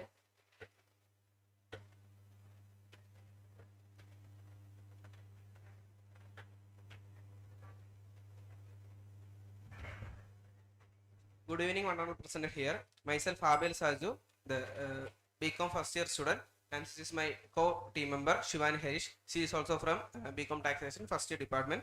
And you can see our topic is about impact of digital marketing strategies on customer loyalty. And the introduction part, we can see digital marketing has become essential in modern business due to the growth of internet and social media, enabling fast, interactive, and personalized customer communication. Chaffee 2019. In competitive markets, customer loyalty is a key outcome as it drives repeat purchase and long-term profitability. This review examines how digital marketing strategies such as social media, content marketing, and personalization influence customer loyalty and identifies key drivers and research gaps based on relationship marketing theory, Morgan and Hunt 1994.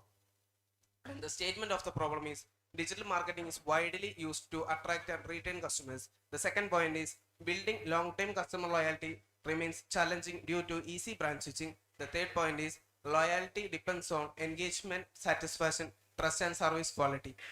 The fourth point is therefore a systematic review is needed to understand the impact of digital marketing on customer loyalty. As we all know, if there is no customer loyalty in the business will not up forward in future times. And the research gap is limited sector specific studies, lack of clarity on most effective strategy. Third point is insufficient focus on rural and semi-urban customers, limited longitudinal research, time-based loyalty measurement, under exploration of negative effects of digital marketing, few studies on AI-driven digital marketing and loyalty, lack of competitive studies across platforms. The research objectives are: first one is to review and synthesize existing literature on the impact of digital marketing strategies on customer loyalty. Second one is to identify key digital marketing practices such as social media marketing, content marketing, email marketing, and personalization that influence customer loyalty outcomes. Third point is to examine major mediating factors such as customer engagement, satisfaction, and brand trust that strengthen the relationship between digital marketing and customer loyalty. And thank you. I am handovering the next session to my co-team member Shivani Harish. I am continuing with research methodology. First one is research design. The study adapts a systematic literature reviews research design. The reviews follows the PRISMA framework to ensure transparency, rigor, and reduce selection bias. Second one is population. The population consists of published academic studies related to digital marketing, strategies, and customer loyalty. Studies were drawn from reputed scholars database such as Google Scholar, Scopus, Web of Science, Science Direct, Merlin Insights, and Springer Link. Third one is sample size. The sample size included peer-reviewed journals, articles, and conference paper that met the inclusion criteria. Articles were primarily selected from the last 10 years along with a few highly cited foundational studies. Fourth one is sampling method. Purposive sampling was used to select relevant studies aligned with the research objectives. Articles were screened based on a predefined inclusion and exclusion criteria. The fifth one is data collection.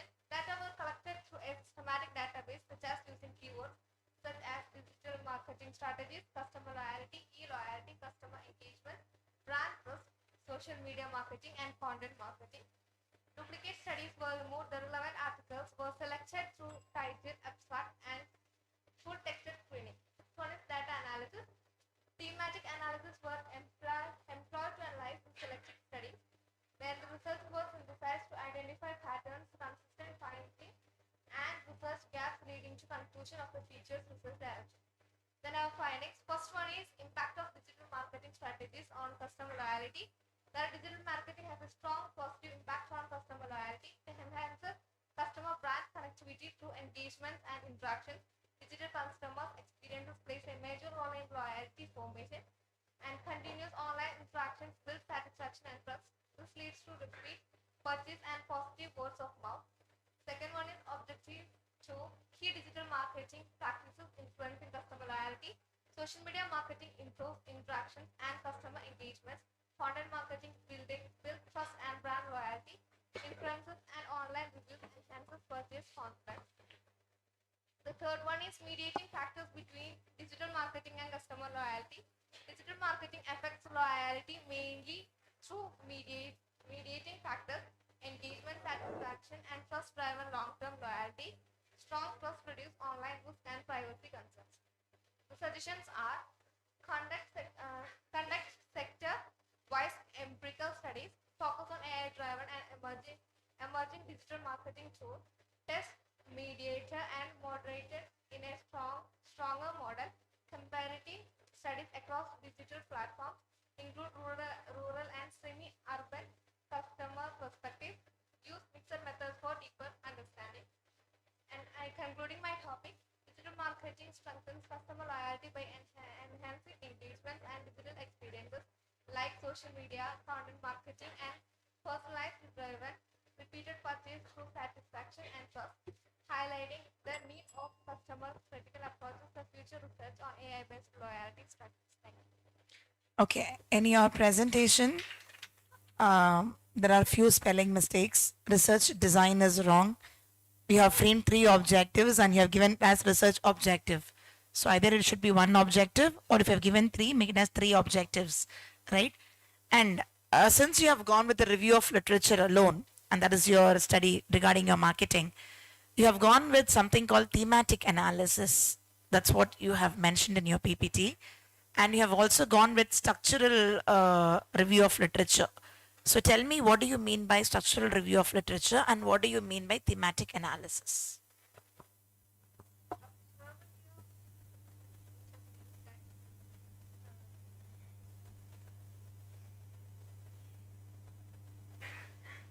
How did you actually do your research, this work, to be very frank? Okay, you have gone through few articles, you have taken that, from there you have got the research gap, and from there you found out the objectives. That's how you went. So did you follow any pattern for it? Meaning, taking up a review, did you go with alphabetical order? Did you go with the year-wise order? Did you go with the author-wise order? Did you go with the country-wise order? Did you go that way?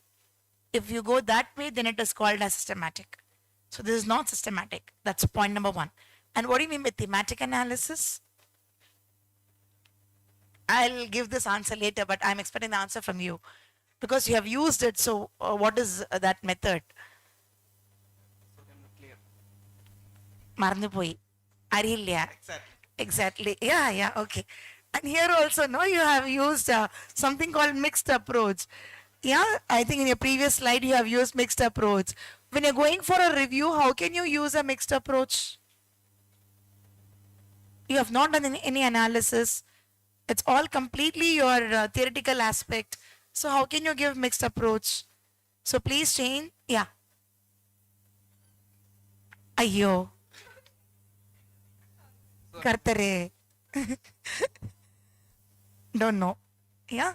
But there are many spelling mistakes here I could find. See, suggestions you have given, there are 6, I think. Go to suggestions. Suggestion. So you should give only 1 then. Why so many? Similarly, objectives. Go to the objective slide. Go. I'll tell you. Nothing wrong. Go. All is a learning platform. Go now. Objectives. Objective. Give only 1 objective. But you have given 3 objectives here. Next slide you go. Research design. Spelling of design is what? DESIGNYNG. Yeah. So all these things you should take care. And that's where you have given us SLR. Systematic literature review. But there is no systematic point here. Okay? Okay. That's it. Next test number 26. Ramohit Anna. Test number 26. Ramohit Anna.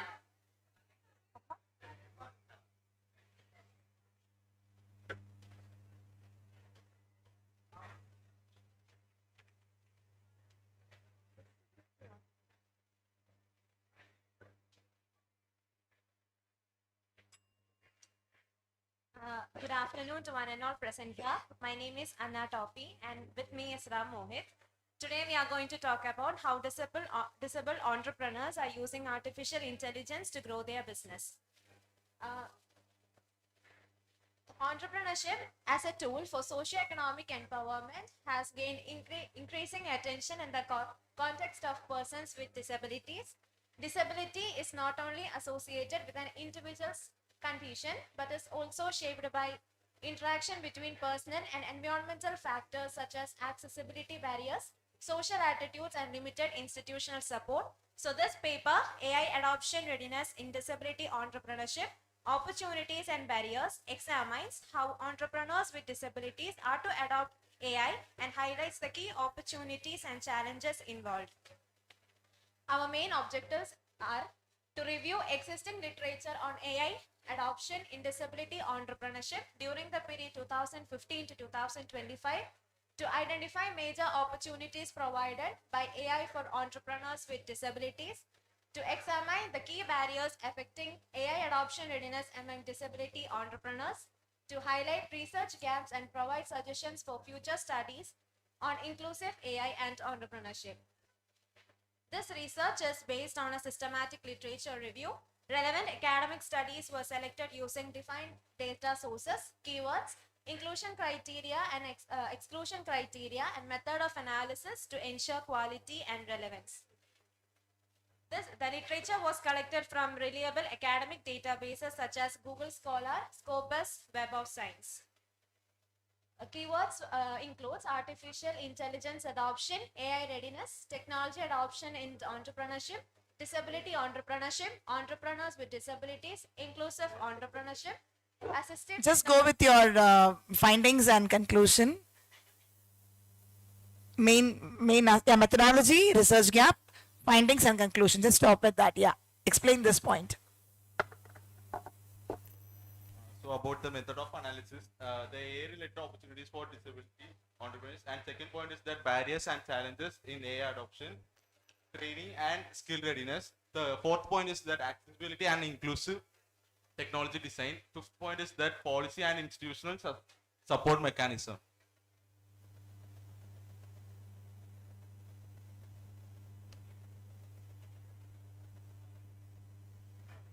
So my research gap is that AA challenges, adoption challenges, there is still a limited number of studies that specifically and examine AA adoption readiness among entrepreneurs with disabilities in an integrated manner. And the AA-based platforms and business applications fully meet accessibility requirements for the diverse disability needs. And the AA-related opportunities for disability entrepreneurship. AI-driven innovations are capable for increasing efficiency and supporting business growth by enabling automation, customer handling, and operational improvement. AI-based applications and digital platforms can strengthen disability entrepreneurship by enabling inclusive self-employment, better market access, and improve business sustainability when combined with supportive conditions. And the findings are barriers and challenges in AI adoption, training and skill readiness, accessibility and inclusive technology design, policy and institutional support mechanisms. The suggestions are that financial support, accessibility improvements, and institutional backing are crucial for long-term adoption. Governments and supporting institutions should provide subsidies, startup grants, and low-interest credit facilities to help disability-led entrepreneurships and invest in AI tools, assistive technologies, and digital infrastructure. I would like to conclude by saying that the literature study reviewed research published between 2015 and 2025 to examine AI adoption relativeness in disability entrepreneurship with specific focus on opportunities, barriers, and accessibility concerns, training, readiness, and policy support mechanisms. These challenges highlight that AI adoption is not only a technical matter but also social, economic, and policy-driven issues. Okay, question for Anna.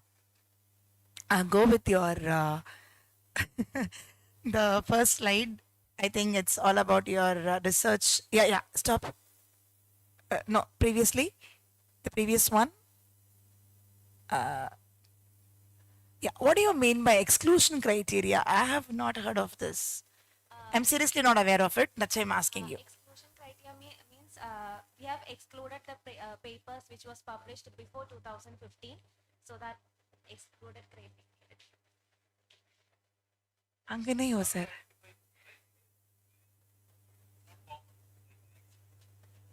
Idea is nice. You have taken from 15 to 25, 10 years of things you have taken, right? So before 15, you have not gone. No. That is what you mean by exclusion criteria. But on what parameter? What is the yardstick? What is the base of it? Any study, any theory, any model? The A was most like common in 2015 to 2025, ma'am. So we thought that it would be. You relevant- thought. No, We we thought. analyzed- We all thought. we analyzed- Yeah.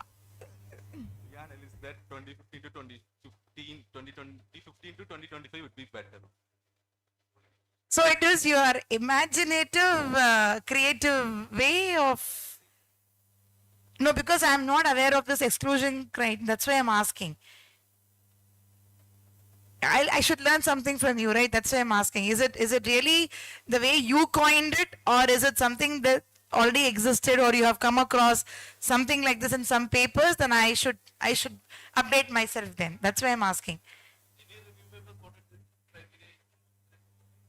Anybody who have given any theory, anybody who have suggested like this, or any proof for it that it has exclusion criteria, anybody who have gone with a model, it's such kind, developed some theory, then you can give this. It's nice actually, I like this, but without evidence I cannot justify. I can't accept it, okay? That's my personal opinion. Oh. That's it. Chess number 8. All the participants stick with your introduction, your objectives, immediately findings and conclusion, and your research area. Chess number 8. Aditya Satyan, Febi. Chess number 8. Mostly your questions will be asked from your research area, so be very prepared with that. Good morning. Myself. Good evening. Good evening. Yeah. Myself, Febi, first year income student. Aditya. Actually, we are honored to present our title, Mompreneurs, a study on mother entrepreneurs with special reference to Iringanakura. In recent years, women enterprise has been emerged as a powerful driver for economic growth, and nowadays we can see that women are increasingly stepping beyond the normal roads and actively contributing to employment and economic development.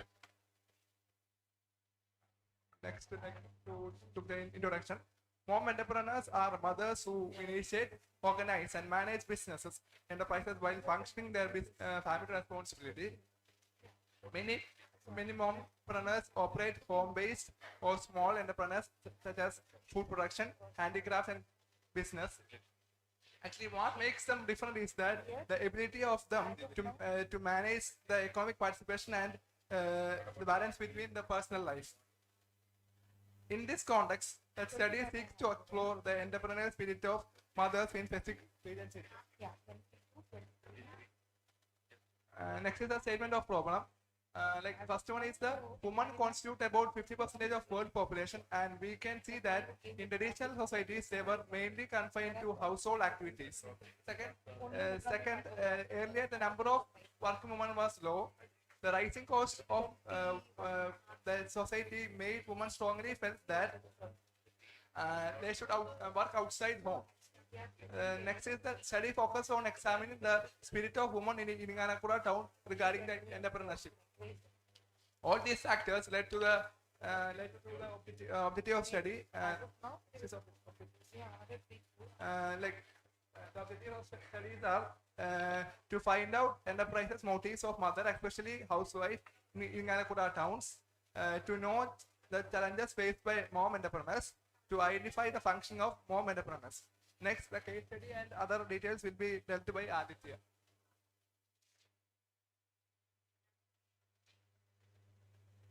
Cases and discussions. So here there is only 3 cases currently.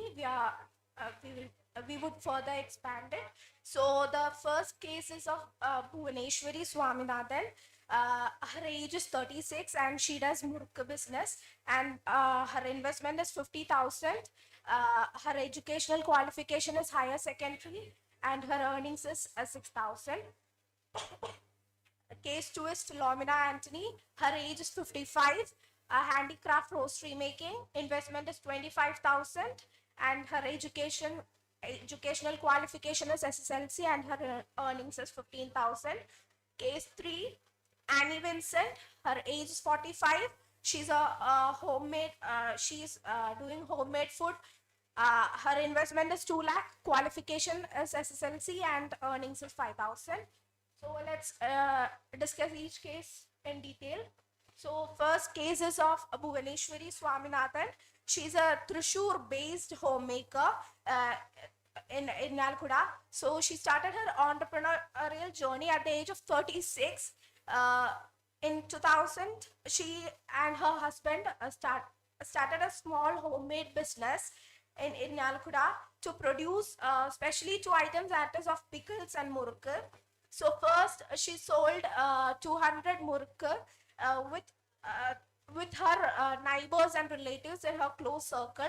Then further, by their motivation, she expanded their business. So there is a strong family support so that she could earn 6,000 per month. The second case is of Philomena Anthony. So she's a 55-year-old woman. So she turned her spiritual belief into a self-employment opportunity by making rosaries, and she earns 15,000 per month. She earns rupees 2 per rosary. Third case of Annie Vincent. She's an entrepreneur from Edathirinnu. Turned self-employment. She became self-employed after the death of her husband. So her educational qualification is only SSLC. So she could not further find any other job opportunity. So she decided to explore the area of cooking with her cooking skills. So she raised funds through loans from especially through South Indian Bank. So she currently earns 5,000 per month. As we have only done 3 cases, we could not further analyze our data. So their ages analysis, their ages ranges from 36 to 55. Their investment ranges from 25,000 to 2 lakh. Earnings from 5,000 to 15,000. The next is findings. So from the primary data, it is collected, it is observed that the participation of women in entrepreneurship is increasing. Starting a venture will give them a source of income. Mainly they concentrated on small scale industries, rather expanding it. They use less promotional activities. Mompreneurs find it very difficult to raise fund. They have lower level of risk-taking attitude. Go to the conclusion part. So these are the suggestions. Conclusion. So the study on mompreneurs in Nalkuda town shows that they have good scope and growth potential, and women entrepreneurship improves both family income and also national income. So entrepreneurship is not only provides them various opportunities, they mainly concentrated that they wanted to improve their income, and also it supports them for their further development. Thank you. Okay, your topic is about a study on mompreneurs. But you have taken the case study. Yes. So why don't you go with the topic as case study itself? Why only study? Ma'am, we have taken currently. You have taken 3 people, right? One is Philomena, one is Bhuvaneshwari, and one is Annie, if I'm not wrong, right? So these are the 3 different case studies you have taken. My question is, why did you frame the title as a study on? It should be case studies of. And that too, you have taken only 3 case studies, that's fine. But if you are going with a study, 3 will not support. Yeah, ma'am. It should have minimum at least of 25. Yeah, ma'am. We would like to take 25, but as per the limitation of the time, we could only do. So please change the title as case studies of the mompreneurs in Nalaguda. Yes. Okay. Any other question? That's it. Thank you. Due to time constraints, the participants will rush up with only your introduction, with your objectives, straight away to the research part, and then to your findings and conclusions, right? Because you have the question and answer session, that is why. So stick with 3 minutes, not 5 minutes. Okay? Chest number 17, Parvati Gauri. Chest number 17. It's 3 minutes, my dear, so stick with that.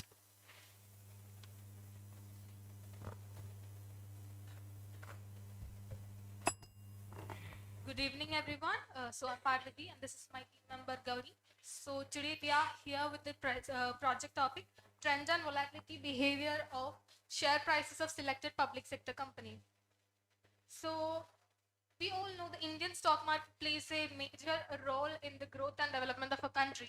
So the share price and the values, share price and the share price shows the value of a company, and also helps in understanding the investors interest and also. So here we took 5 public sector companies, and we are analyzing the share prices of these public sector companies for a period of 5 years from 2021 to 25.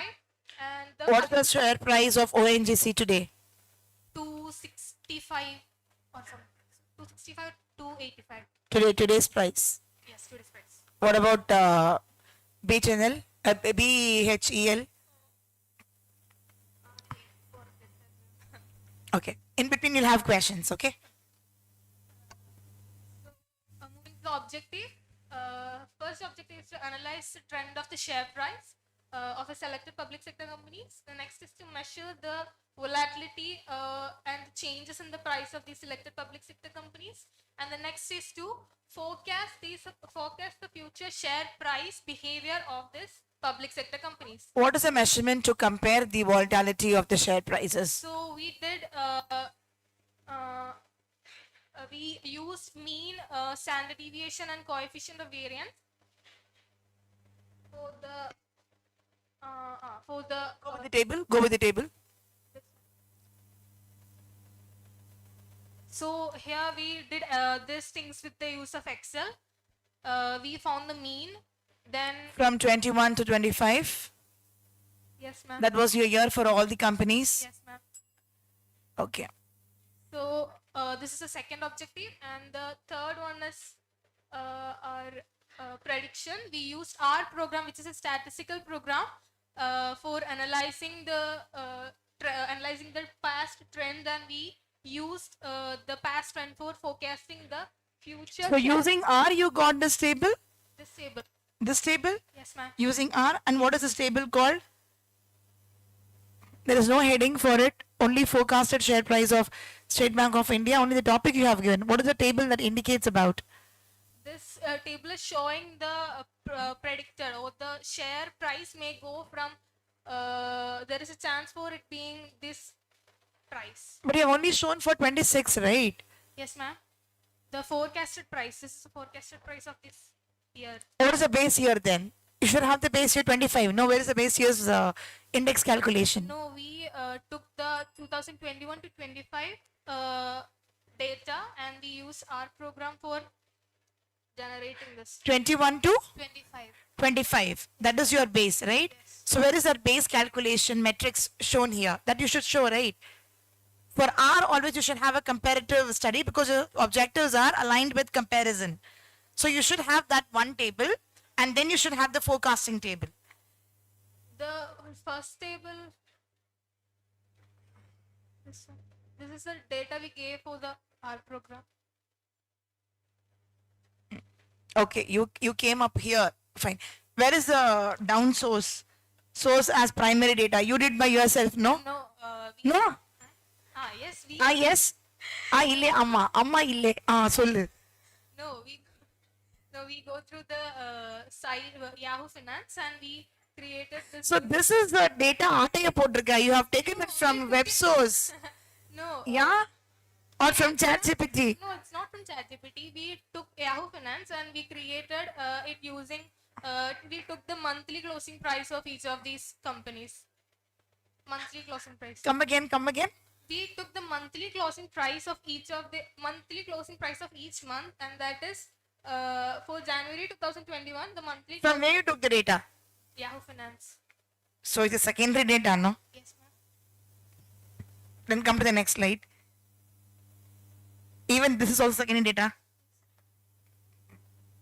Then how come this could be your primary data? No, this is also we use these data for I know where you took the data. You're caught now red-handed. You're taking from your Yahoo and now taking it into R, then putting it into as original data. Very smart and very clever. You have used only secondary data, not your primary data, so don't go with R2. Okay? Findings. for the conclusion. You people are very smart, huh? These techniques we didn't know during our PhD research. See? So for the conclusion, the study states that the companies have a clear positive trend, and also they also shows increased steady growth, and also for improved performance and investors' confidence. And it also we also forecasted this forecasted the share price of the 2026 monthly. Give me one tool how you can forecast your share price. Just one tool. We used our program. So basically we used Again, our program using what? Yahoo? No, I'm going to kill you. Don't tell that. Apart from that, it is like, you know how you have done? It is there, but it is not there. Irukku, ஆனா இல்ல. It is like that. You are giving some data from a secondary source, showing it as your primary data from your R analysis, which is not right. Okay? So what is the analysis you're going to give now for your future share price? that these share prices are increasing, and it is also having a Decreasing? positive trend. Positive trend. Okay. Thank you. Why you select State Bank of India? So other 4 companies are same sector, oil and gas and power sector. No. So one company is the banking sector. No, we took the major sectors of the public sector. All are public sector. So only one company you select the banking sector. So others are same sector. Why? Because when we thought about taking the public sector companies, we thought about taking the banking, the energy and all. So it's Okay. also one of the major public sector company. That's the reason why we took Okay. State Bank of India. Participants, in between you'll have questions. Okay? So be ready. Chess number 4, Adhya Manoj, Annette Chako Tattil. Chess number 4.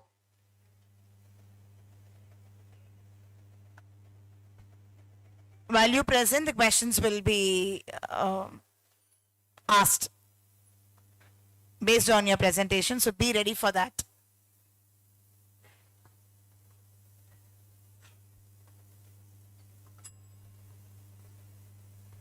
Good evening, everyone. So today, I'm Adhya Manoj and Anand going to represent the topic AI-powered robo-advisors in financial services. In this presentation,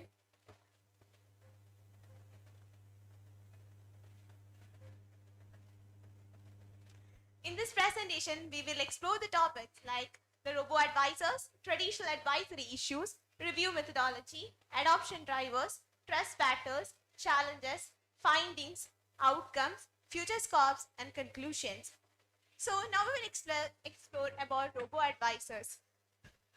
So we should know, we are living in the world of a AI world. So we should know what is robo-advisors. So robo-advisors are basically a digital platform that provide the investment and financial decision advices. So now we will explore about how it uses the machine learning and algorithms and analyze the investors' data such as goals and risk tolerances. It performs with a portfolio creations and monitoring and rebalancing with a minimal or a no human intervention or a no humans are needed. It offers a lower cost and a personalized and efficient wealth management services which improve the accessibility for the investors. Go with your research.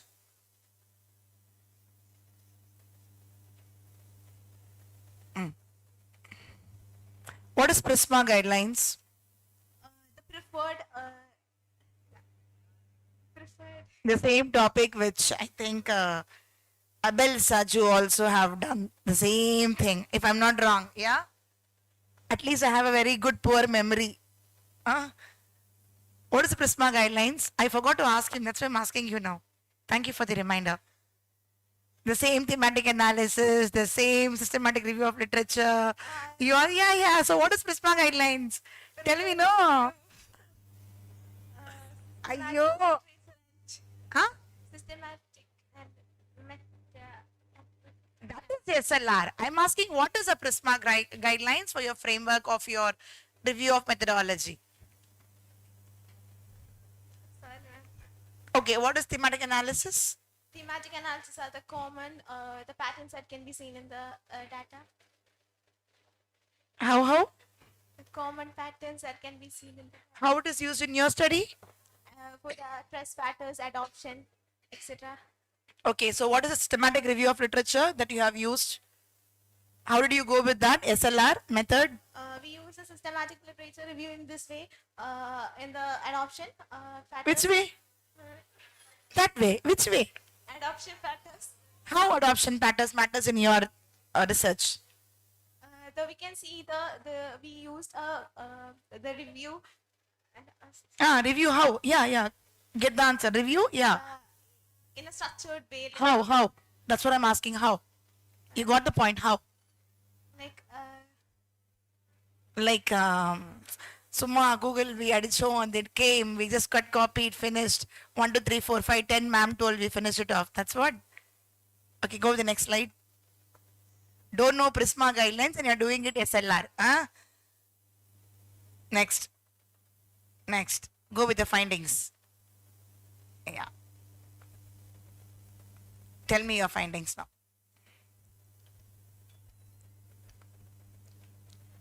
Our study highlights several key findings related to robo-advisors. Robo-advice and wealth management, improved wealth notification and portfolio optimization, adoption driven by usefulness, trust and transparency are critical for acceptance, reduce emotional investing behavior, improves diversification and long-term discipline, expand finance inclusion, faces privacy bias and regulatory challenges. Can you justify that point reduces emotional investing behavior?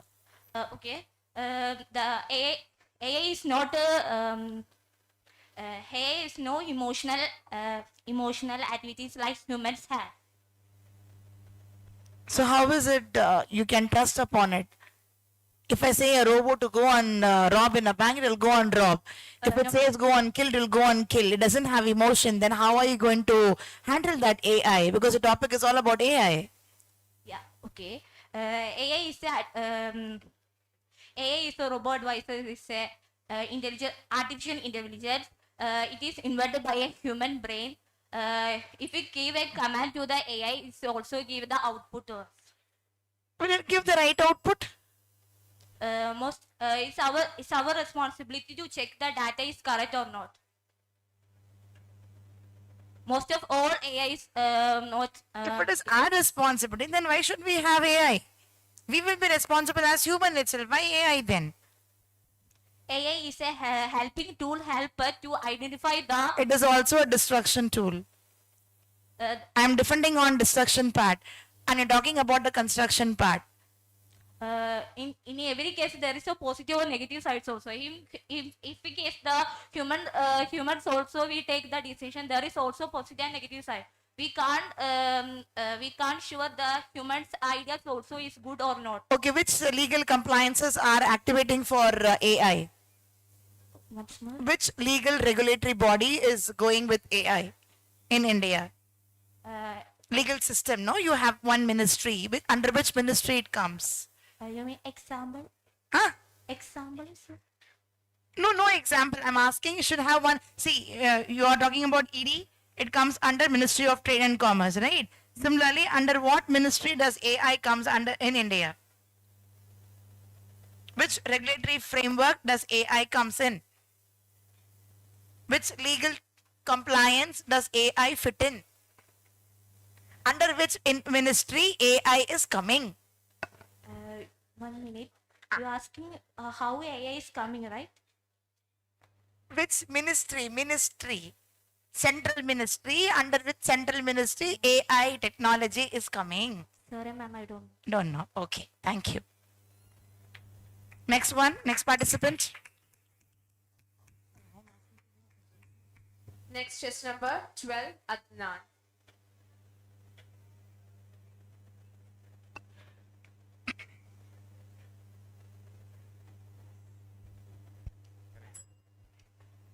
Good evening, I am Adnan Hakim. I am here to present my paper on the topic Employee Competency Development in Industry 5.0. So how is Industry 5.0 different from Industry 4.0? In Industry 4.0, Difference between Industry 4.0 and 5.0? Yeah, that's what I'm coming to. Yeah, tell me. In Industry 4.0, the manufacturing department, it is automated. We see a lot of technological updations since the 2000s, etc. But here, we are giving more importance to the human part as well. Here, human-machine collaboration. Instead of seeing technology as an entity to replace humans, we are seeing it as a method to assist humans. Then there is sustainability focus. We are living in an era where the stakeholders give a lot of importance to environment sustainability. And so therefore that is a very important competency in this Industry 5.0. Then enhanced resilience. The Industry 5.0 revolution is happening at a great pace and it doesn't show any indication of slowing down. So therefore the workforce must be ready to adapt and change according to the development of the technology. Go with your objectives. Yes. Yeah. These are the objectives of the study, identifying the key competencies that is required for Industry 5.0, then analyze the employee competency development trends that the companies are adopting right now, then highlight the research gaps from existing literature. These objectives are also framed as my research questions. Then the methodology. What is PRISMA guidelines? So PRISMA guidelines, it is a structure for how a paper must be created. There must be an abstract, there must be inclusion criteria and the analysis part as well. What is the main style followed in PRISMA guidelines for reference? First, we will extract the data. Then For reference, I'm asking. There should be some reference like MLA, APA, Chicago style of reference. Which reference is actually? I am not aware of that. Not aware of it. Okay. Why did you go with SLR? SLR because it is a really good method to reviewing existing literature to get a summary of what. So how many years have you taken the literature? I think from like 2019, 20. Why specifically 19? Because that is what, since then I noticed the pattern of more and It more. was COVID time, if I'm not wrong. Yeah, that time we are seeing the introduction of AI and AI tools for the public. So should I? Yeah. Just go ahead. Yes, these are the keywords and the. What is a Boolean model? So we use the and or functions to differentiate. Good. Then this is the inclusion. Next, go with the findings. Straight away go with the So we findings. use thematic analysis and it is classified into different themes. The first theme No, employee. go straight away with the findings. I'll check with that. If I have Okay. thing, I'll. Okay. So the research questions. So these are the findings. You're asking me? I'm telling you. I thought you were asking No, me. no. So what are the employee competencies for Industry 5.0? So these are the competencies: technical proficiency, digital fluency, human-centered skills, and sustainability and ethics. Next one. Then what are the trends adopted by organizations? Next. First one, upskilling. Next. Research gaps existing. Should I explain this one? Oh, these are the research gap that has been existed in your framework. No, not mine. That existing existing literature. What needs to be done in the future? So all these are lacking? Yes, we do not have. Are you sure it's lacking? I'm pretty sure from the. Not pretty. Are you very sure?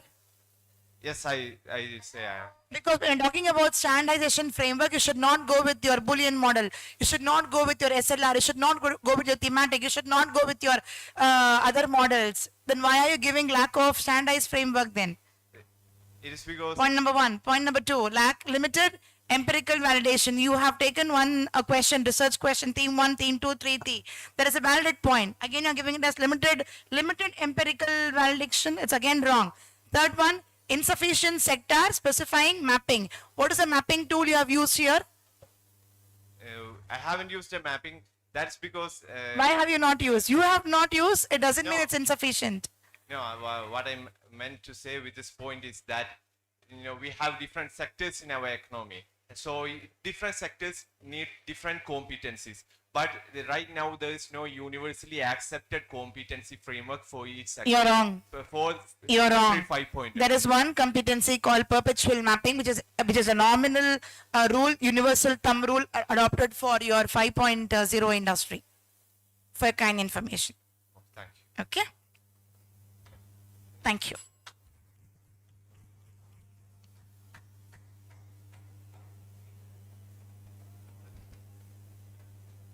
Next test number is 7. Krishna Meera, Aisha Rana, Jisia.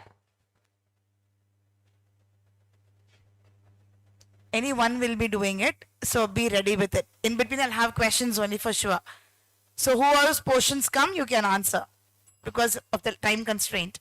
Yes. Good evening to one and all present here. So my name is Krishna Meera from BCom Taxation. So we are doing this presentation with my teammates Jisia and Aisha Rana. The topic is the rise of mid-range innovators in the society. So coming to the introduction part, our topic and our research focuses on the specific and increasingly important group of entrepreneurs, which is mid-range entrepreneurs. And these entrepreneurs are those who offer products that fall between affordability and premium categories of products. As we all know, the market today is crowded with both low-cost products and highly expensive luxury brands. However, the space in between, that is, the products that are slightly costlier but still offer a strong value for money, are often undeserved in the society. So today in India, there is a growing group of consumers who are willing to pay higher amount of prices, but still the amount of entrepreneurs in the societies are lesser comparatively. Just go with your title. The rise of mid-range innovators. A review study on emerging entrepreneurs offering premium quality at accessible prices. Okay. Move on. Yeah, please move on with your. Therefore, our research paper focuses on the need for mid-range innovators in the 21st century in India, highlighting how these entrepreneurs can bridge the gap between. Go with the research methodology. Research methodology. So now coming to the research methodology, our study follows a systematic review design where we analyzed and compared the findings from multiple resources rather than relying on a single study, which is the data. This research was collected from academic database and also from industrial reports published by the organizations such as McKinsey, IVF, and Transex. These sources helped us understand the market trends, consumers' behavior, and also the pricing strategies to the mid-range entrepreneurs and the brands. So the study covers from the period to 2020 to 2026, capturing the recent changes and the consumption patterns and entrepreneurial growth. So coming to the findings part, findings of our study shows that the aspirational consumption among the middle income groups is a major driver of mid-range innovations. So consumers today are willing to pay more for the products that are better quality and status without entering the premium price range. Another key factor is growth of the digital and D2C ecosystem, which has made it easier for the entrepreneurs to enter the market and directly reach the consumers.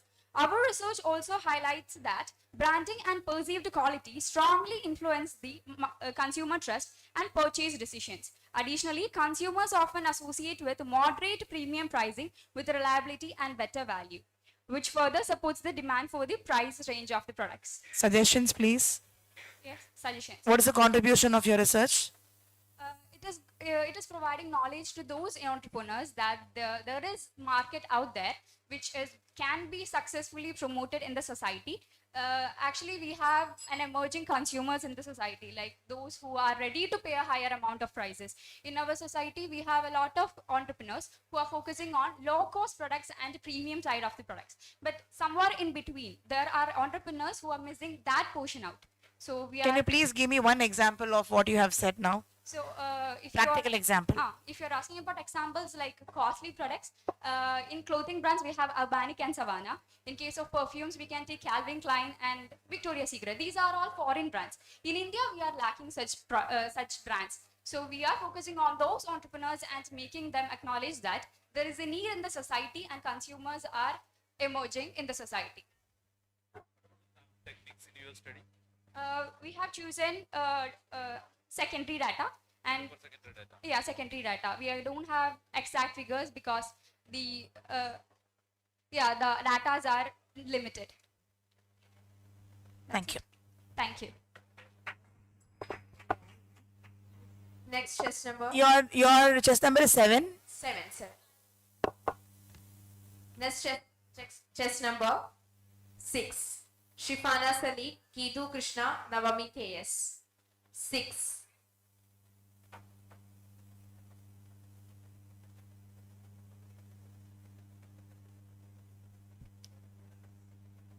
Good evening everyone, my name is Kidu Krishna and today I will be presenting our research titled Consumer Awareness, Buying Behavior, Satisfaction and Loyalty Towards Cashback and Discount Offers. This research focuses on how cashback and discount offers influence consumer behavior. This is a joint study by Naomi KS and Shifana Salim and myself.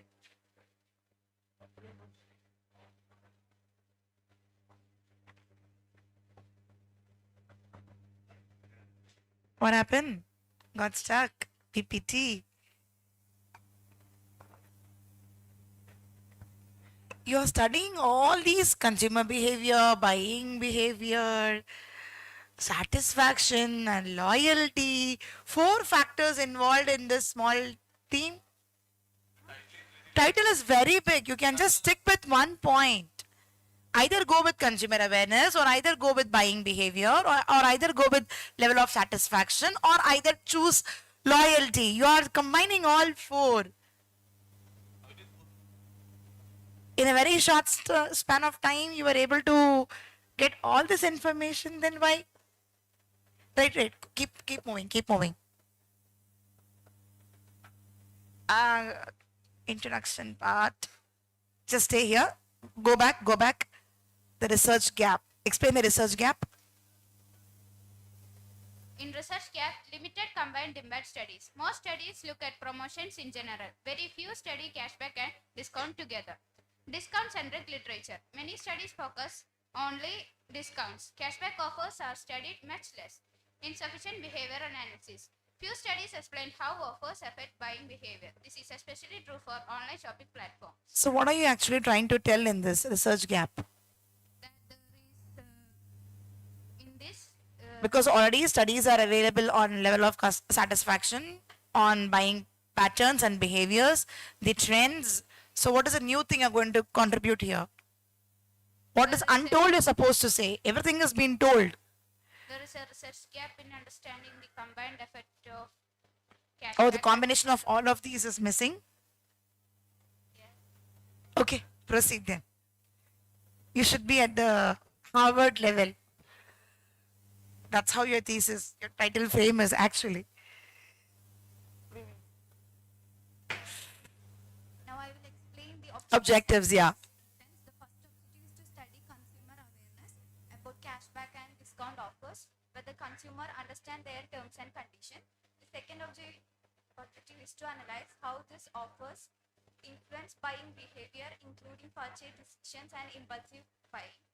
Okay, give me one unique technique how loyalty can be measured. What theory goes with loyalty measurement? Because you talk about this strategic value, you have talking about the practical applications and academic contribution. There should be some loyalty enrichment as well. So what theory applies under consumer perceptions for loyalty enhancement?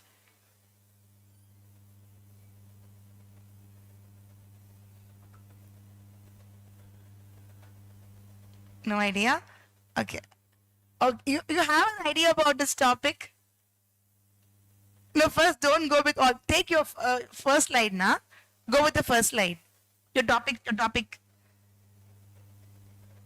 Forget all this. Go with the title part. You give me an explanation for this. Why you chose such a big topic? You have chosen consumer awareness, buying behavior, satisfaction level, loyalty towards cashback and discount. Now tell me, why did you choose this topic?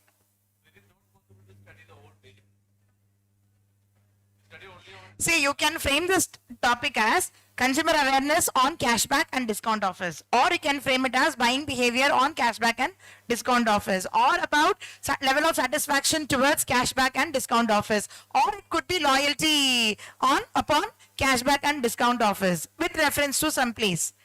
This is how your title should genuinely be. But you have given such a long title. You are which class? Are you PG? You are UG? First year, you're doing like this. Even a PhD cannot do this. So tell me why you chose this topic. Out of curiosity? No idea?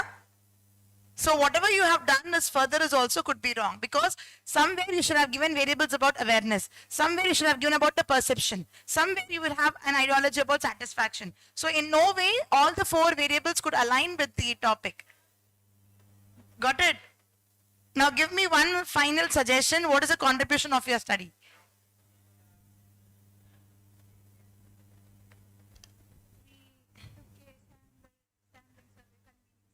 Convenience sampling. How much did you take it? 60. How you got this convenience sampling?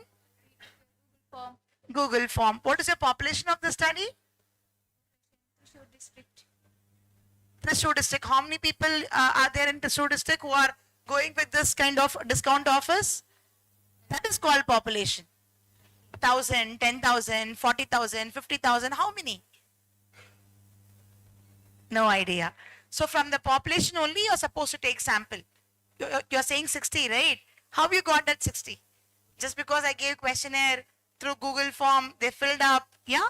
That is what most of you are doing. No, you should have some reliability or some kind of test to assure that this is the population. I have taken this sample through this formula. And none of the students have done this. Not only you, most of the students, UV students have not followed this. And this is a very big topic which you can't do. Okay? So please be very aware of the topic selection when you're trying to do. Now tell me what kind of discount offers are provided by the consumers here, for the consumers. In general, I'm talking in general, not about your topic. Like in shops like Trends, Reliance, they give discount offers. Recently there has been a discount that we can purchase for 7,000, but we just want to give 3,000, half percentage discount. They do that? Yes, yes. Half the price? Yes. All the time? All the time, like. Or only festive time? Only festive. Are they not identifying any premium customers? Are they not giving you any card? Are they not helping you with your other? They're giving points, right? Yeah. So those things are your discount offers, right? Maybe they give you not only the product for free, or maybe sometimes they may give you an educational loan. They may take you to a travel to abroad, insurance claims. Those things are also a part of your discount offers for a premium customer. So that is not included in your study. Okay? Thank you. Question I asked myself, answered also I gave myself, right? That's okay, fine. Your number is what, ma? 6. Next, chess number 27, Catherine Francie Hamed Sia Jos. 27.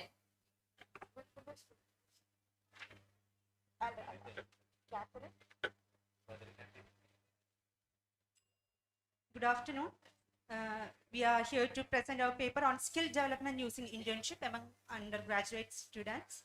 So the objectives of our study is to know skill improvement among the students who have completed the internship, whether if the institutions are providing the opportunities to know whether the students was able to put their theoretical knowledge to practical knowledge, and to know about the location where the students has completed their internship. Our methodology, primary data is collected using convenience sampling method, and 50 students of batch 2023-2026 from BCom and BSc Psychology students of Christ College Autonomous in Irngalkuda. So your sample is your passed out batch? No, it's, the current, yes, the current batch. You have taken 50 samples? Yes. Why from BCom and Psychology? Because your other departments also, right? Hotel management is also saying to do compulsory internship, but they are currently doing it right now. So I've taken those samples who have already completed. Yes, ma'am. Okay. So only 2 departments have completed? Yes, yes. But I came to know there are 32 departments in your institution. Maybe you BCom didn't go and find, or maybe like they have not done. No, BSc Psychology and BCom students have, and Hotel Management students have compulsory internship that we have to do. Out of that, BCom students and BSc Psychology students have already completed. Hotel Management students are currently doing it. And what's the population of your study? 50. That's your sample, my dear. What's the population of your study? That In BCom, how many students are there? In BS Psychology, aided, unaided, shift 1, shift 2, whatever you have, how many population? Okay, around 1,000 students will be there, but we only took 50. Why only 50? Because of the time limit, and we have to take. When did you start? About just 2 weeks ago, we started to do our work. Did you go for a pilot study? No. Okay. We prepared a Google Sheets and we shared it with the students of basic psychology and BCom students. Exactly, you got 50 or you have doubled it?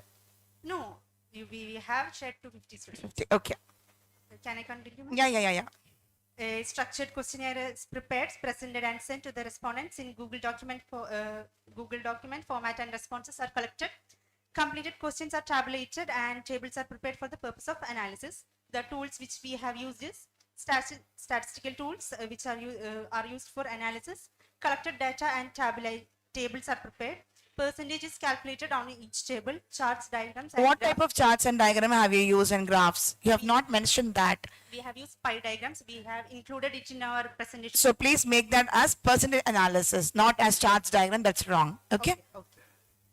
And the limitation of our study. Go to the findings. Go to the findings.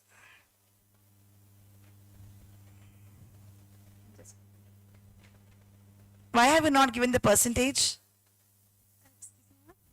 In findings, 60%, 40%, 80%, you're supposed to give the percentage, right? We have included it in the graph, so.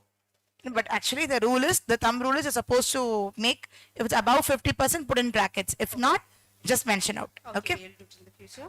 So from this, from our findings, we can say that most of the respondents have gained new knowledge from their internship. They were able to complete their work on time. Their internship increased their practical knowledge, and their internship increased the interest in their career field. And most of them strongly agreed that their work environment was supportive for their learning. What kind of practical knowledge did they gain from internships? Okay, Few examples. Okay, psychology students may have theoretical knowledge how to deal with patients and all. When they went to the hospitals to work, they could personally meet the patients. They could. Clinical psychology, you mean? Yeah. Okay. And for BCom students, we have only seen the like in books, we have seen debit, credit, imaginary amounts, which is created. But while working in a company, they might have seen the real amounts or how the money is being. Have you worked with any tally company or with any SAP company? From your internships, I'm asking. There are students, but we haven't collected the. You have not taken. Because our scope is about skill development. And So what is the contribution of your study? to know how much they have gained their practical knowledge through their internships. That is why you're doing internship, no? No, there are so many companies which provide internship certificates without actually doing. See, you're doing it for your college, right? Your college students are doing it, an internship, where the college is giving you a conducive environment to explore your internship skills and knowledge, right? So the findings, again, what you're trying to say is, already what is there, the same thing you're saying. The new skills, again, they are learning it. Then what is the purpose of internship? The college is giving you a gateway, a platform to learn new skills, and you are telling that the new skills are again given by the college. So what is other new things you can suggest for your college improvement? Okay, for there are. You can convert this paper, if you have time, please sit with your mentor, convert this paper into a research article and publish in a very good peer-reviewed, free of cost journal. I'll help you. Because this is for the development of institution you have done. So don't give this kind of, without any figures. Make it in a very more polished way. Okay? And you should come up with new findings, like you can say you can integrate some kind of CA courses, CMA courses, internship courses, you can provide some kind of eco courses. So that way you can build up, or you can have a new cell, development cell, an internship cell, okay? Or you can tie up with good companies for placements. That way you can give suggestions, not the normal ones. Because since you have taken a live topic, that would be my personal suggestion for you, for development of the institution and also for your development, okay? Thank you. Thank you, ma'am. Next, chess number 11, Sanina Sulaiman, Raja Krishna. Chess number. That's the 11. last team? Last team. Yeah. Chess number 11. What about 13? They have not come. Bhagya Lakshmi, Abhinanda, Fatima, Parvati, Vijayan, they are not there. Already presented, Ingla.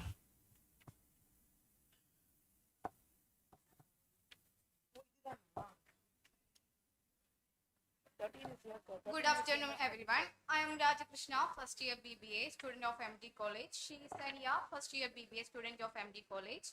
We are here to present on the topic Impact of Instagram in Purchase Decisions of College-Going Students.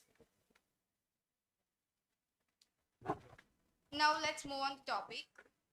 The rapid growth of social media has significantly transformed consumer behavior worldwide, with Instagram emerging as a powerful platform influencing awareness, preference, purchase intention, and actual buying decisions. Among various social media platforms, Instagram is particularly influential among college students due to its visually rich content, interactive features, and strong integration of social and commercial activities. Go with your objectives.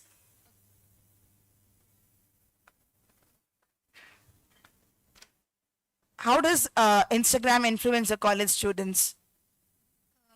Instagram influence college students. Instagram influence college students by they are using Instagram nowadays, and they see advertisements of products. And you try to do reels for teachers, do memes for the college management, no? That is how it influences the negative way? No, miss. Sorry. It's okay, it's okay. Okay. Can you repeat question, please? How Instagram is actually influencing the college students. In what way? Through Instagram, students must be aware about some brands, some products, and virtual storytelling. Then about some products. Is it only through Instagram that these people come to know all this? No.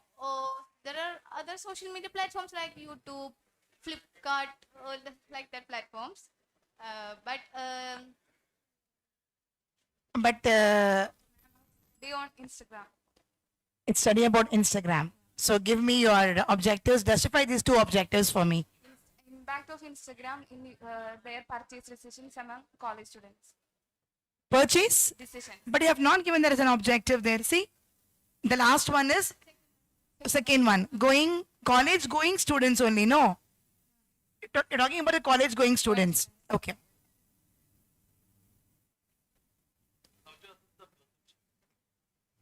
To understand the perception of college-going students towards the use of Instagram in making purchase decisions.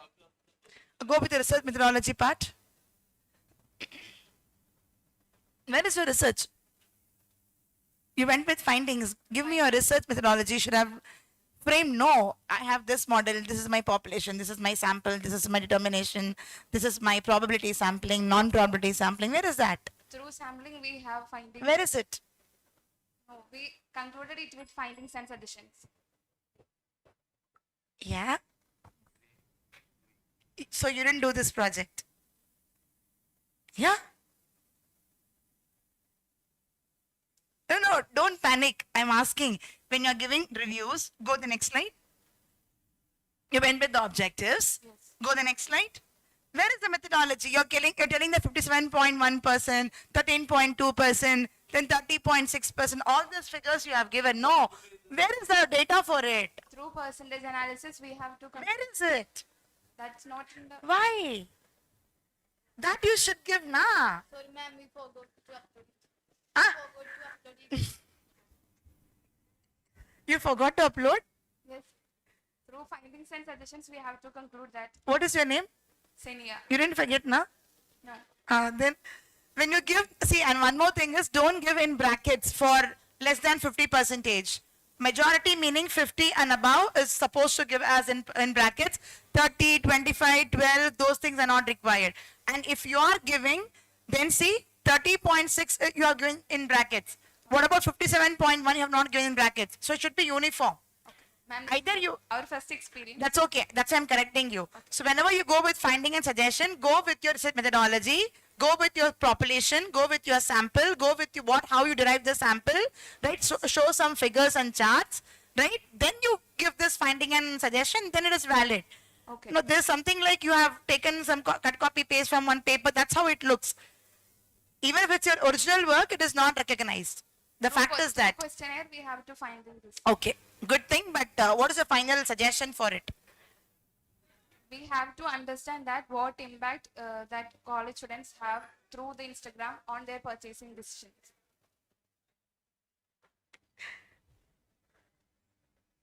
சோத்துல சாம்பார் போட்டாலும் ஒண்ணுதான் சாம்பார்ல சோத்து போட்டாலும் ஒண்ணு. The same point you are giving a reverse to me, huh? Is it like that?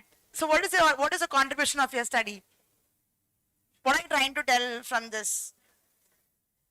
In general, okay, forget about this. In general, what is your opinion towards Instagram of purchasing behavior among college students? In general, I'm not talking about this. Forget this. In general. In general, college students are most connected with Instagram. Everybody knows why you're doing the study for it then. Their impact on purchase decisions. How it impacted? That's why I'm asking you. We have to send the questionnaire and they don't go with your research. In general, I'm asking. Generalize the question. Don't take this. Forget this. Okay. How is Instagram affecting the college students towards purchasing decisions? Their privacy policies. No, ma'am. If they see about reviews about some products and they are interested to buy it. So looking at the reviews, right? Yeah. That's what I'm asking. That's one thing. Second thing, looking at the offers, combo offers. Yeah. Third one, concrete information. Content creativity. Content developers. That's what I'm asking. Okay. Thank you. And the last participant is, that's it, sir.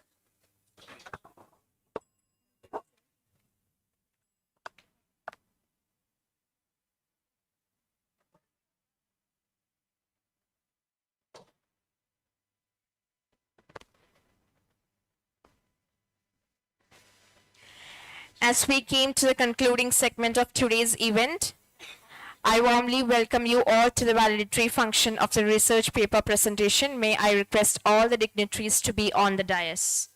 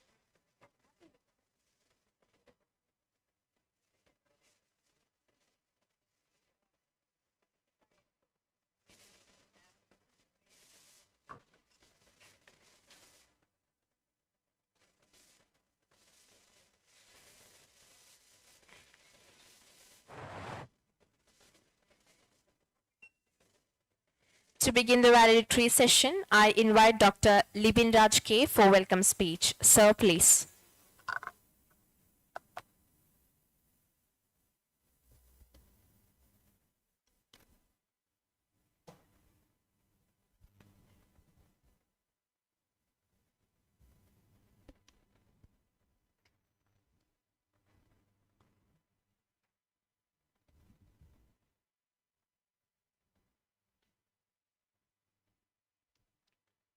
respected dignitaries, esteemed researchers, faculty members, and dear participant.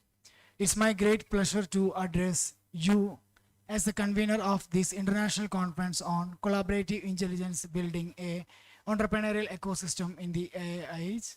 This conference served as a meaningful platform for sharing innovative research, insightful discussion, and collaborative ideas that connect artificial intelligence with entrepreneurship. I'm happy to state that the event was conducted smoothly and successfully through effective planning, coordination, and teamwork. I extended my sincere gratitude to Department of Commerce Taxation for their continuous support and my artful appreciation to the students of Beacon Taxation for their dedication and hard work in managing their conference. I warmly congratulate all the participants for their valuable research contributions, which greatly enriched the academic quality of this event. Overall, the conference was a great success, and I truly believe in the knowledge shared here will inspire future research and entrepreneurial initiatives. It's my proud privilege as the convener of the international conference to extend a warm and heart welcome to this validatory function. First, I respectfully welcome Dr.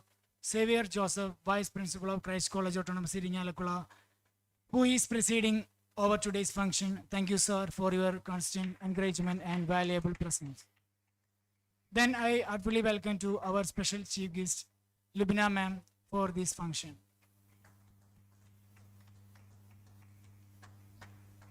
I'm also warmly welcome Dr. Pierre George, who will be delivering the vote of thanks later in the session. Welcome, sir.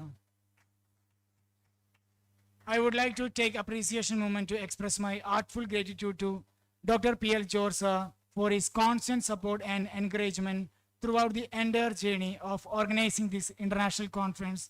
His guidance,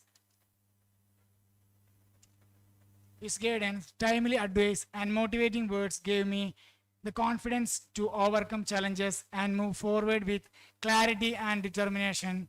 Whenever there was difficulties or moments of confusion, his reassurance and belief in my abilities truly uplift my spirit. Sir's leadership and positive attitude not only strengthened this event, but also inspired me personally to perform better and aim higher. I am deeply thankful for his unwavering support and mentorship. I extend warm welcome to Dr. Tom Jacob, Assistant Professor of Department of Commerce, Christ College Autonomous Iringalakula, and Mrs. Jisha and Mrs. Presi for Vishwambaran for joining today and for the gracious felicitation. Your support and guidance have been truly inspiring for the success of this conference. A special welcome to all the faculty members, students, participants, paper presenters, and dear students whose enthusiasm and active involvement made this two-day international conference vibrant and meaningful. I also express my sincere welcome and gratitude to the management for their continued support and encouragement. This conference has been a wonderful platform for sharing knowledge, innovative ideas, and collaborative learning in the field of artificial intelligence and entrepreneurship. Once again, I welcome you all this validatory function and thank you for being part of this memorable academic event. Thank you so much. Thank you, sir. It's my privilege to welcome Dr. Xavier Joseph, Vice Principal, Christ College, Iringalakura, to deliver the presidential address. Sir, please.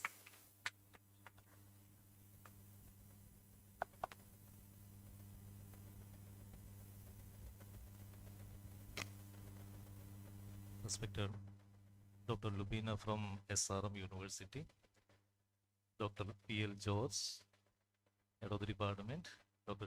Tom Jacob, other faculty members, and my dear participants.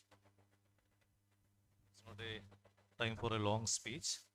First of all, congratulations to the Department of BCom Taxation for the successful completion of the International Conference on Collaborative Intelligence, Building an Entrepreneurial Ecosystem in the AI Age. We are living in a digital world which is governed by artificial intelligence. So many changes are happening at a very faster pace compared to any time in the history. So the thing is that So we have to cope up with, we have to go in pace with the changes that is happening around us. So actually, earlier we can see that this commerce and we don't have or a deeper knowledge in mathematics or artificial intelligence or coding was not at all necessary earlier. But recently you can see that everything, see there is a news 3 days back that the Anthropic AI, you haven't heard about that, isn't it? Have you heard about that? Anthropic AI, the company. So they have introduced a number of plugins that changes the entire workplace and the working culture. So that means the average student or someone who is working in a company and having an average output, they will be displaced by the new AI tools. So the thing is that it is not the time to get panic. Only thing is that how you can upgrade yourself, you can upskill yourself to face these particular challenges that are introduced by the new technologies. So in this seminar, there must be some takeaways, right? So you were here for the last 2 days and you have come across so many presentations and so many resource persons were there you could interact with. And what are the takeaways and what changes that will that you can take, or you can say from these 2 days, what are the changes that is going to happen in your outlook? And that is the main, your perspective should change. And that is what is important for the seminar. So we have so for any international seminar, we have a number of resource persons were there. So by interacting with them, you have to get a new insight. So that is an important aspect. So think about what are the takeaways and reflect on that. And it should be, I hope that very interesting discussions were conducted here. So I have seen some of the presentations, the last presentations here. So they are very interesting topics like social media and all, very interesting topics. But you have to be more particular. See, Rubina is, she was actually literally dissecting all the statements you have been making, isn't it? So, get the gist about it. See what was she was trying to convey. So you should be more particular and more technological, technical in your presentations and all. So wish you all the best and hope that, as I told you, the outlook, there must be some change in the outlook, and you should be able to face the challenges that is going to happen in the world. So once again, I wish you all the very best and hope that in the coming years also the Department of Taxation will be conducting such events, and you should all participate or cooperate with them very effectively. And thank you once again. Thank you, sir. Now may I welcome Dr. Tom Jacob to felicitate with us. Sir, please. A very good afternoon. First of all, I congratulate the Commerce Department, Taxation Department, because it's a very fantastic function. So many scholars are there and so many international faculties are coming and discuss various aspects of business and entrepreneurship. So my duty is to evaluate the research papers, especially the students and research scholars. In my personal point of view, it is very difficult to evaluate the best paper award, because all scholars, all students are presenting very good presentation, and the methodological part and some other parts is very interesting. So it's very difficult for identifying the first prize. So around 20 or 25 papers are there. In my personal point of view, it's a very good achievement. So many scholars and so many students are presenting the business idea and the research paper, etc. So I especially congratulate to the Commerce Department. So it's a great achievement.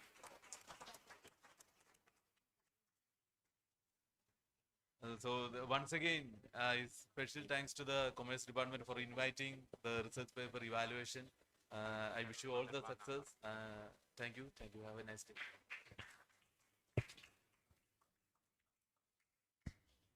Thank you, sir. It's my special privilege to welcome Dr. Lubna Suraya to announce the results. Ma'am, please.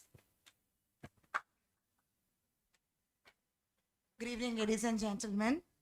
The easiest part was evaluation. The toughest part, they gave it to me. And I'm very privileged that all students of this podium here in the auditorium have really done excellently. And because all of you, most of you are first years, all of you have gone with your research based pattern. So a big round of applause for yourself first.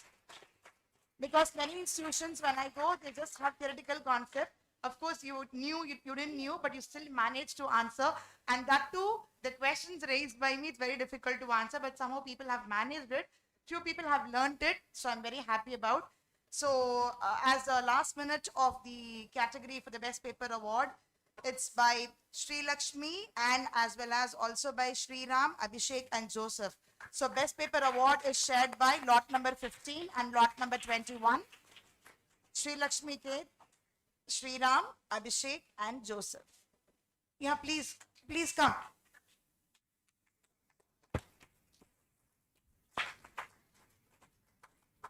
What about Joseph?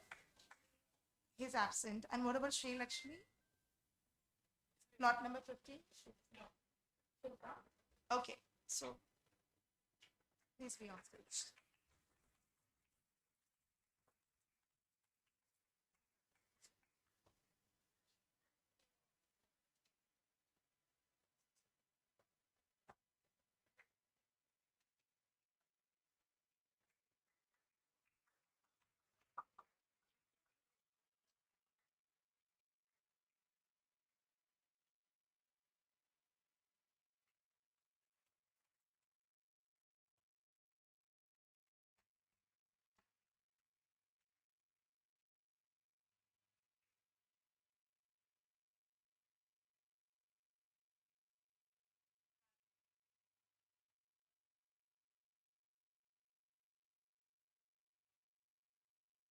Thank you, ma'am.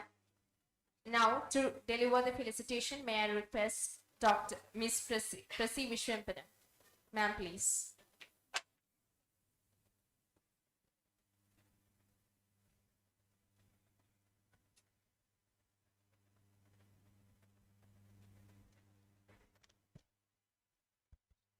Respected dignitaries on the dais, esteemed resource persons, beloved colleagues, dear participants and students.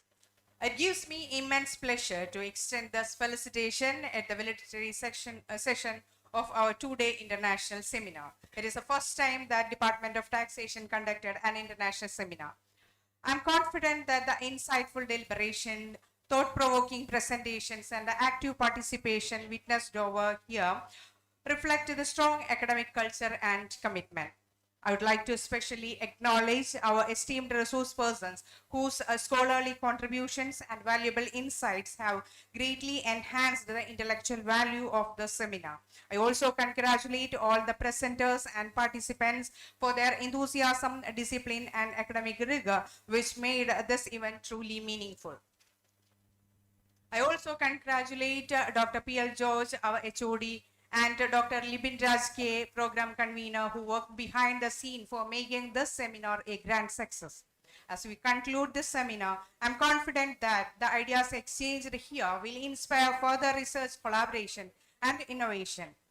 May the outcome extend beyond the walls and contribute positively to academia and society at large. Thank you all. Thank you very much. Now, may I welcome Ms. Jisha CL for felicitate with us. Ma'am, please.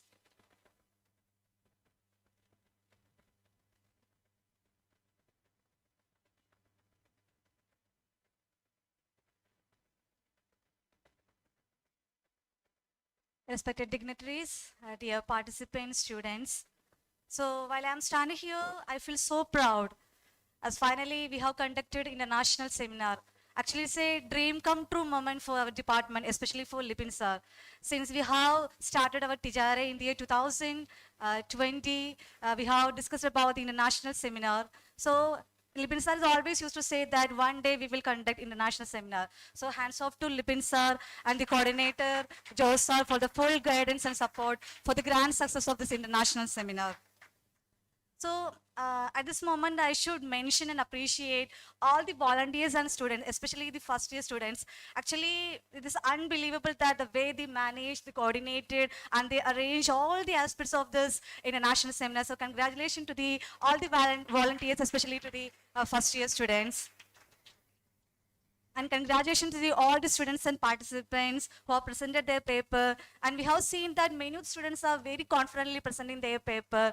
And this is what we actually want, to use this platform to improve your confidence, to improve your communication skill. So congratulations to all the participants and especially for the winner. Then, and through this conference, we have got informative sessions, especially from Vishnu sir, Archana ma'am, and Lubina ma'am. And we know that Tom sir, he is part of our department. Every time when we have a doubt regarding research paper, he's always with us. And Lubina ma'am, this is the first time we are meeting Lubina ma'am as a resource person. Actually, she is a really down-to-earth person, a very simple person, even though she is holding many degrees and she has got expertise knowledge in research paper. And we just see now. So we are really, what ma'am? We are really blessed with your presence, ma'am. Thank you so much. So once again, I congratulate our coordinator, Dr. P.L. George, the seminar convener, Dr. Libin Raj, and all the students for the grand success of this international seminar. Thank you so much. Thank you, ma'am. Now it's my privilege to welcome Professor Shipa Verghese to felicitate us. Just 2 minutes I'll spare with you all.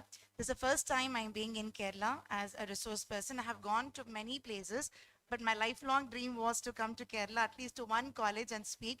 So at this moment, I really thank the Christ College, especially Dr. Arun Kumar sir, through which I got the link of Lipin Raj sir. So thank you so much for the invitation. And beyond that, I am not being so humble, not being down to earth, but one thing what I really was able to see, I want to take photos with all of you, okay, at the last session. And one thing I would like to suggest this college as part of what I have not visited is I came to know there are 32 departments in your institution, which is a very proud moment. And that too having 5,000 plus strength, because that's a discussion we had in the morning. It's not an easy task for arts and science college to have this good strength, which is very much equivalent to an engineering college. So I wish that this institution should scale to new heights with having many other departments. And I've suggested, ma'am, also that, you can have next year, you can have your BCom CS, computer applications, computer applications, or maybe your BCom banking, BCom human resource. That way you can have different specializations. And I hope that this Christ College also grows at a very large scale. Again, in Irinjalaguda, if I'm not wrong, it's Irijalaguda or Irinjalaguda, I don't know. But hope that where you have in Bangalore as a hub, this also soon becomes an university. That's my best prayers and wishes to all of you. Love you all. Thank you so much once again. Thank you, ma'am. Now, may I invite Professor Shipa Verghese to felicitate with us. Ma'am, please.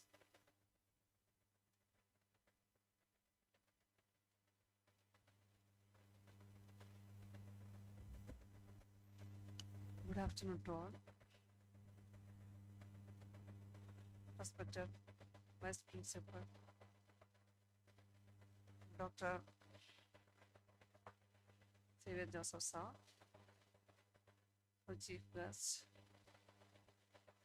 Department Coordinator, George sir, Tom sir, and other faculty members, dear students, good afternoon to all. I am very happy to inform you that always the Department of Commerce organizing different level of programs.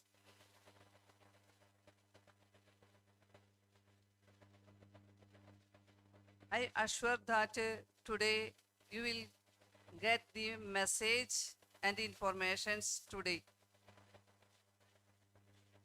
In this international conference, this is a valuable days for you. Today's resource person always with you. Commerce is a different subject. In today's world, there is many possibility in this subject. I conclude. All the best. Thank you. Thank you, ma'am. As we now move on to a certificate distribution ceremony recognizing the efforts and excellence of our research presenters, I request all the dignitaries to kindly assist in the distribution.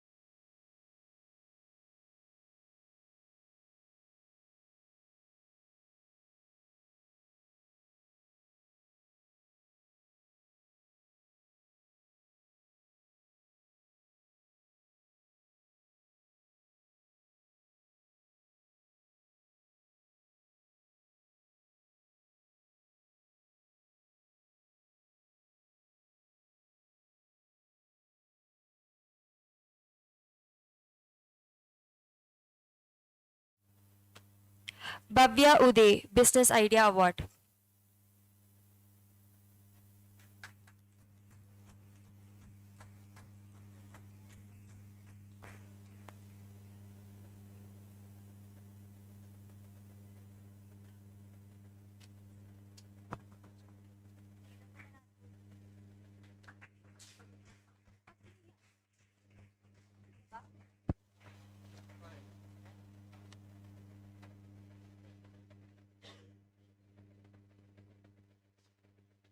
Abel Saju.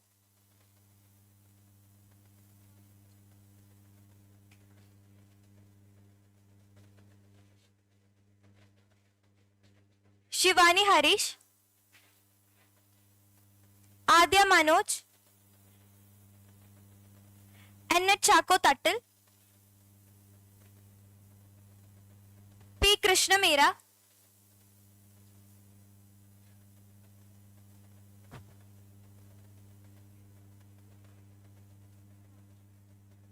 Aisha Rana.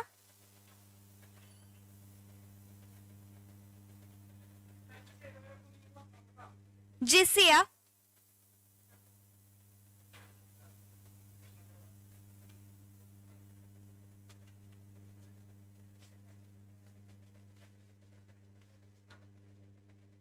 Adnan Hashim.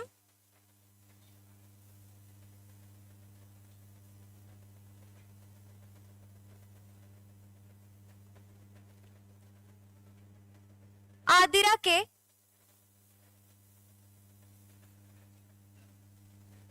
Anna Topi.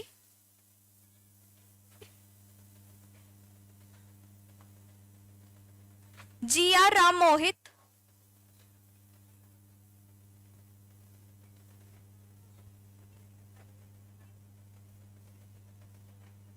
Sri Lakshmi K. Jiddev Das.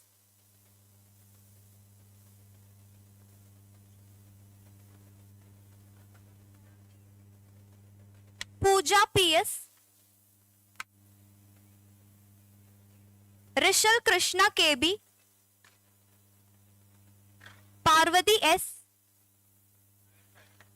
Ashwin Sudhir,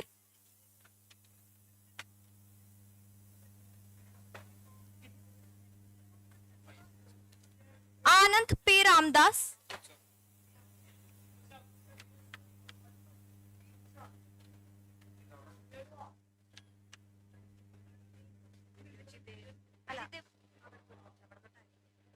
Pooja PS,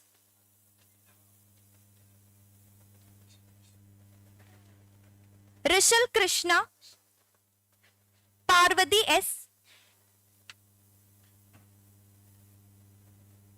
Ashwin Sudhir, Anand P. Ramdas, Febil K. Babu,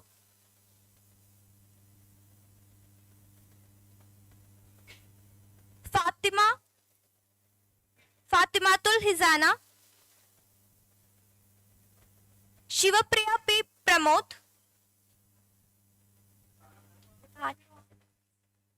Fahima Salim,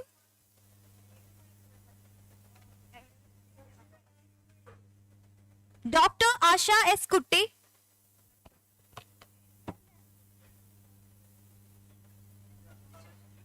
Joseph Schiller, Sriram R,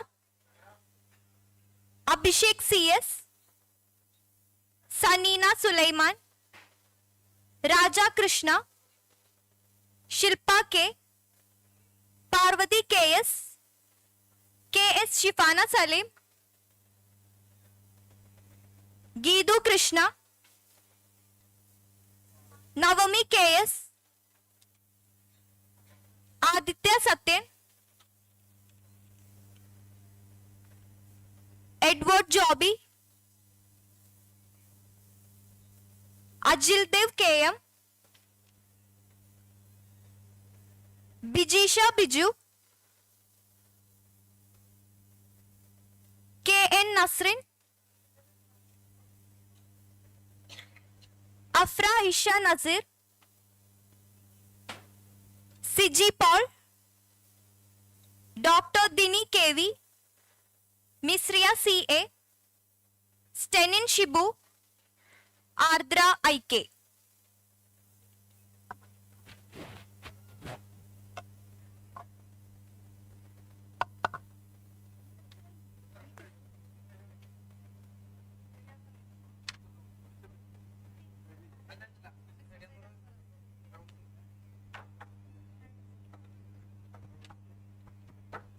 Business idea. Siddhar Sudhir,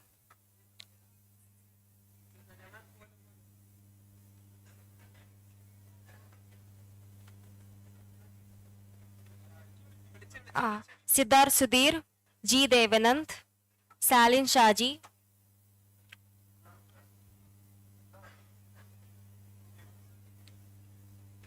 Midun KB, Abraham Joseph, Abhinand Gobi, Adon Sebastian, Ebin KS,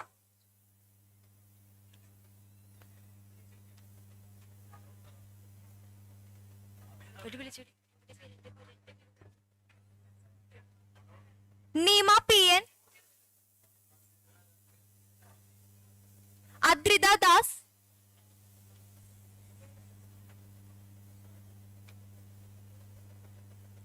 Shreya CN,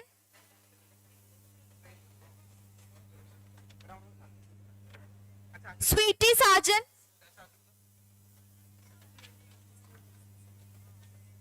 Vaishnav P, Suryadev,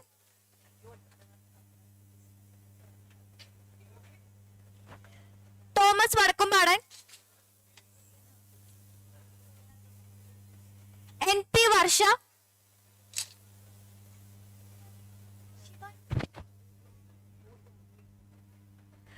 Risa Rashid, Niranjan P, Anay K. Baiju,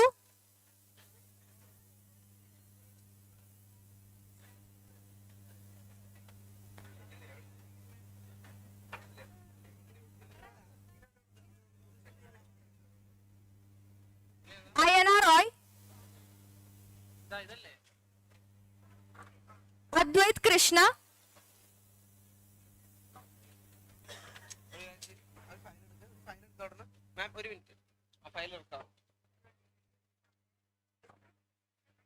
Mohammad Rihan Piyar, Mohammad Aslam, Pritik P, Khadijat Neha,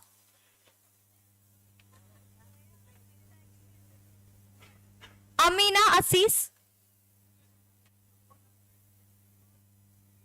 Vivekanand MV,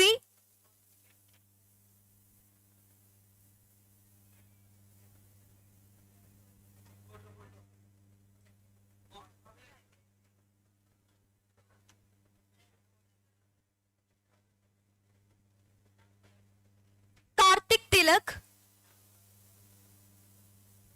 Aishwarya Vinod, Laya Lenin,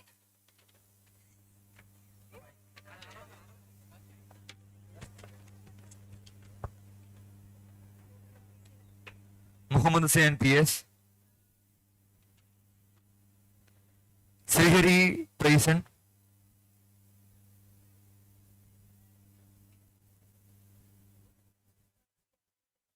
Bhavya Uday, Adarsh KB, Abhay Krishna.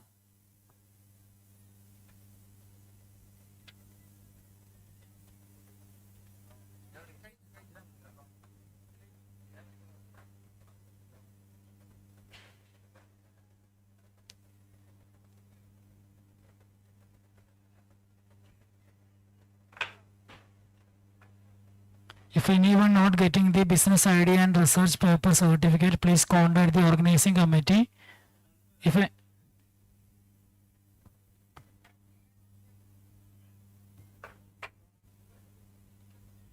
The next Ajisha D, Remya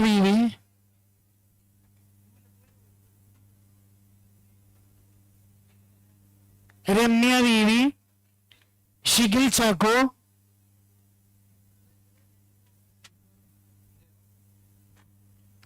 Sriraj Vijay,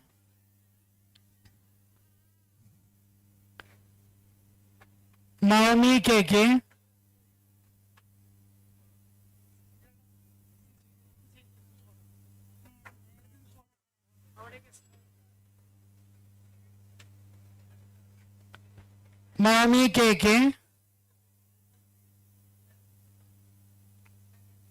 Abhinanda S,